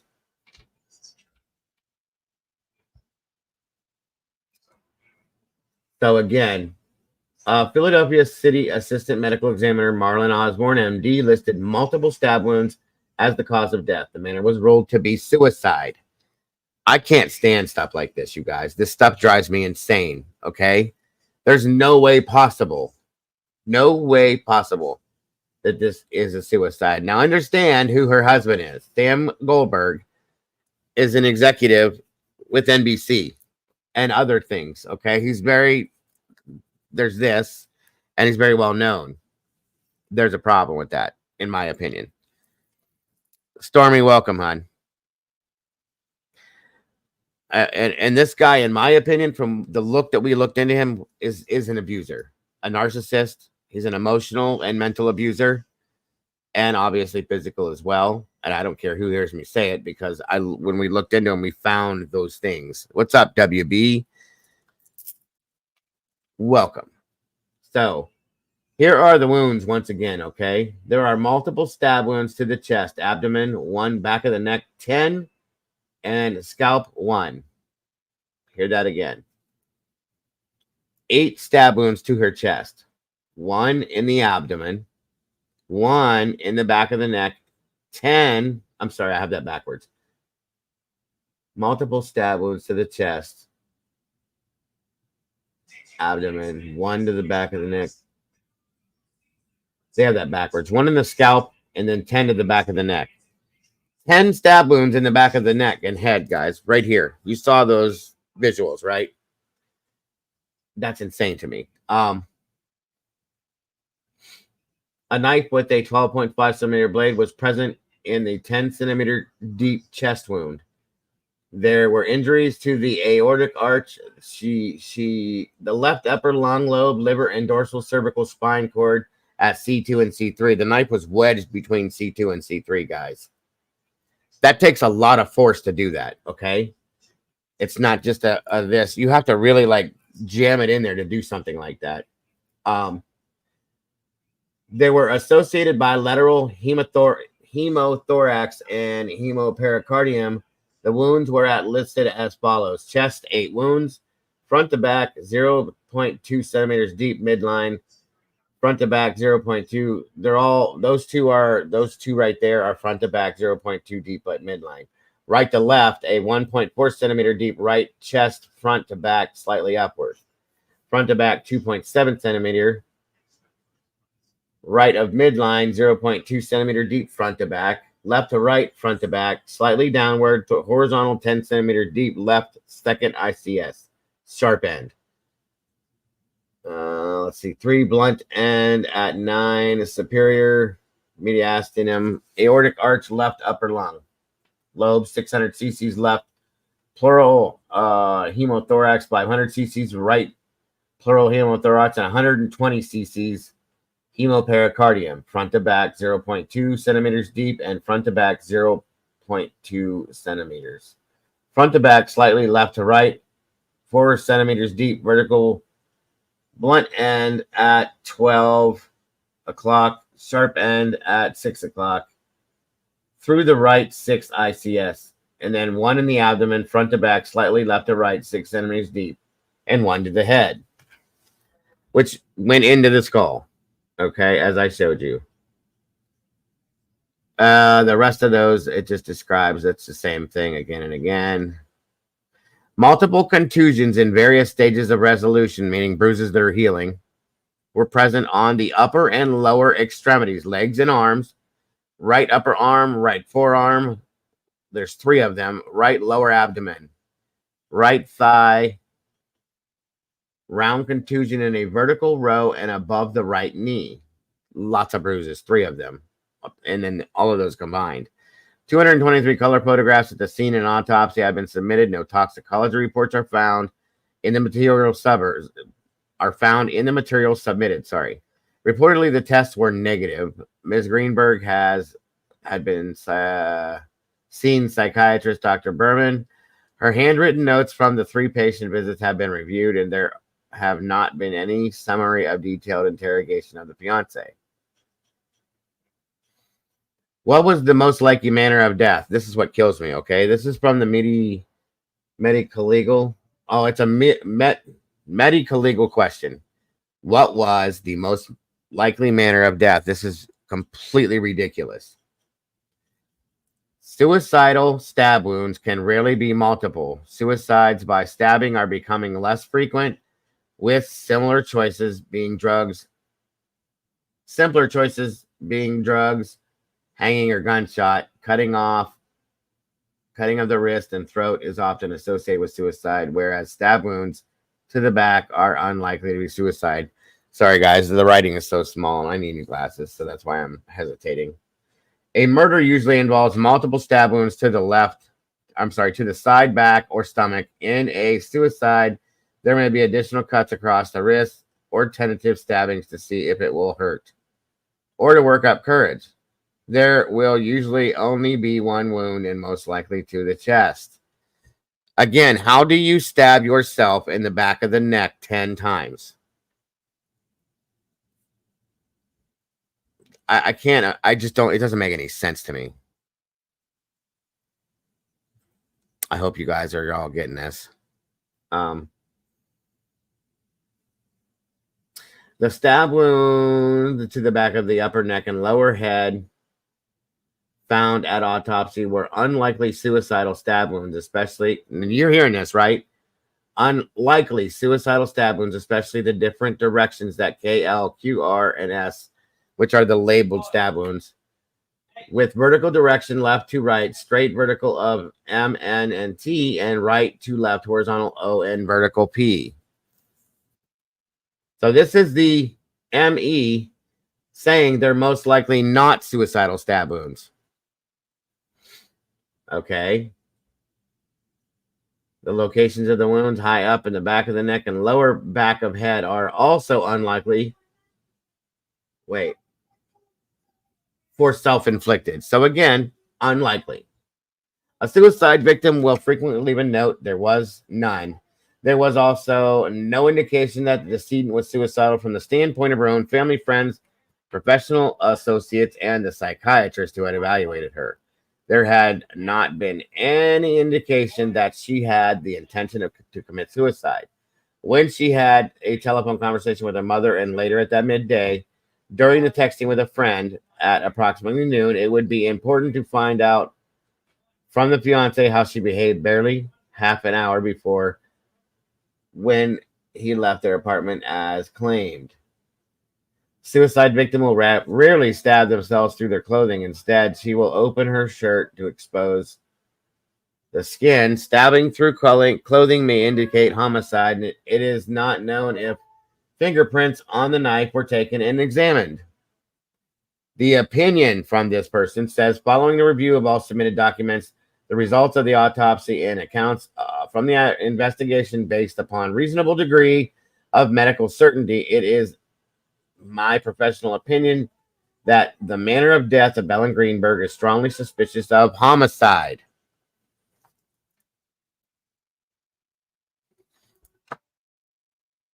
I don't understand this.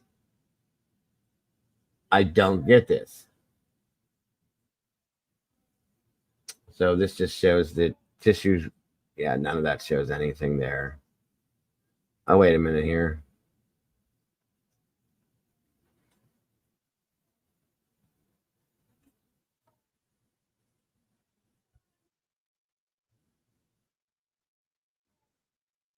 Okay, so here we go. This is a transcript as based on what Mr. Sam Goldberg stated during this whole situation. All right. And this is the investigation report for the situation. Prescription medications are removed from the bedstand located in the master bedroom. Prescriber, Dr. Ellen Berman. They were alprazolam, which is, I know what the hell that is. I just talked about it the other day. Clonazepam and zolpidem. A paper booklet and is the decedent's pocketbook that's on a chair at the living room island. It resembles a journal of her medications and her state of mind while taking, last dated 1/16, which was 10 days before this. The decedent's cell phone in the master bedroom. Review of her call and manage log reveals.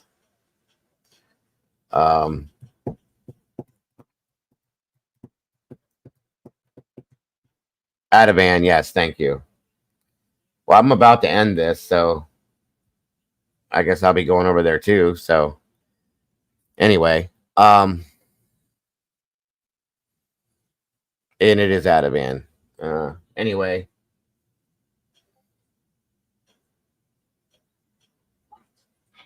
Here we go. The decedent's cell phone was in the master bathroom. Review of her call message reveals last outgoing call was a number on 126:11. Duration was 30 seconds. Last missed call was programmed blank. Additional missed calls from program Sam Goldberg, 126:11. Yeah. Okay. So then the last text and email came from Sam Goldberg between 17:32 and 17:54. Okay. One of them says hello. The other says open the door. Number 3, what are you doing? Number 4, I'm getting pissed. Imagine that. Number 5, hello. Number 6, you better have an excuse. Number 7, what the fuck? Number 8, Number 9, you have no idea. The decedent on the hardwood kitchen floor located just inside the door entrance. The decedent is found supine with her head and some upper body shoulders resting against the lower half of the white kitchen cabinets next to the range. Her body starting with the head is facing north and the legs west. She is clad in a one of the zip up colored shirt over top, a t-shirt, gray sweatpants, underwear, light brown Ugg boots, and a pair of eyeglasses. Hold that thought, guys. I'll be right back with you.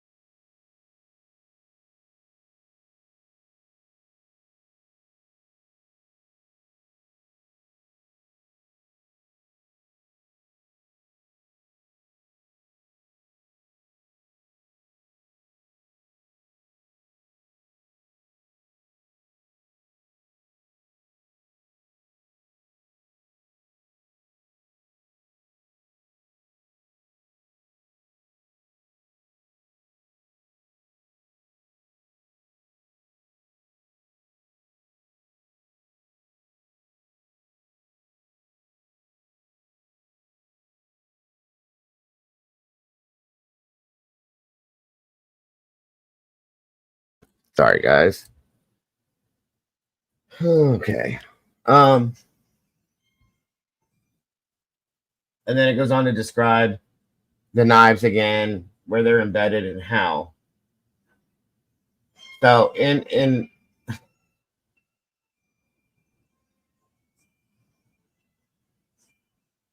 that, those are the type of knife that was right here. If you guys can see that, it ain't a small knife. This is the kind of lock that was on the door, mind you. Okay. Welcome back, Mama Bear. Which is very possible to unlock from the outside. There's a whole demonstration that's been done over it. This is where she was found standing, and you know, the blood from the situation. This is the apartment building she lived in. There's Miss Ellen herself. There's Sam.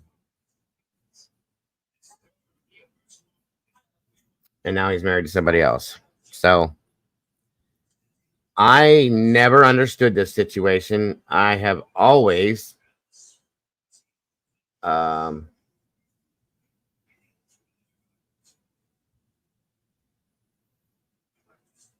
I've always thought, as did Mama Bear, I do believe,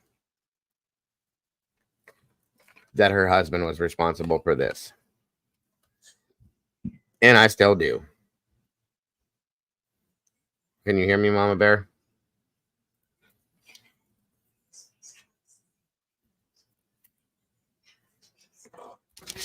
Hello? Can you hear me? Can you hear me? There you are. Oh, okay. I've been talking. No, I didn't hear nothing till just now. So again, am I wrong about that? No, I think her husband did it too. Right. And I truly believe, I think we talked about this over a year ago when we covered this, that because of who he is, you know, the money, who he works for and all that kind of stuff, they didn't even look at him. Okay. And initially it was classified as a homicide, but then all of a sudden it's almost like they realized who she was and who he was and said, no, it was suicide. Bullshit. This case infuriated me, completely infuriated me. It was obvious to me that there was abuse going on in their relationship. Okay. He's just one of those narcissistic, cocky people I don't like. Okay. And she was a very sweet school teacher. Her kids loved her. Sweet woman, you know. And this guy just treated her like garbage. I don't understand. I never will understand how anybody in their right mind will look at this photograph alone and say that Ellen did this to herself. Anybody, please tell me how. Because I remember back when we did this, I looked into the possibility of how this could be done. There's no possibility of this, you guys. Okay, even if she did, let's say she did this to herself here in the back, okay? Which, no, you cannot do that. You can't bend that way. But anyway, let's say she did that. How did she do the front ones then? Because once you do what you do back here, if you notice these two right here that are in between the vertebrae at the base of this, that would have immobilized her, paralyzed possibly. Okay, especially this one. Look at this one here. So therefore, in turn, I don't believe that her arms would have been able to do what they did in the front. Unless she's a contortionist. Right. And so there's that. Now let's back this up and go backwards from that. Let's say she did it to herself in the front. Before before the neck, in the back. Again, how? She stabs herself in the chest. That's going to start bleeding. Very possibly in her heart. I think there was something in the report about there was an aortic distension. So again, there's no way that somebody could do this to themselves. If it was just one or the other, I could maybe think about it. The neck, no. There's no way that you can do that. But anyway, I can't. And I don't know why this has been allowed to be for so long. You see, when I showed you the update, how long it's been going on for, and her parents are finally going to get some kind of, hopefully, some justice where it's going to be heard and looked at as something other than a suicide. That's what I'm saying, Alicia. You couldn't twist yourself that way to be able to have enough force to stand yourself like that, especially with the length of these knives, to be able to bend your arm to push in that way. Guys, it doesn't work that way. It just don't. So, just saying.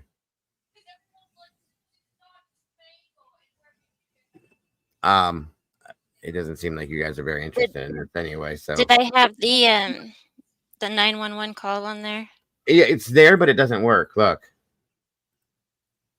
Really? Okay. You have another version of it? Because I do want to play that for them before I end this. Yep.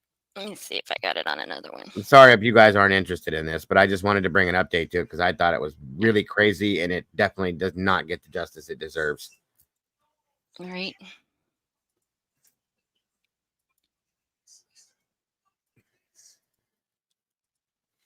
Oops. I don't know why this didn't work either. Did we go through this the last time? I think so. I was new to all the. Right.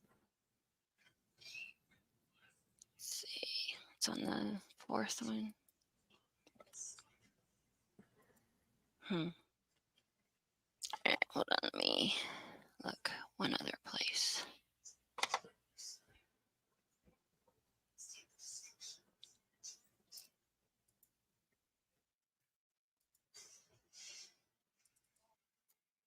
You know what I probably could do?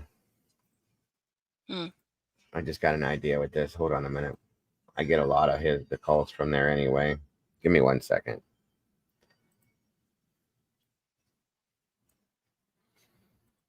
One second. And then I'll be done, guys. Don't worry.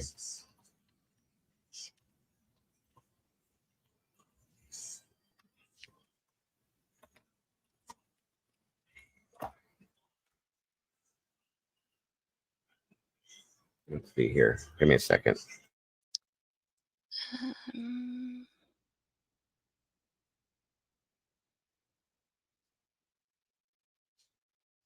There it is, I think.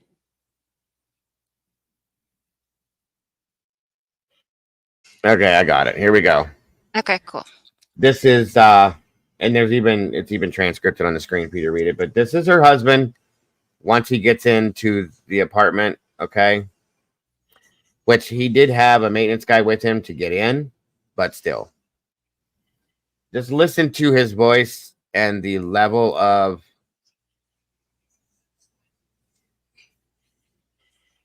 angst, or not angst, but fear or lack thereof. Let me say that, okay? Yeah, and again, right, the post-mortem wounds. How do you explain that? Thank you, Captain. That's my point. All right, here we go. Wait, let me make sure you can hear it. Sorry. How do I do this after 3 years of doing this? I still don't have this shit right. God. On we go. I need everything now. I just walked to my apartment. My fiance's on the floor with blood everywhere. What is the address? 4601 Flat Rock Road. Please come help now. 4601 Flat Rock Road. Is this a house or apartment? Oh no! Oh no! It's an apartment. What apartment number? Please hurry, Where please. is she bleeding from? I don't know. I can't tell. So you have to calm yourself down in order to get you some help. I'm sorry. I don't know. I don't like the way she talked to him, but still. Yeah. I'm just saying that the 911 operator needs retrained, in my opinion. Yeah. Fletch, I love it. It's hard to believe it's been 55 years today since Sharon Tamer. Wow, interesting. Thank you for joining us, Fletch. Yeah, Eddie, you're right. She sounds absolutely, completely disinterested in what the hell is going on. The panic is kind of you're on to something there, as far as I'm concerned, too, Andy. That's what I said, Noni. Anybody that has a real medical degree that they got in college, got a medical license, could look at this and say anything other than what it looks to be. If they give out medical licenses in Cracker Jack boxes, well, that's where this guy got his from, in my opinion. Just saying. These 911 operators, I agree with you, Butterfly, are pissing me off. What the hell do you expect somebody to act like? I mean, even if it's fake, we'll just say, are we supposed to just call? Okay, excuse me, ma'am. I just came in and my wife is bleeding everywhere. Can you please help me? What the fuck? What? Excuse my language, but kiss my ass. This woman is so rude to me. But anyway, moving on. That's not even what I'm irritated about. Mostly, it's him. But here we go. Looking at her right now, I can't see anything. There's nothing broken. She's bleeding. Ellie. You don't know where she's bleeding from? Can't see where the blood's coming from? I think her head. I think she hit her head, I think. But it's everywhere. Okay, it's everywhere. She might have fallen. Do you know what happened? She may have slipped. There's blood on the table. Her face is a little purple. Okay, hold on for rescue for her. Stay on the phone.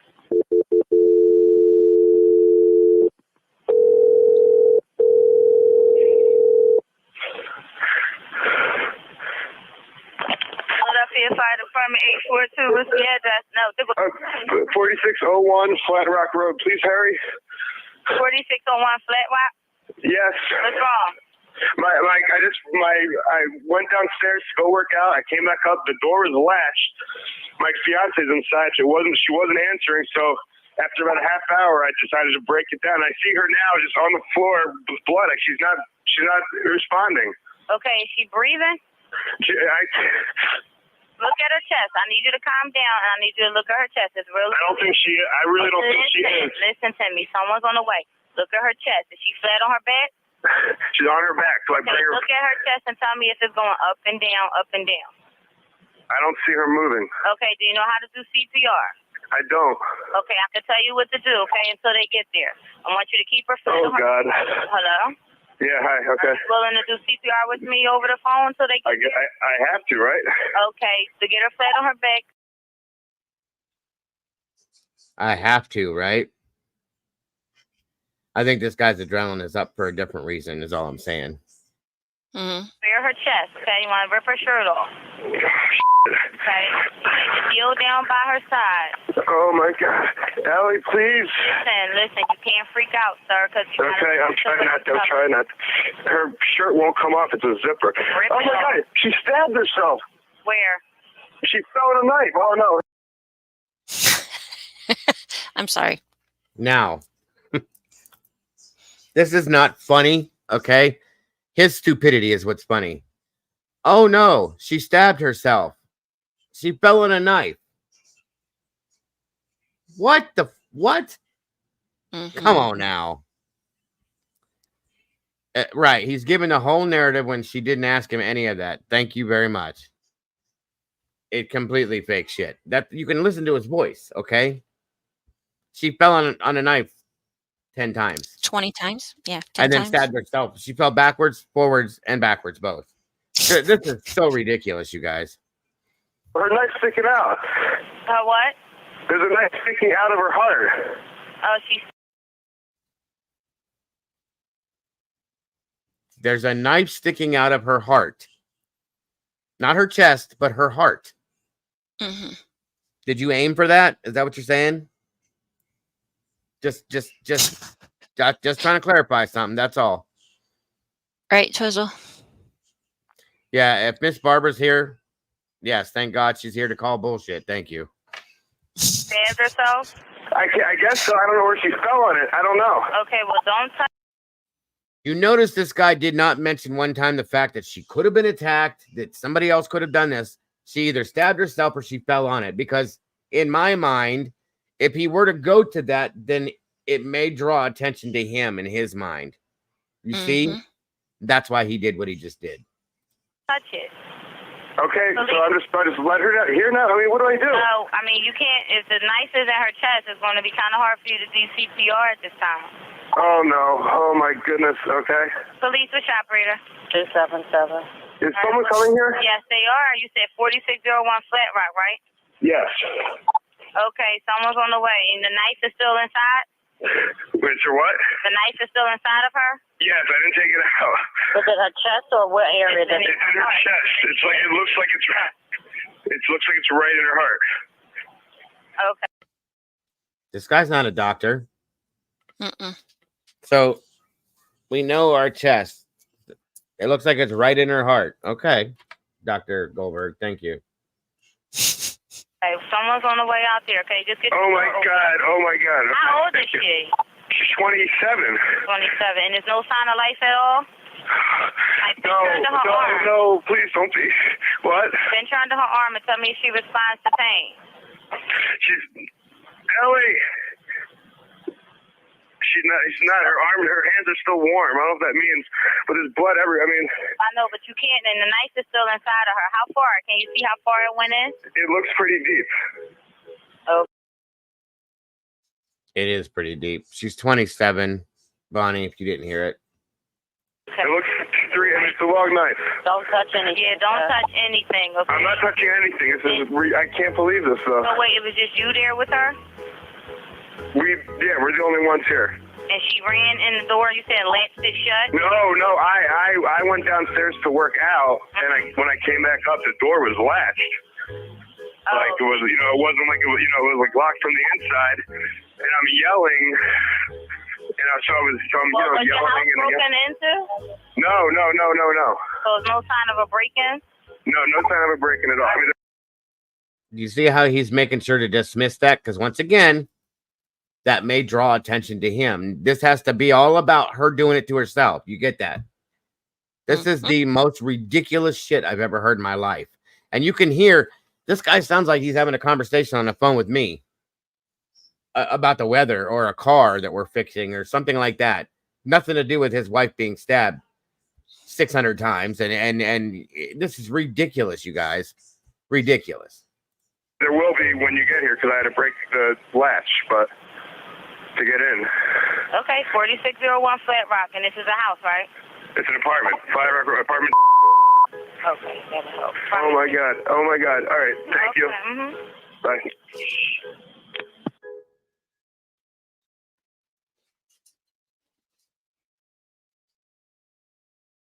I can't with this, you guys. This is why I wanted to show the update because, thank you, Mama Bear, by the way, because You're welcome. These parents have waited since 2011 after this being dubbed a suicide. She didn't do that, guys. We know she didn't do that. This woman was not like that. We delved into her and looked into her when we first covered this. This is not at all what this was. My opinion, and I'll say it loud and proud, is that Sam Goldberg stabbed his wife to death because I think he was messing around with somebody else, and I think he wanted out of his marriage. That's my opinion. Well, I'm pretty sure he's remarried now. Oh, he is. He was married not too long after this all happened, guys. That's what I thought. Like with kids. It was less than a year. I want to say it was like 6 or 7 months, truly. Yeah. Yeah, you don't fall on a knife 20 times. Forward and then backward, by the way. It just doesn't happen. And I want to know who could balance 10 knives on their ends on a floor to where you fall on it backwards and land perfect like that. You know what I'm saying? Mm-hmm. And Wisdom, thank you for sending me the update to let me know. Yes, thank you, Miss Sherry. Appreciate you very much. This is so ridiculous. So irritating. I got all excited when I saw that. I was like, oh. Yeah, right. It sounds like you do when you're taking CPR classes. Yeah, right. Exactly. This is so dumb. So dumb. Yeah, he remarried Brian like within 6 months. Probably to the woman he was sleeping with when this all happened, just to be honest with you. I have nothing for this guy. And it's even worse now. The third time that I've heard this. So. Oh my goodness. Oh my goodness. What? No. Yeah, right. Right. Oh. She's stabbed herself. Oh no. Or fell on a knife. What the hell? You're not even a good actor, you idiot. This is so ridiculous. I just, the first time I heard this, I wanted to go fight this guy. I'm telling you. Dago, was the latch the only thing that was broken? Do you remember, Mama Bear, how that all went down with the door latch? So he went downstairs to work out and he came back upstairs. Apparently he didn't take his keys with him. But the door, he tried to get in, but it's like the hotel door lock, it goes over that thing. So he couldn't get it, or wait, it was locked. Something about he went and got a janitor or whatever, they're not janitor. Maintenance guy. Yeah, there you go, maintenance guy. To come unlock the door for him. So he unlocked the door for him, or he wouldn't. Dang it, I wish I could remember the exact details. I know the maintenance guy watched him break the door in because he broke that latch, is what he did. Yeah, maybe the maintenance man unlocked the doorknob, but the other latch was still over it. So then Goldberg busted through the door. Right. They because weren't of married. The other latch. Right. These They two- were not these- married. Yeah, they were engaged, but I just meant that he got married after this, but they were engaged to be married. Yeah, in the slides, that last picture is him and his, let's see, Ellen's ex-fiance Sam is now 38 and married, father of 2, living in New York. Yeah. That's him and his new wife in that last pic. I'm grabbing my copy. Hold on 1 second. Okay.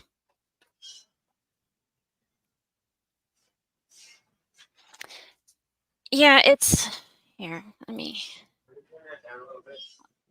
I'll throw this back up here, guys, so I can. It's an apartment. I'll show you. Hold on 1 second.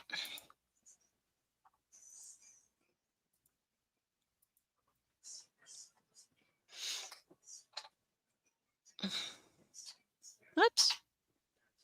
So I'm saying the lock on it was like the hotel room door locks where you fold it over. Is what I was trying to say, sorry. And so then that's when he busted in the door. This is him and his new wife. And I assume one of the 2 children.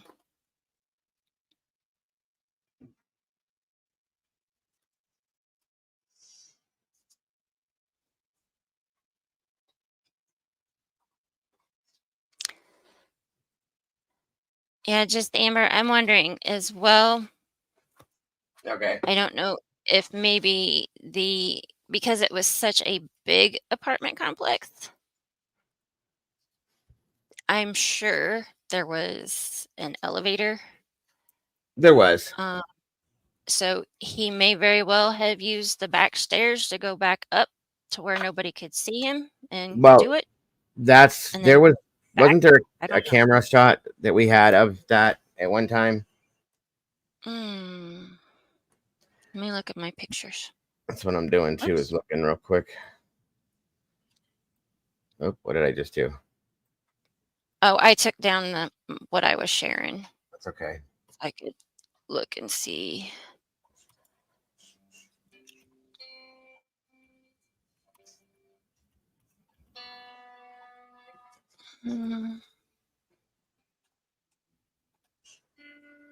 Seems like there was something about that, but I can't remember.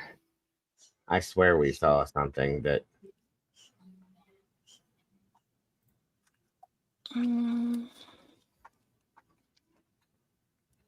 if you guys hear music, that would be my husband in the background playing his guitar.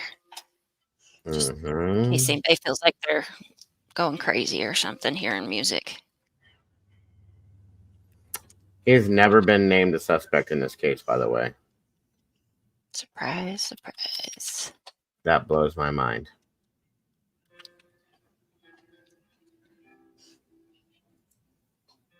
It's like they couldn't look at him or something. It was crazy to me. Mm-hmm.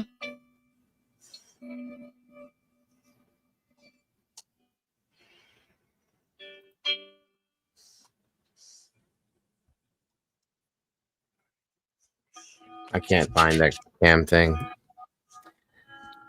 Oh my God, I don't know.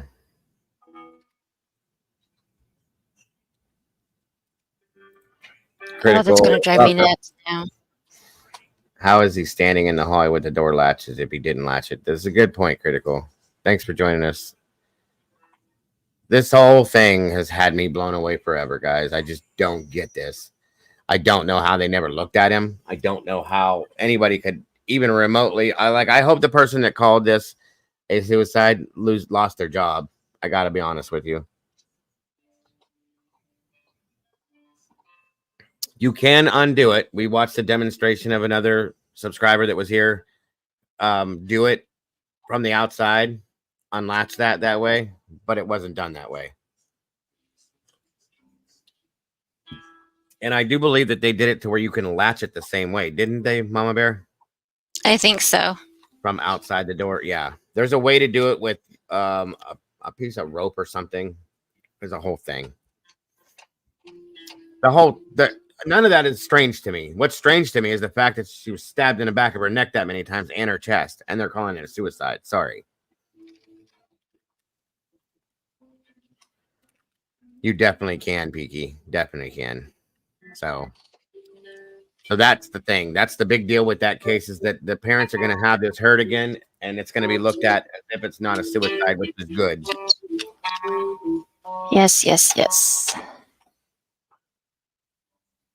I wonder if it's in Gavin's video. Hold on a second. The camera footage? The camera footage? Yeah. Because I would almost think if anybody had it, Gavin would have it. Yeah, no, he didn't unlatch it that way. I'm just saying you can do that. I watched a whole demonstration on how to do that.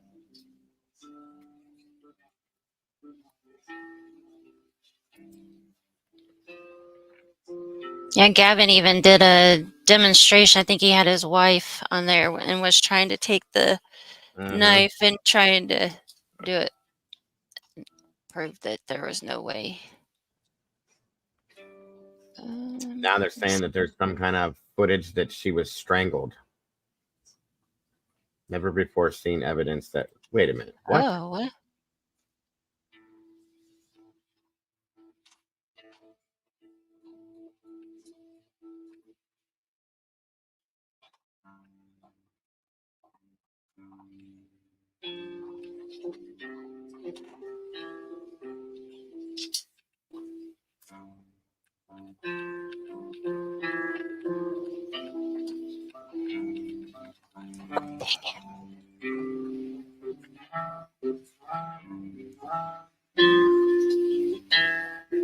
And Molly in here.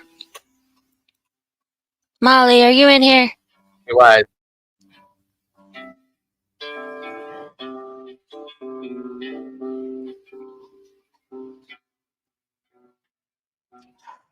Bonnie, I'll let him know.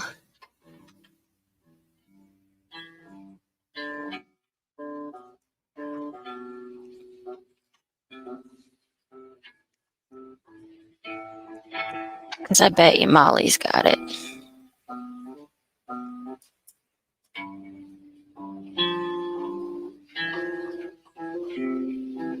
I just don't know where.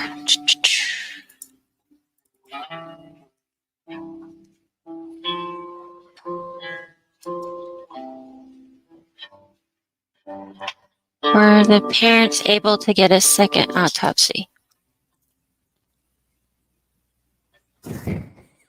Brian. Molly, please report to the white phone.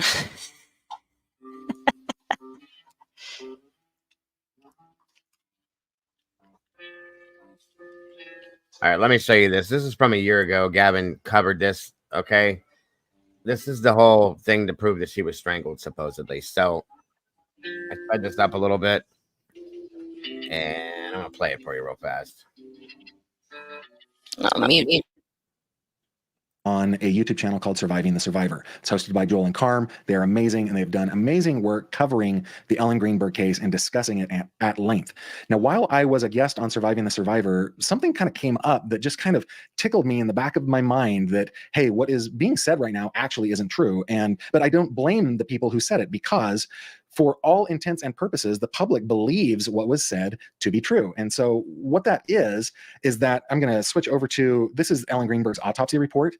This report was done by Dr. Marlon Osborne. And on the first page, kind of the second bullet point, he finds that there were multiple contusions on Ellen's upper and lower extremities in various stages of resolution. You've probably heard, if you've been watching this case, you've probably heard that phrase several times. There were many bruises in various stages of resolution on Ellen's arms and legs. And people repeat that as if it is true. And you should be able to trust an autopsy report to contain true and accurate information. But because I have been privy to being able to see the autopsy photos and the crime scene photos and several other things that have never been made public, I know that sentence is untrue. Well, I know that it's incomplete. Multiple contusions were on Ellen's upper and lower extremities, and they were in various stages of resolution, but they were not the only contusions on Ellen's body. Another thing that has been repeated over and over again by news media, by podcasters, YouTubers like myself, and others, is that there were no defensive wounds in Ellen's case. Now, I'm not going to address that. I'm not going to address that as far as showing photos on that, because I believe that would damage the case. But let me just tell you that is patently absurd. There are defensive wounds on Ellen's hands, wrists, fingers, knuckles, and so forth. They exist. Now, this reminds me, like having this conversation actually reminds me of a letter that I got last year, which was, I can't believe it's been a little bit over a year since I got this letter, but this was a letter from Jeffrey R. Johnson, a lawyer representing Sam Goldberg's father, Richard Goldberg, and his uncle, James Schwartzman, and cousin Kamian Schwartzman. Now, these people are important because Sam Goldberg was Ellen's fiance and claimed that he found Ellen dead in their kitchen. He called 911 and, apparently discovered the knife pointing out of her chest, sticking out of her chest while on that call. It's the worst piece of acting I've ever seen. And Sam Goldberg called and spoke to, spoke to Kamian Schwartzman and James Schwartzman before he ever called 911.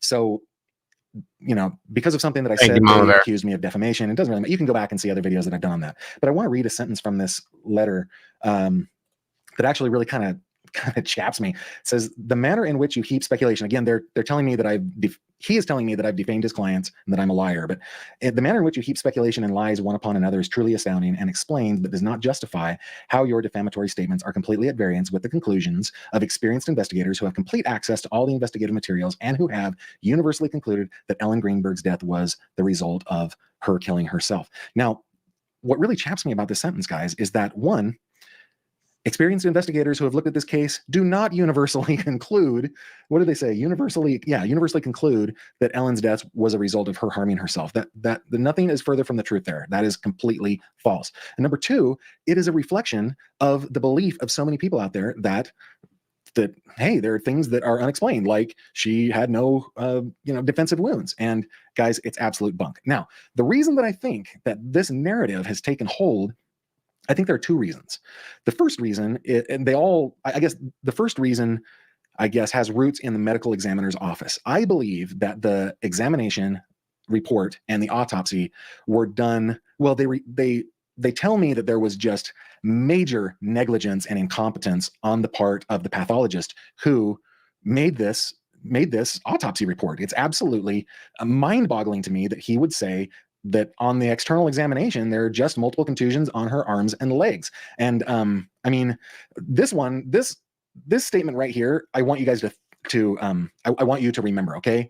The conjunctive A.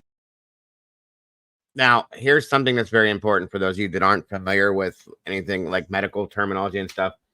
He's explaining, there's a reason. I haven't even watched this, but I know where he's going. The conjunctivae have no petechiae. Okay, so here's the thing. Typically, when somebody has been strangled, their eyes, the whites of their eyes will get like petechiae, like bloodshot, blood markings and stuff like that within the eyes. They're claiming that there aren't any. That's why he's saying, remember that. I know where he's going with this. have no petechiae. So the conjunctivae he's talking about are the whites of your eyes, and petechiae means that there's like been burst blood vessels in the eye. And he has said that there is no petechiae in the whites of her eyes. And that's going to be important when we get back to it. So the first thing that I said is I think there was incompetence at play here, certainly negligence at play here. And honestly, I think there was perjury at play here because Dr. Osborne and his boss, Dr. Gulino, were asked about by Ellen Greenberg's family's lawyers if Dr. Osborne had any problems with his performance. And this was done in deposition under oath. So like, is he blind? Maybe. Could that be a problem with performance, that you're completely blind? Maybe. Good God. I think where I want to start now that we're 10 minutes into this video, is let's take a look at the deposition of Dr. Sam Gulino, who was the chief medical examiner in Philadelphia at the time that Dr. Osborne performed the autopsy on Ellen. Take a look. Dr. Osborne, has there ever been any criticism of his work that you're aware of? Dr. Osborne did not have any performance problems while he worked here, and he left the city under good circumstances. He wanted to take a job back in Florida. I was not aware of any problems with his performance that required disciplinary action. Well, before you became the medical examiner, is there any existence of any like written reprimands? That's something else, by the way, you guys. After this autopsy, I guess you could call it, was done, this Dr. Osborne left and went to Florida. Convenient, in my opinion. Things of that nature involving Dr. Osborne? Dr. Osborne came on after me. I hired him. Oh, okay. So I came in 2008. He was hired in, I believe, 2009. And then he left in, I think, 2014. And it's your understanding that there's never been a criticism of his work in any written form? That's correct. And this just may be that you aren't aware of it. Is there a place where, if there were such written reprimands, they would be stored, as best as you know? If there were any kind of written disciplinary action or reprimands, they would be in his personnel file in the Office of Human Resources. Like I said, he left in 2014. I don't know what the retention policies is for those files. From when he was hired until late 2011, November or December of 2011, I would have been his only supervisor because I did not have a deputy chief during that time. Starting in late 2011, I promoted Dr. Gary Collins to the position of deputy chief. At that point, from that point forward, he would have been Dr. Osborne's supervisor. But I would have been aware, I presume, of any kind of disciplinary action against Dr. Osborne from that point on. All right, and not necessarily disciplinary action. I mean, there could be written criticisms of, say, the quality of some work. I'm using that term collectively. So any kind of negative statements about Dr. Osborne's work would be either in his personnel file or I would have been aware of them, and I'm not aware of any. Okay, so I think that the Greenberg's attorney did that masterfully, right? He left no stone unturned there. He's like, were there any written reprimands? Was there anything wrong with his performance? Dr. Gulino says no. And we can actually take a look at the what do we call this? The transcript, right? Dr. Osborne did not have any performance problems while he worked here, and he left the city under good circumstances. And he talked about hiring Dr. Osborne himself. He promoted Dr. Collins. If Dr. Collins wrote anything, then he would know about it. His testimony is no, Dr. Osborne had no problems, right? Now let's take a look at what Dr. Osborne has to say about this in his deposition when he was asked the same question. Doctor, have you ever received any written warnings or reprimand for the quality of your work when you were at the Philadelphia Medical Examiner's office? No. Were you ever criticized for sloppy record keeping? No. Ever criticized for incomplete autopsy records? No. Were you ever criticized for any discrepancies in your report, like indicating no trauma when trauma was present? No. Have you ever had any criticism at all of your work when you were working at the Philadelphia Medical Examiner's office? No, not to my knowledge. No. Well, I would imagine that if you did receive written reprimands or written warnings, that's something you wouldn't forget, right? Absolutely. Okay. So no, I did not have that. All right. Okay, so Dr. Osborne's testimony is no, he never received any written reprimands. And again, we have it right here. You know, did you ever receive written warnings or reprimands for the quality of your work? No. Were you ever criticized for sloppy record keeping? No. Incomplete autopsy records? No. Were you ever criticized for discrepancies on your report, like indicating no trauma when trauma was present? That line to me is so important. No. Would you forget? Like, no, I wouldn't forget if I had been given a written reprimand. Okay. Now, again, Joe Pedraza, the attorney in this one, is doing really, really good work here. But you know who else has done really good work? Tom Brennan. Tom Brennan has done some very, very good work, and indeed, he has found multiple reprimands of Dr. Osborne in the files. And I want to start with this one. This one's dated 7/24/2012, so this is about a year and a half after Ellen Greenberg was murdered. And this is from Dr. Gary Collins, who was the deputy chief at the time. And you can go to my website and you can read this whole document. I'm not going to read the whole thing, but I've highlighted a couple things that I think are important. He says the following cases had errors, and I recommend better attention be paid to in the future to avoid making such occurrences. The case, stab wound to the chest. This is not Ellen Greenberg, this is somebody else.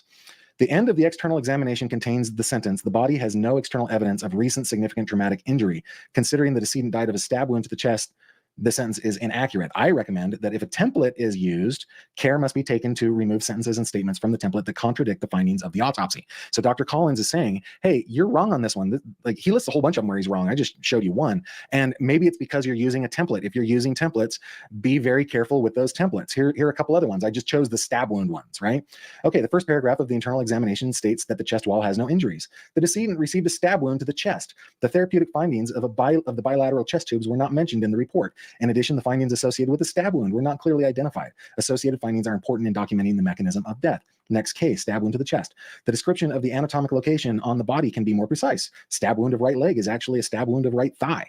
The wound to the chest lacks the depth of penetration. It is recommended that for all stab wounds, a depth of penetration be included and the proper anatomic location stated for all wounds, stab wound or otherwise. Last one, that's a stab wound. The examination lacks mention of the laparotomy scar. The wound depth could be clearer in the description of the stab wound. So Dr. Collins is like, you're making a lot of mistakes here, and I think you're using templates. Be very careful, Dr. Osborne, get better. And he copied, let me show you this, Dr. Gulino. So Dr. Gulino would have seen this written reprimand of Dr. Osborne when he testified that he didn't. To me, I don't think that's an accident. I think that's a cover-up. I think that is probably perjury. Let's go to another written reprimand of Dr. Osborne. This one from Dr. Gary Collins the following month, right? I think, let me just look at this. Yeah, 7/24/2012 is the one I just showed you. Here's 8/31/2012. So it's just a little over 30 days later. It has been brought to my attention that 17 cases were discovered to have either incomplete autopsy reports or inaccurate information contained therein. 17 files. Even more serious and dangerous flaws in your work were evidenced in case 12-0316, which has been pending since January 2012. Review of the photographs and circumstances clearly show that there is evidence of strangulation and that the manner of death is homicide. Evidence of strangulation and the manner of death is homicide. Guys, remember. Did you hear that?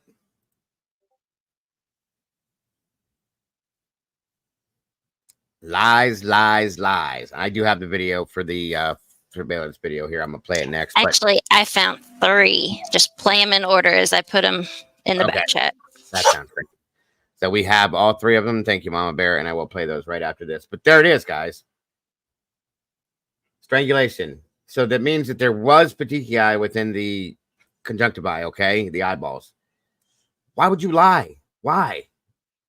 Were you paid off to lie? And there's 17 cases of incomplete or inaccurate autopsies. Are you kidding me? How does this man have a license? How did he have a license if he doesn't? I don't even know. This is insane to me. Remember that. This is very important.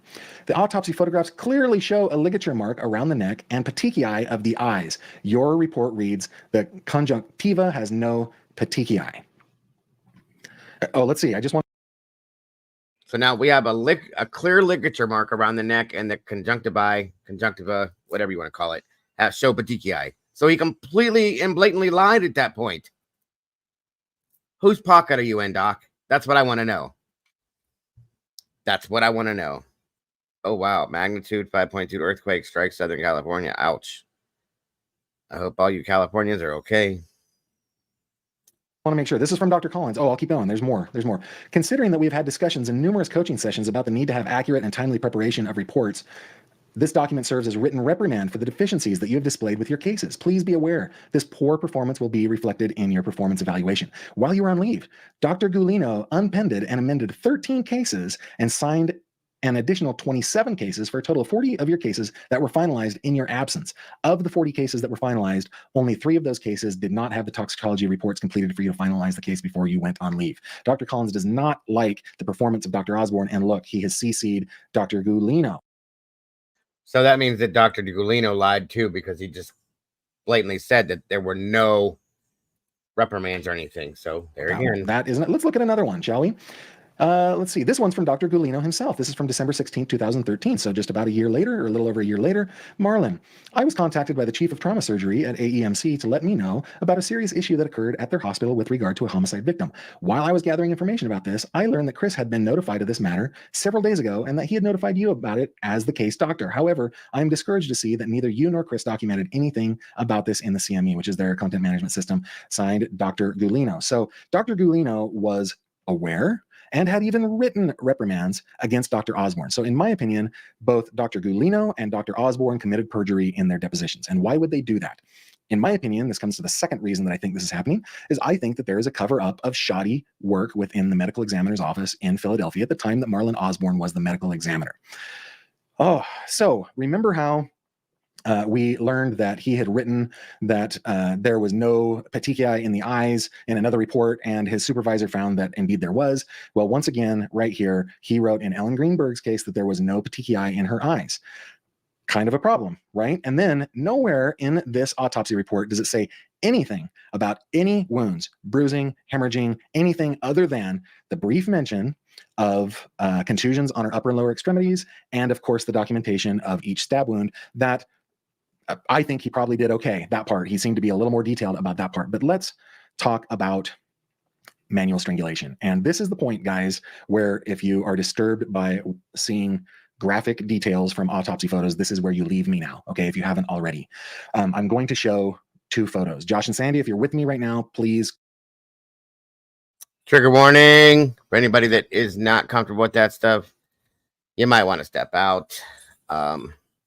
It's scrolling on the screen here. Thank you, Brian, for the $2 super chat saying hi, Daddy and Mama. Hello, Brian.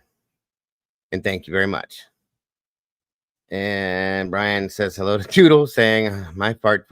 Yes. Okay. Yes, we do definitely love you, Brian. Thank you for joining us today.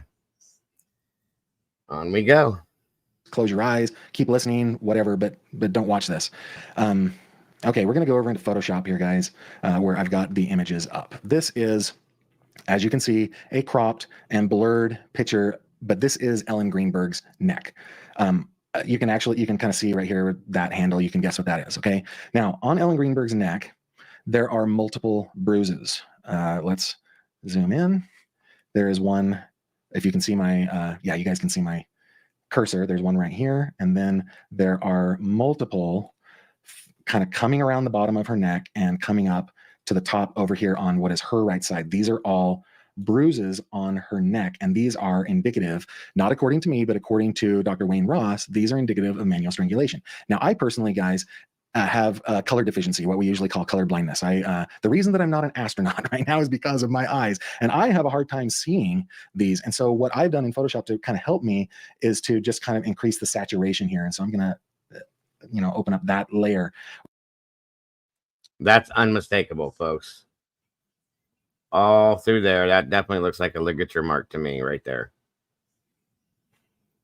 You see it? And of course, the bruising's not going to be as prominent because of the fact that she's deceased. But yeah, it's right there. There's more than one, too. More than one at different levels, so. With the saturation kind of really ramped up, you can see evidence. You can see bruises all over her neck in the shape of a ligature. I think it's probably more likely a hand mark. Like I think this is probably a thumbprint right here, and the webbing of the hand goes all the way around the front of her neck, and that bruising is there, and it is not in the autopsy report. You can see it whether it is overly saturated or not. The bruising is there. And then let me bring you up closer to another little part of this. Let's see this picture. You see those squiggly lines right there? Those are imprints that have blood. I mean, the redness that you're seeing there is blood. That is a hemorrhage. Dr. Wayne Ross believes in his report that this may be fingernail marks from Ellen trying to pull whoever was grabbing her neck, trying to pull that off of her neck, whether it was a hand or some kind of tool. He believes that these are marks from Ellen's own fingernails, which means there would be skin under her fingernails, which is not included in the autopsy report and not included in any other report that I have access to. Okay, so that is, I guess, picture number one that I want to, let's see, kind of back up so you can see that. Number two, this one is a little more, this next picture that I'm going to show you is of the inside of Ellen's neck. Okay. Again, if you handled that one fine, that's also fine, but I'm going to give you a warning now. I'm going to show a picture of the inside of Ellen's neck. Before I do, let me describe what happens in an autopsy. Now, kind of having become an expert of looking at autopsy photos. In our neck, we have multiple neck muscles that do different things, and they kind of are formed in straps and layers. And so as a pathologist is performing an autopsy of the neck, performing a dissection of the neck, they deflect up the layers of muscles. And so what we're going to look at here is the inside of Ellen's neck with the skin removed and with the layers of muscles, those straps also deflected up. That part is going to be blurred, but I'm going to show you a very specific part of the inside of Ellen's neck. Okay, last warning. I'm going to go for it. Okay, here we go. Okay, this red mark right there is in basically what is the right center of Ellen's neck. Come on, honey. Yeah. A channel that contains your windpipe, your esophagus, several things that go up the middle of your neck. That red mark right there is a hemorrhage, and that is also indicative of manual strangulation. Okay, so that right there, in addition to that right there, look at it with overly saturated. You know, I don't know if there was a second autopsy. That's a good point. Do you know anything about that, Bear? I don't think so, but I don't think there was either. I don't think they gave them the opportunity to do anything like that. I think that there was a lot of issues they had to deal with this, but that's a good point, and they should have had that option. And I hope this is not grossing anybody out, but it is very true what he's showing and speaking on. Yeah. So these are facts, guys, that this woman was strangled. And then after she was strangled, then that happened. Like, what's with the overkill? Like, that was some seriously angry person that did that. I think I know who did it. Just saying. Or not overly saturated. And guys, I think this is unquestionable evidence that Ellen was manually strangled. Now, I'm not saying she died because of it. I'm saying that she was grabbed by the neck. That is not noted anywhere in the autopsy report that Dr. Osborne did. Exactly. He only ever said that there were multiple contusions on her extremities. Now, I know that I've said this multiple times, but I just want to hammer it home, guys. The idea that Ellen, and I'm not going to give details on this, but Josh and Sandy have started to come out a little bit more recently and say that they suspect that their daughter was being abused, that she was a victim of domestic abuse. In my opinion, everything that I've seen in both the autopsy photos and the crime scene photos also supports that conclusion that the Greenburgs have come to. There are bruises on Ellen's body, and there are cuts, and there are hemorrhages on Ellen's body that are not listed anywhere in the autopsy report that I know are there because I've seen them. So in my opinion, Ellen was being abused. Ellen was probably trying, and this is just conjecture at this point, but Ellen was probably trying to figure out a way to leave an abusive relationship. And as we all know, the most dangerous time in an abusive relationship for a victim of. I don't think so, Butterfly. I don't think they even looked at him twice, to be honest with you, because once again, of who he was. I think that he was completely overlooked in this situation, which is disgusting to me. I can't 100% quote that. I'm pretty sure that we came to that conclusion the last time we covered this. Abuse, domestic abuse, is at the moment that the victim is trying to leave. Based on the crime scene photos that I've seen, I believe that Ellen was trying to leave, and that is the reason that she is no longer with us today. And I got to agree with him. So we're going to do a follow-up on this, guys, here relatively soon to see what goes on with that whole thing. And I get back into a little bit more of the details, but I'm going to show you this real quick and then we'll be out of here. Excuse me. 1, 2, 3. Okay, so this is the surveillance video of their condo, their apartment building, whatever you want to call it. From that day, that time, I believe. I knew we had seen this. I don't know. I'm glad you found it, but so this is the first one. I'm going to go in order.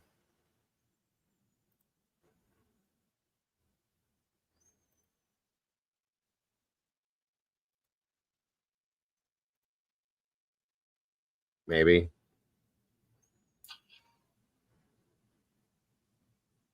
Is it not playing?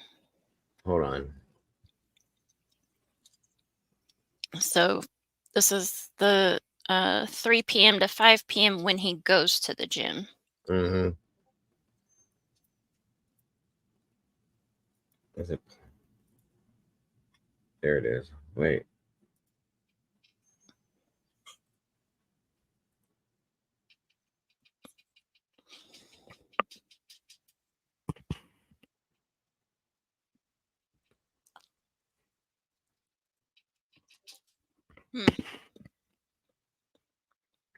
It's playing very slow. Hold on.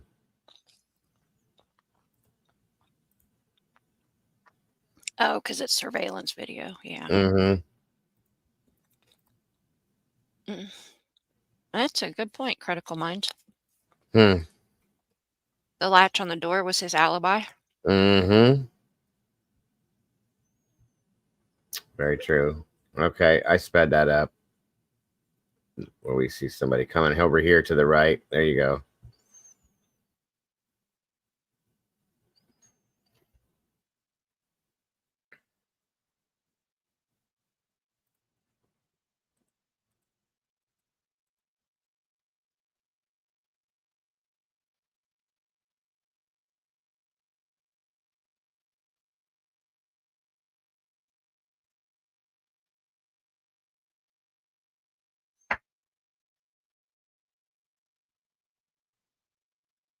It's like watching paint dry.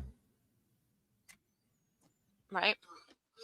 I think the gym's right there at the end of It's the in hallway. it's in the building downstairs, yeah. Right in here. That's the Yeah. gym itself. Yeah.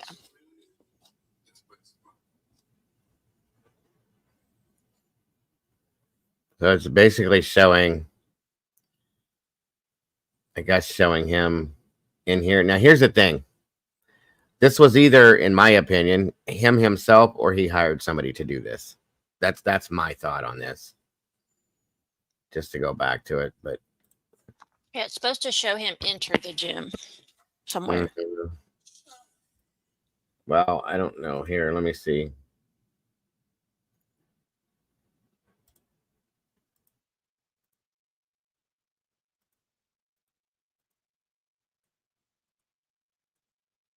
No, it doesn't show. I don't know if that's supposed to be him right there. And if it is, then he purposely stood there that whole time in front of the camera.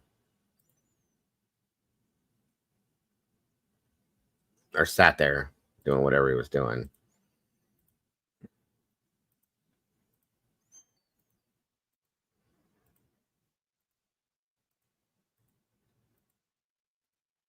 Yeah, okay. So that's not showing much of anything.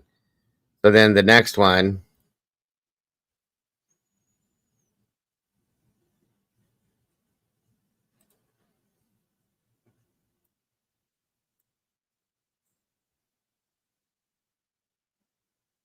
What was the first one? The first one was from 3 p.m. to 5 p.m., him entering the gym. The second one is from 5 p.m. to 7 p.m. It shows him exiting the gym. Okay.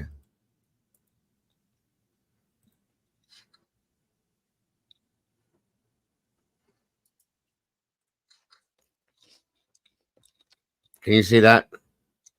Mm-hmm. All right.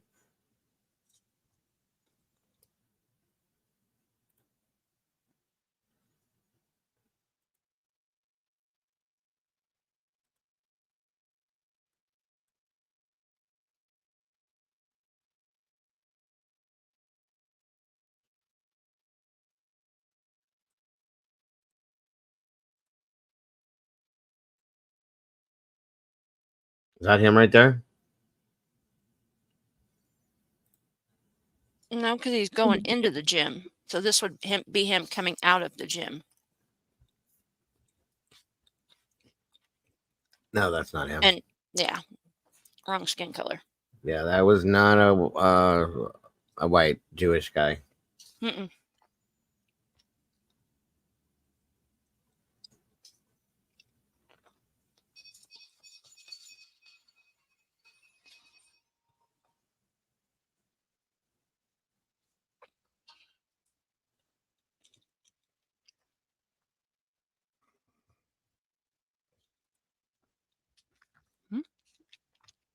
No.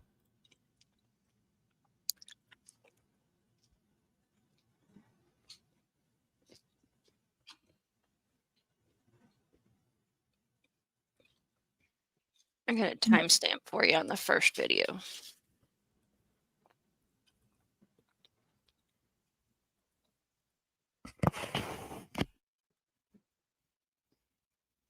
Okay.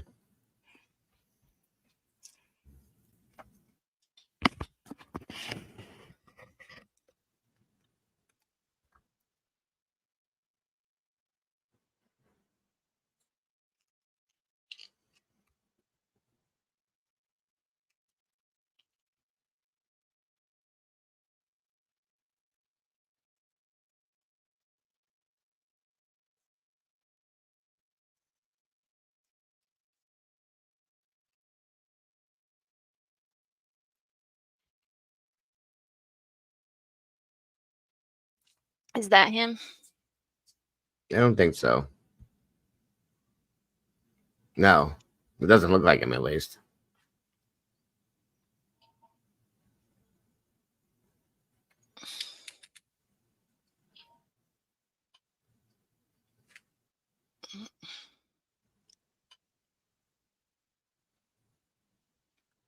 There you go.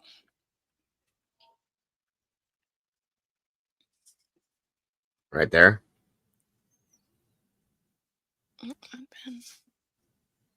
No. Maybe the guy in the front. Yeah, I think that was him.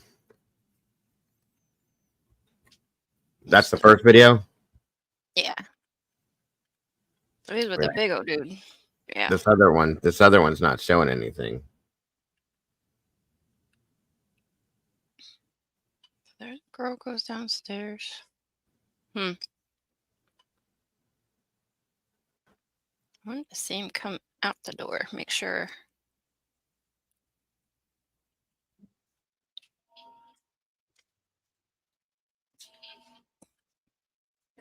Oh, come on. Dang, man. 5 seconds and it's like, boom, he's gone. Yeah, that's him. That's him? Okay. Yeah. That's But a the big big old guy? boy. Who's the Yeah. big guy? Who's the big guy, then I wonder? Right? That's a There big. was no talk of him going down there with anybody. Yeah. That's a big dude. Let's see. 5 to 7. There's definitely elevators. There's another video of him pacing outside the apartment, Critical said too.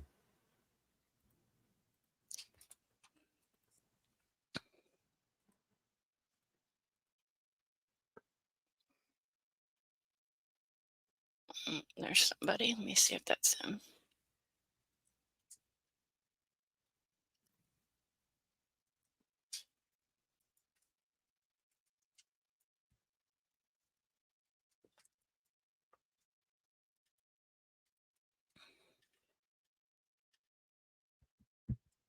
Welcome back, Molly.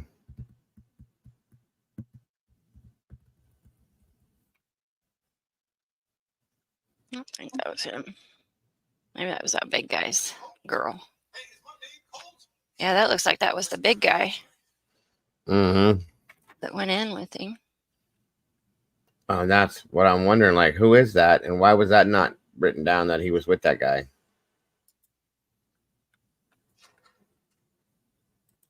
Somebody with a dog.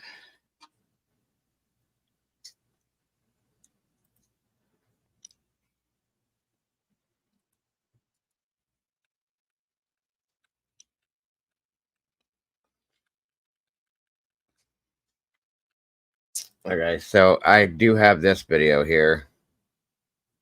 Hold on a minute. This is the last one.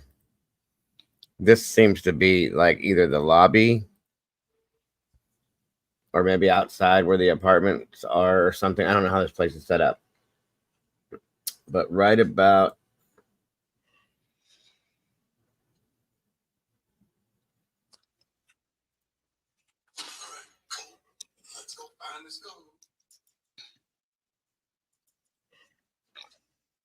It says 5 to 7 as well. I think this is him here.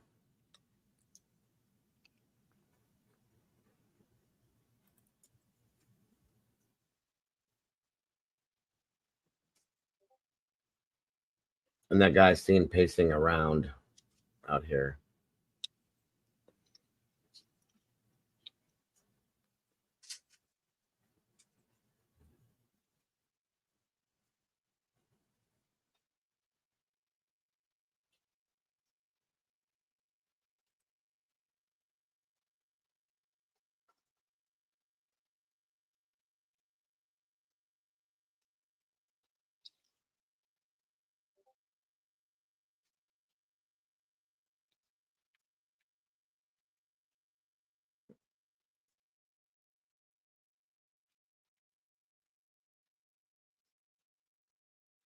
Things are like watching paint dry. Seriously. I don't know how the people do it that watch these all the time for. And they watch these for like hours and hours and hours. Yeah. There's a spot here coming up.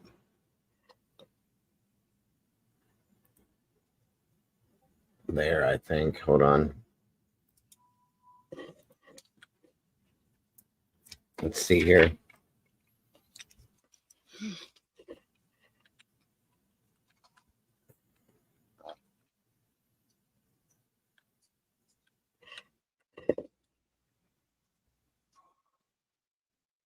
Was that him? That looked like him to me. Yeah, that looked like him. This is from. It says 3-5 to 7 p.m. 3 to 5 or 5 to 7 p.m. Sorry, Kim 3. And that was about 6:09:40 something. Mm-hmm.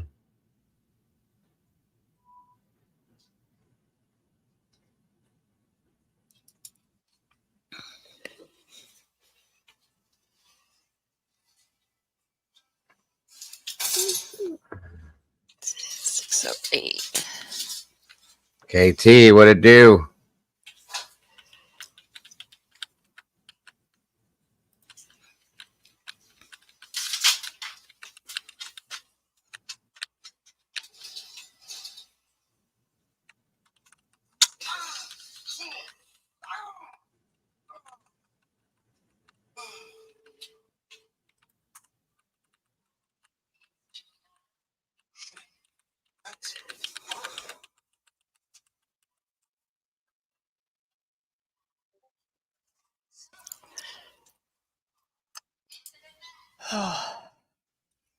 Mm-hmm. You look like you're going to fall asleep watching it. Mm-hmm. I feel like it. I mean, there's not much, guys, but there's another set of videos too that I remember from this. I'm going to have to find it. Like I said, we're going to revisit this. No, that's not. Is that him? No, that's police. That's police. Maybe that's when they called the first responders, maybe. Right. I don't remember the time that. What time There's it was. EMS.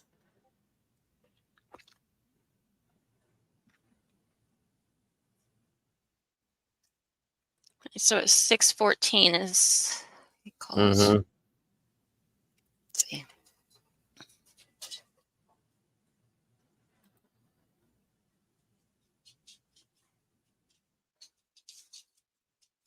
Yeah, we're going to get the rest of it. He didn't make the 911 call till 6:31. Right. So if you're past, yeah. That showed. There's not going to be anything to say. But anyway, I do got to jump off here, though. I just realized we've been here 5.5 hours. So thank you for tuning in today, guys. As always, I appreciate you, Mama Bear. It's wonderful to have had you here today, as always. Yeah, it was fun. What little I was here. Yes. Well, it's okay. Wondering why he didn't call 911 instead of the maintenance guy. Another good question. I think because he knew what he was doing. That's truly my problem. It was definitely a fake 911 call to me. And that footage that we watched was care of Gavin Fish. Thank you, Gavin, for what you do. Always. Guys, check him out. And if you haven't, he's got a lot of good stuff over there. So I will be in here later tonight, and we're going to be going over the early days in Delphi. I'm going to introduce you guys to some of the suspects early on from the case that have nothing to do with Richard Allen, obviously. Well, I mean, that aren't him. So that's what we're going to be doing here a little bit later on tonight. It won't be super late, so don't worry. So if you're not busy, please tune in. Salty should be joining me for that as we go over that stuff. So thank you guys for being here. I appreciate you very much. As always, Mama Bear, much love to you. Thank you for everything you do. It was great to have you here. Yeah. For those of you that are left here, thank you guys for sticking with us, hanging out with us, and being the amazing people that you are. Don't forget to love yourselves, to love each other, and don't change a thing about yourselves because you are so very amazing. Thank you all very much, and I will see you all very soon. For those of you that I won't see, good night and God bless. For those that I will, much love, and I will see you soon. Bye-bye. Bye, guys. Be good. I'll see you soon.